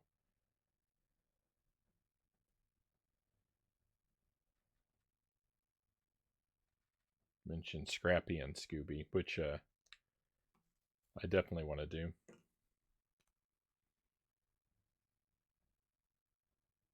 Cauldron. All right.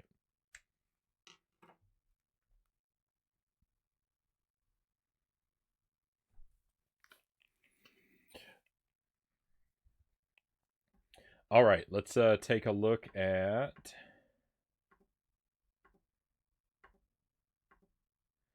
something different.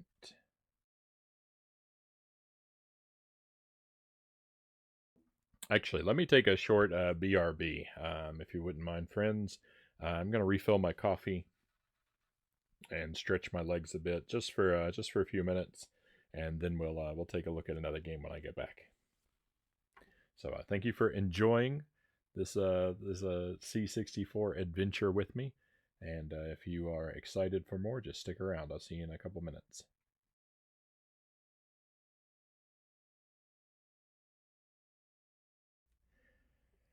All right, my friends, and we are back. Thank you for hanging around and allowing me to step away a moment.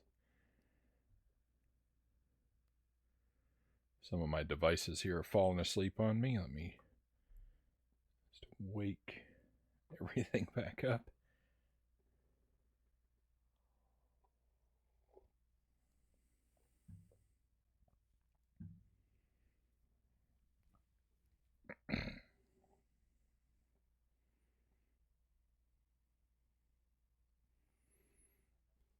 So I think we should start off now by revisiting Scooby-Doo.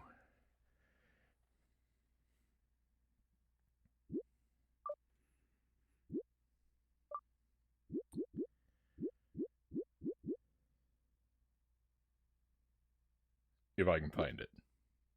Another great thing about this Pokken tournament controller is that by default, when you're navigating the menus, the B button is the back button. It lines up perfectly. If there's any button that I want by default to be back, it's definitely the B button.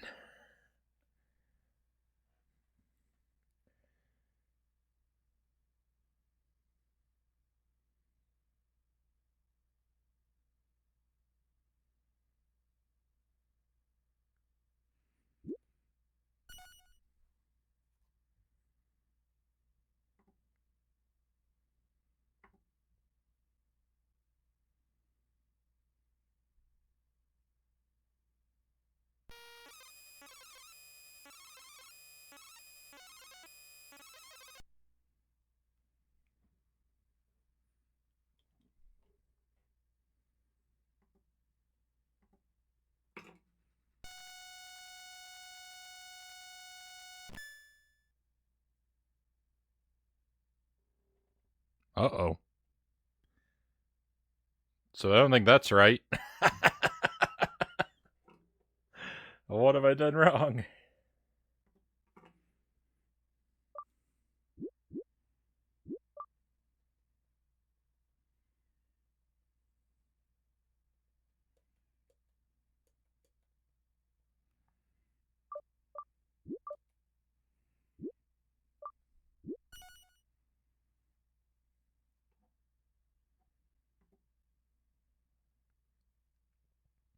Let's try that again. I know this game has worked before.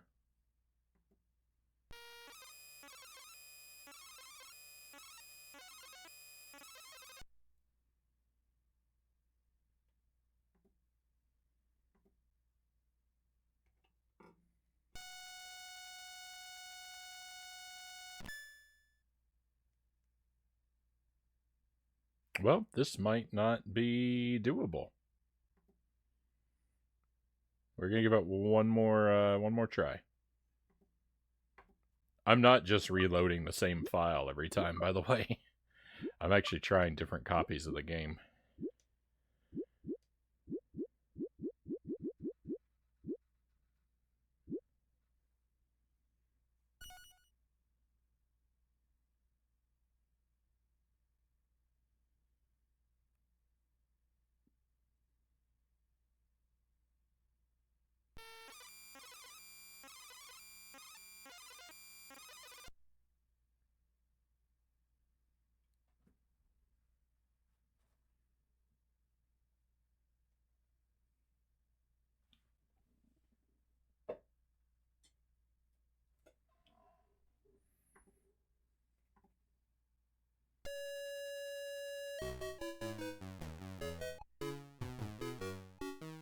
Yeah, I saw Shino. We're not going to play that one tonight, but I've added it to my to-do list. Thank you for that. Alright, so my only guess is that the gamepad configuration file is somehow causing this to crash. I'm still going to be able to use the gamepad, but I'm not going to be able to have the buttons mapped as I would like them to be, so that's a little bit of a shame, but oh well. We're still going to give it a try. We're going to see if we can beat this.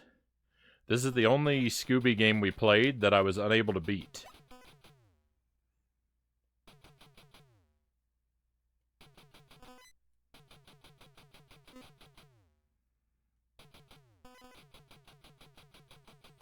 But armed with a gamepad instead of a terrible C64 mini joystick.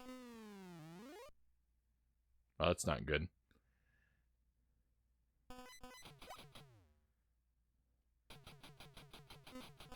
Maybe I'll be able to take on the challenge of this game this time. I'm still going to have to use up for jump, is my one big concern.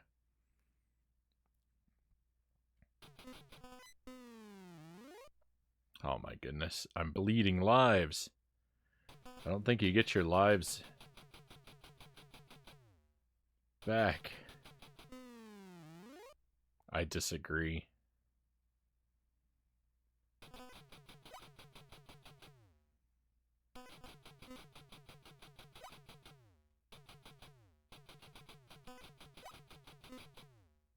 You can earn lives back by collecting those snacks. What I meant is I don't think you get your lives back between levels, because they're lives and not hits.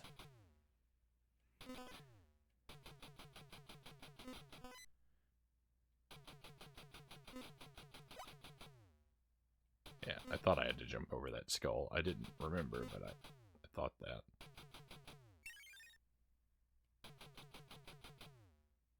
That's stage 1, though.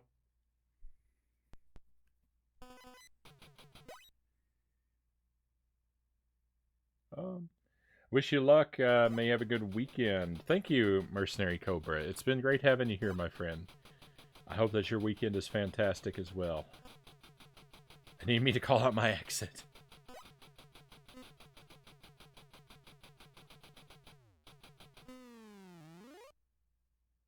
Bad timing there for me.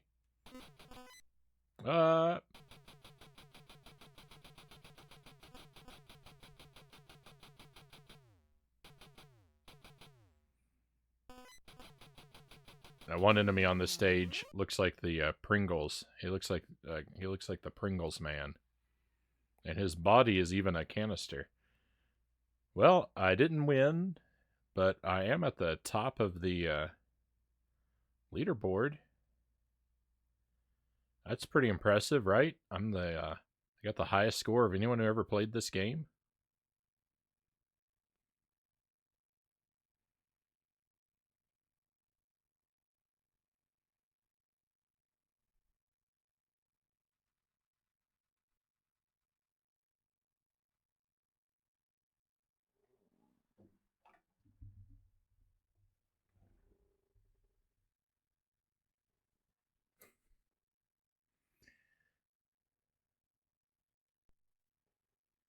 GG's, thank you. All right.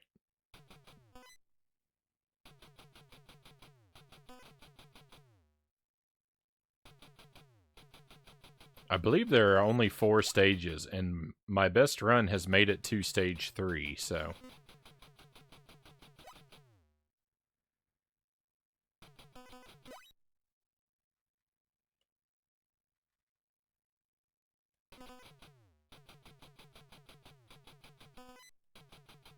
It's not outside the realm of possibility that we could do this.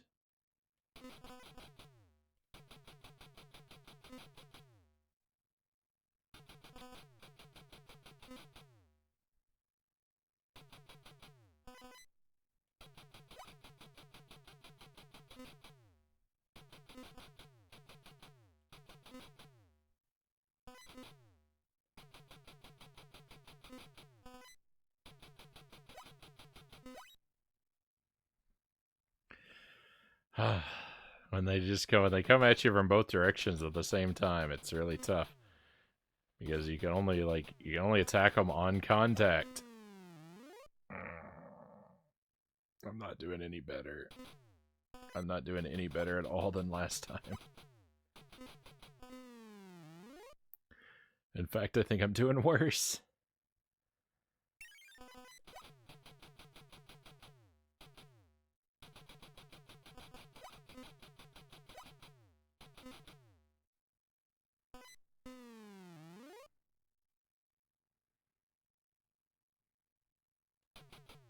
Oh, well, this attempt is dead.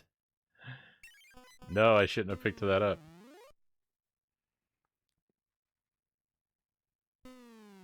Scooby makes me sad.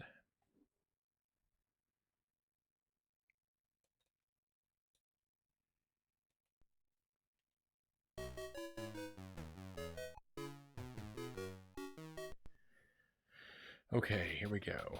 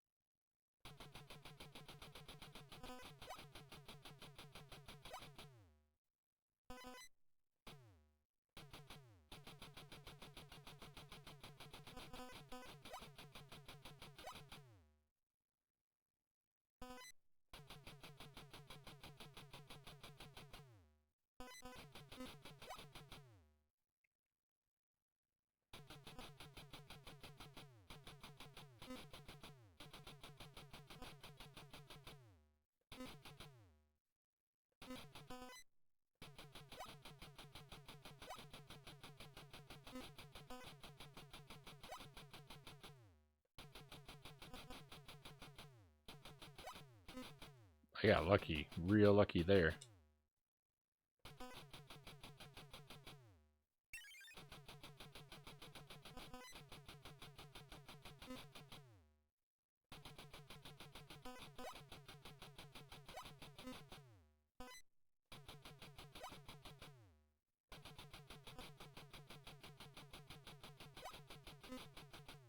No.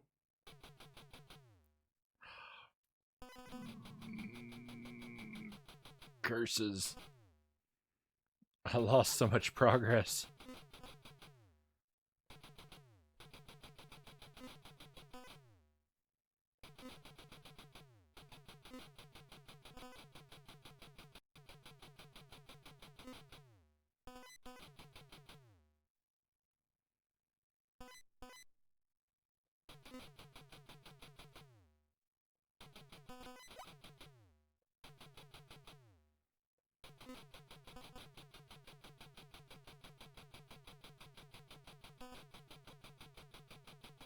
Scooby cartoons are always better than the games, it would seem, Greg says. Welcome in, Greg. Of Greg's Retro channel. Pleasure to have you here.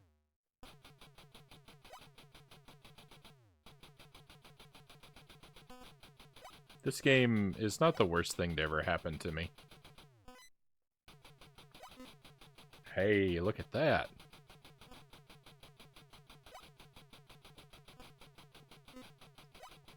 Another raid, and at a good time when I can just kind of stand in the corner and chat.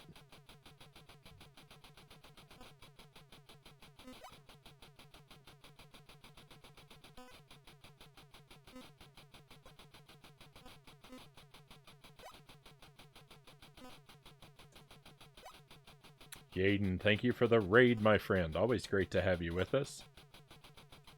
If you're a fan of retro games or professional wrestling, then use that link right there and give Yaden a follow.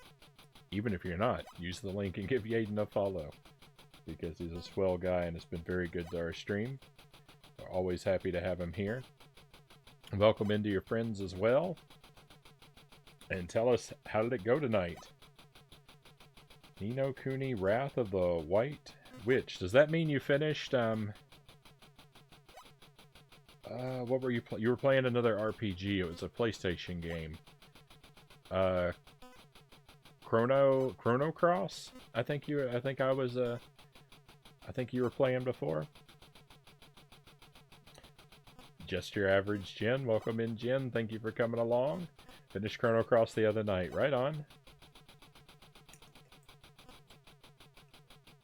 I've heard of, really digging Nino Cooney. I've heard the title before, but I don't really know anything about the game. Sorry about the terrible noise. That's how I'm pausing. I'm grinding up my score. I don't think we're on a timer. We're playing a bunch of Commodore 64 games tonight. We're using the C64 Mini. And I hooked a gamepad up to it, so I've been freed from the curse that is the C64 Mini joystick. And we're just going through a variety of games, things that viewers have previously recommended to me, mostly, but also some other garbage that I've found, like this.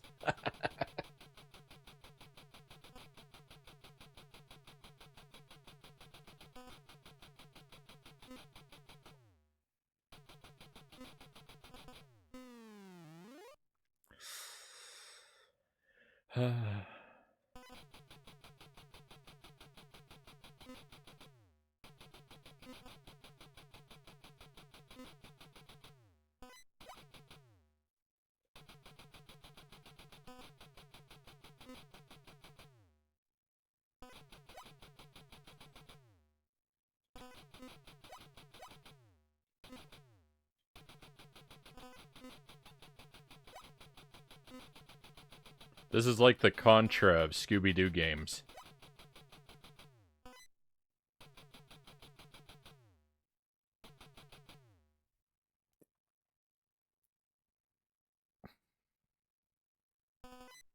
Life is terrible. Oh, that fall sets us back basically to the beginning of the stage.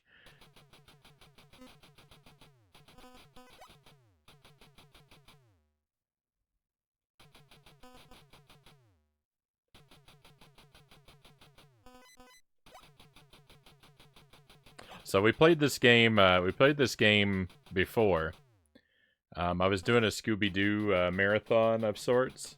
Doing a trash games marathon, and Scooby-Doo made up 50% of it. And we played this. It wasn't really officially part of the marathon since I don't own it physically. It's the only game we didn't make it all the way through. And so we were trying it again tonight. Because, like I mentioned, I couldn't play it with a gamepad before, and I thought maybe now that I've got a now that I've got a gamepad, I'd be able to have a better time. But one of the reasons I wanted to switch to a gamepad was the ability to remap my buttons, because in this game, up is jump, and I was gonna remap up to a button so I could jump properly. But unfortunately, my my configuration file crashes the game. I don't know what's wrong. This is the only game I've had that problem with so far. So I've still got to press up to jump. It is nicer that it's on a D-pad, but it's awkward. It's awkward and terrible yet. So I don't think we're gonna make it through this game. I'm still not properly equipped for this challenge. I need to get the C64 Mini. Never played a C64. Want the TurboGrafx Mini as well. The C64 Mini has been really great for me. One of my mods, Sparrow, he gifted it to me. And it's been great to be able to revisit games from the C64, because this is where I first played games as a child. A lot of the games, most of the games that we're playing are not my childhood games, but they're all, you know, of the same spirit. Crusade Bear, good to see you again. I hope your weekend is off to a good start. If you like Commodore 64 games played with a very mediocre skill, then you are in the right place tonight, my friend.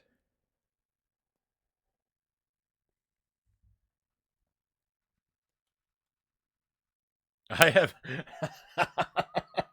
I didn't make it very far at all, but I have a tremendously giant score because I stood in the corner stood in the corner chin wagging for so long. It grinded up my score.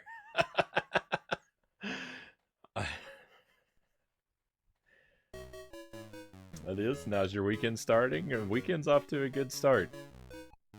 We're having a good time tonight. I've had a lot of good company, and the games have been good to me. This is the Scooby-Doo. Here is the first game that's treating me a little poorly, and it's more for technical reasons than actual gameplay reasons, because I knew what the game was going to be like, but my hardware is not treating me right with this game. That's got spirits a little low for this one, but everything else is fine.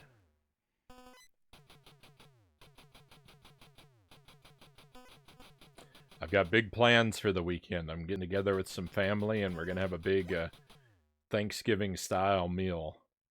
You know, it's not Thanksgiving for a few months, but some of my relatives wanted to get together and have a big meal anyway, so we're gonna do that this weekend, and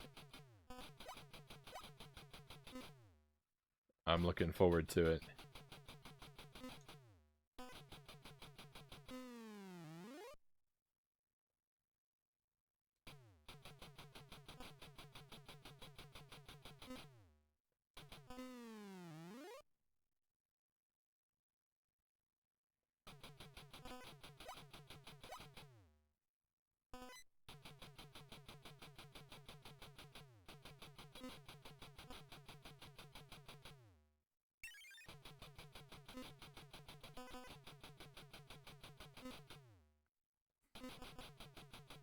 Doesn't that punch get hard to listen to after a while?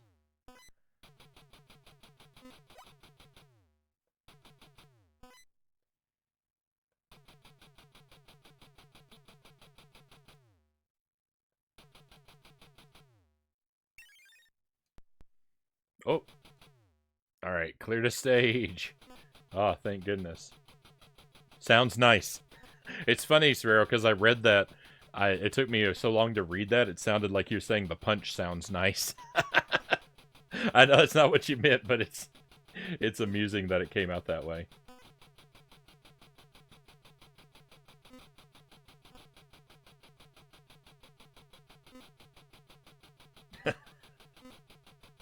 I got married a long time ago, Shino.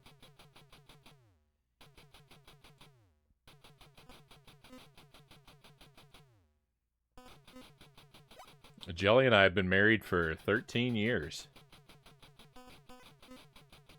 Lucky 13.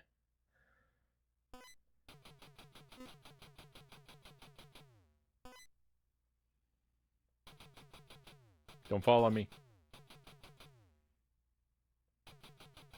I don't remember. Sometimes the enemies can fall down the pits and sometimes they can't. I think that's in stage 3. They can move down the pits. Congrats. Thank you. It was 13 years in June. It's hard for me to do the math. I forget sometimes because we dated for a very long time before we got married, so.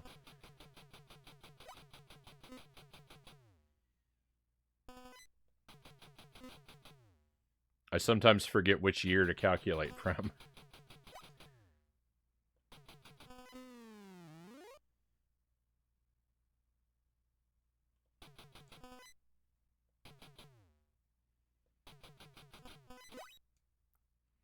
I disagree. I disagree with that.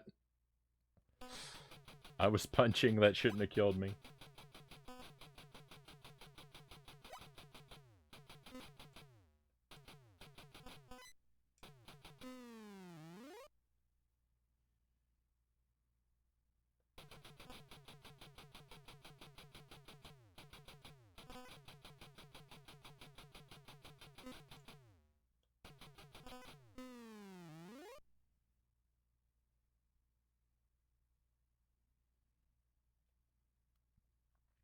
Stage 3 is my PB. We made it to stage 3 twice, I think. Last time we played this. It's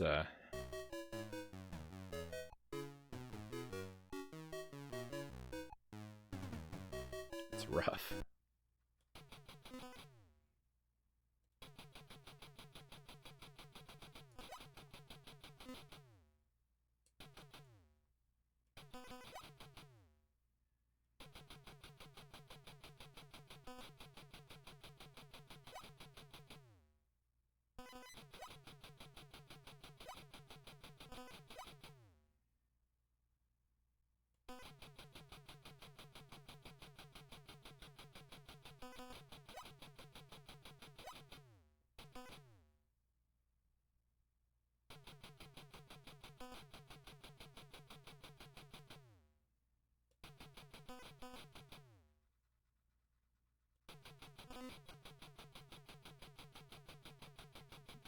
Yeah, we got married in '09.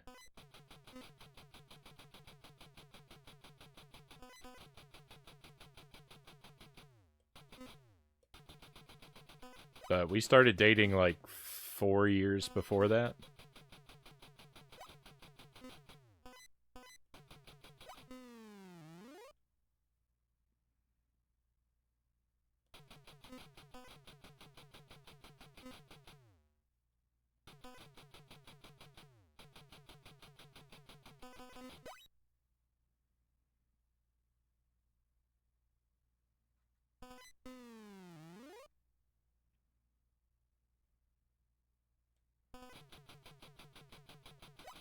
I think we started dating in '04 or '05. I think '05 we started dating, and we got engaged in '07 and married in '09.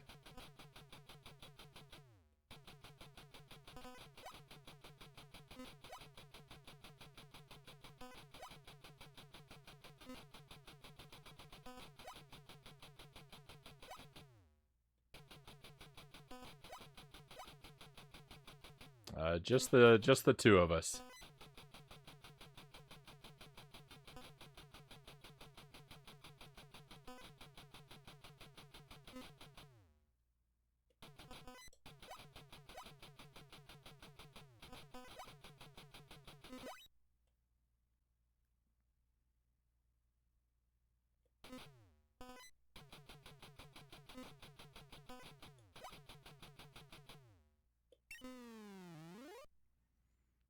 I mean, I'm not gonna get...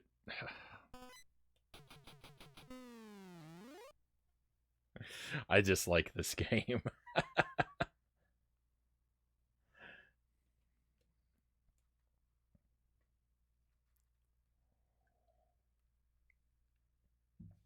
The thing that's like super disgusting about this game is when it respawns you before before a pit, like it just did there, and I fall down into it.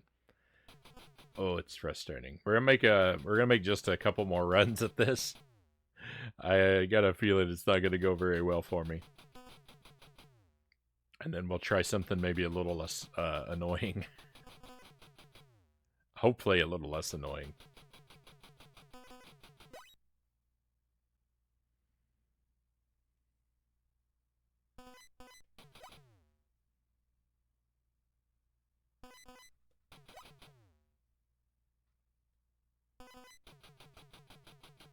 I can't make any promises regarding how well behaved games I've never played before are going to be. I don't want to grind away at this too much. I would really like to eventually beat this game. But I don't really want to grind away at it too much right now because of the issue with the button mappings I tried to set up not working. I'd rather you know, if I can't get very far, I'd rather come back to it after I figured out the issue with my configuration file.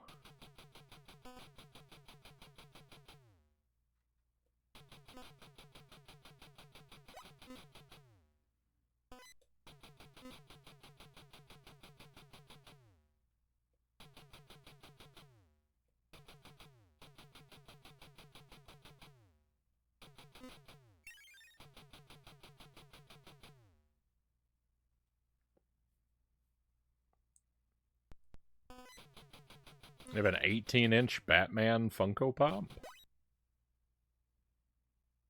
That's like what, a foot and a half tall?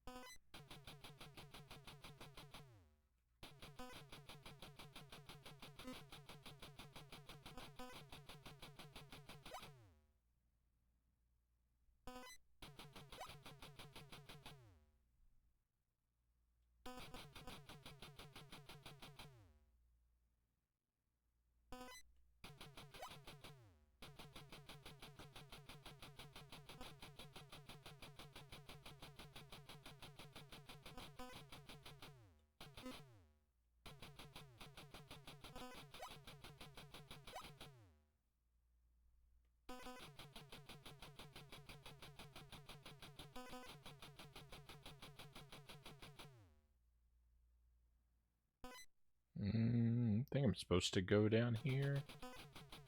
Oh, I think I was not supposed to go down here.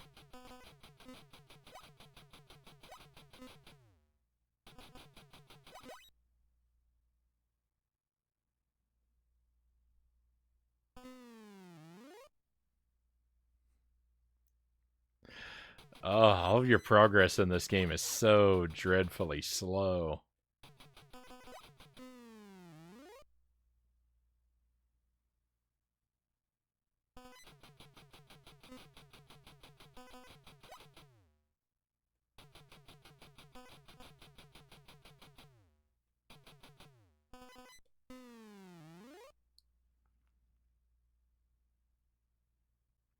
Oh, when you make a mistake, one mistake really ruins everything.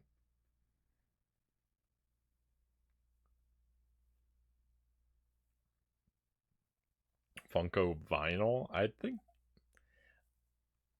feel like I remember the name, but I don't think that I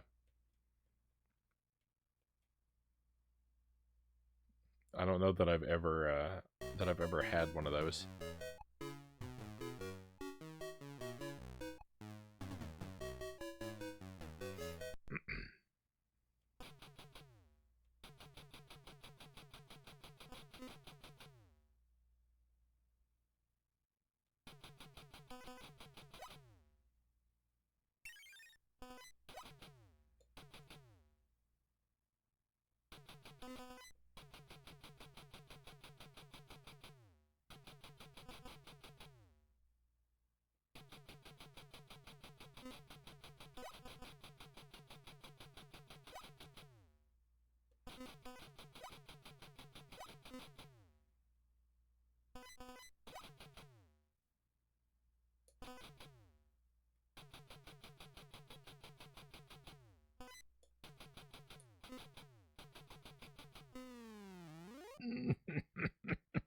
Oh, I just, oh, it's so frustrating. It's so frustrating when they come through as you're passing in front of the door. It's just,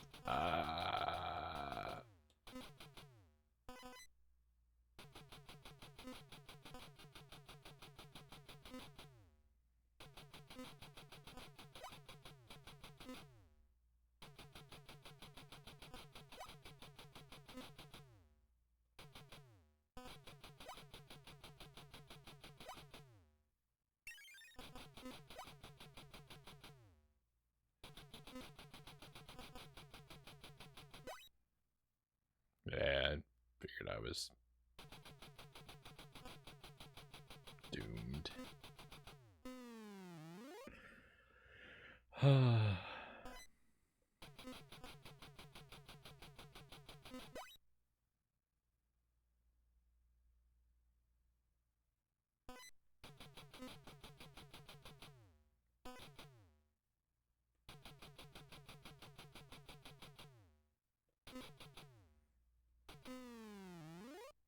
I mean, this is far from the most difficult game I've ever played, but for something about it, it's just so overwhelmingly annoying.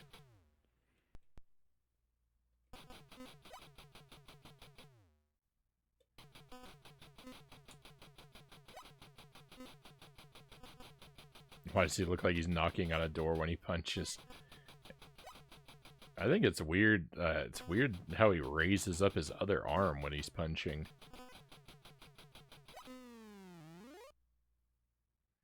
I guess that's because he learned how to punch from a 1890s boxer, but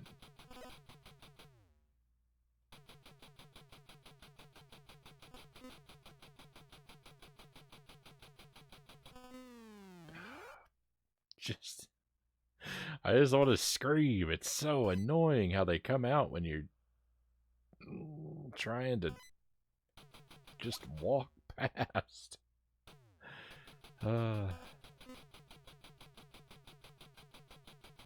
You have to stop and stand by every single doorway for 100 years before it's safe to move.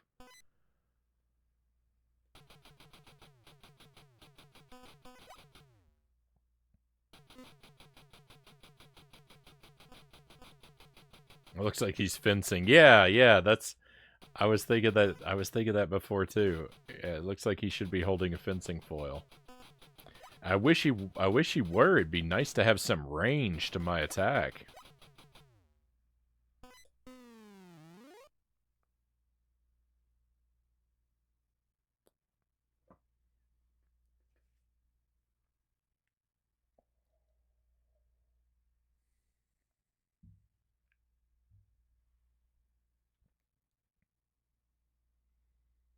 All right, one more try.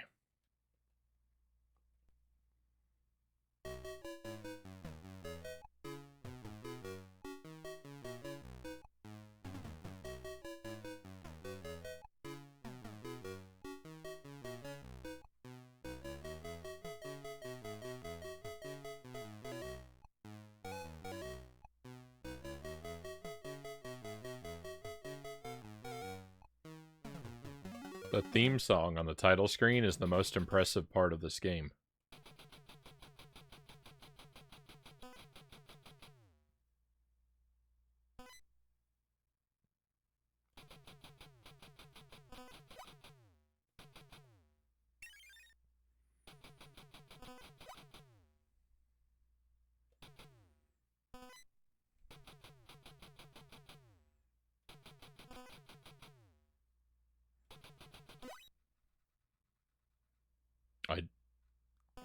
That's not right.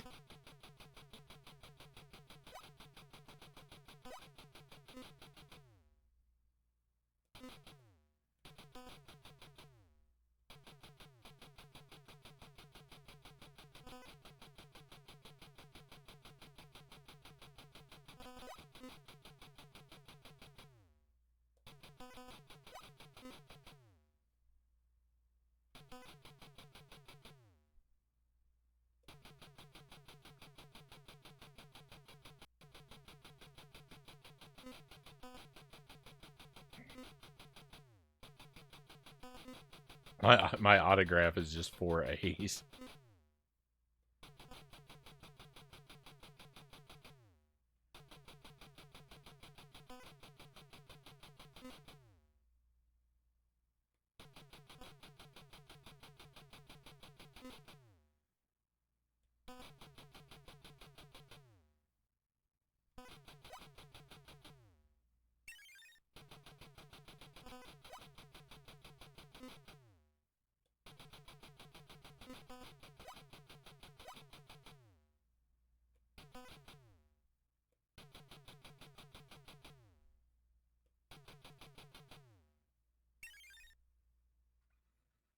Victory. That's a good stage 1.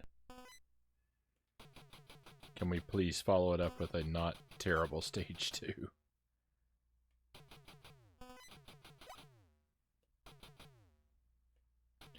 The trouble here is that stage 2 is kind of a maze, and I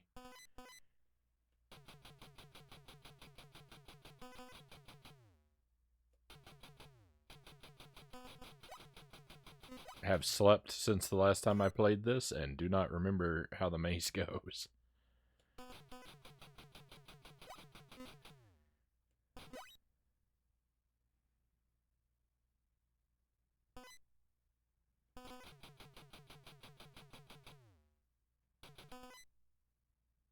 Lucky there.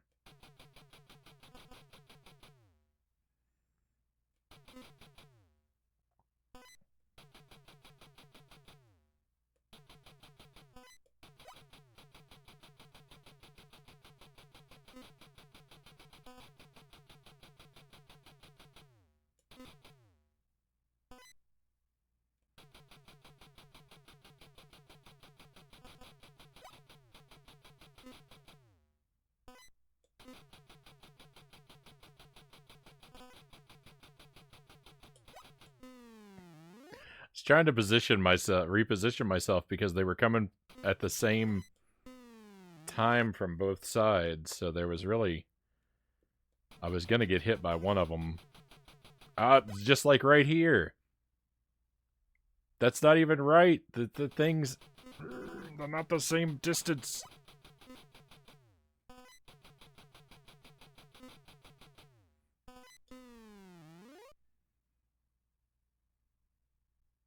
I hate this game.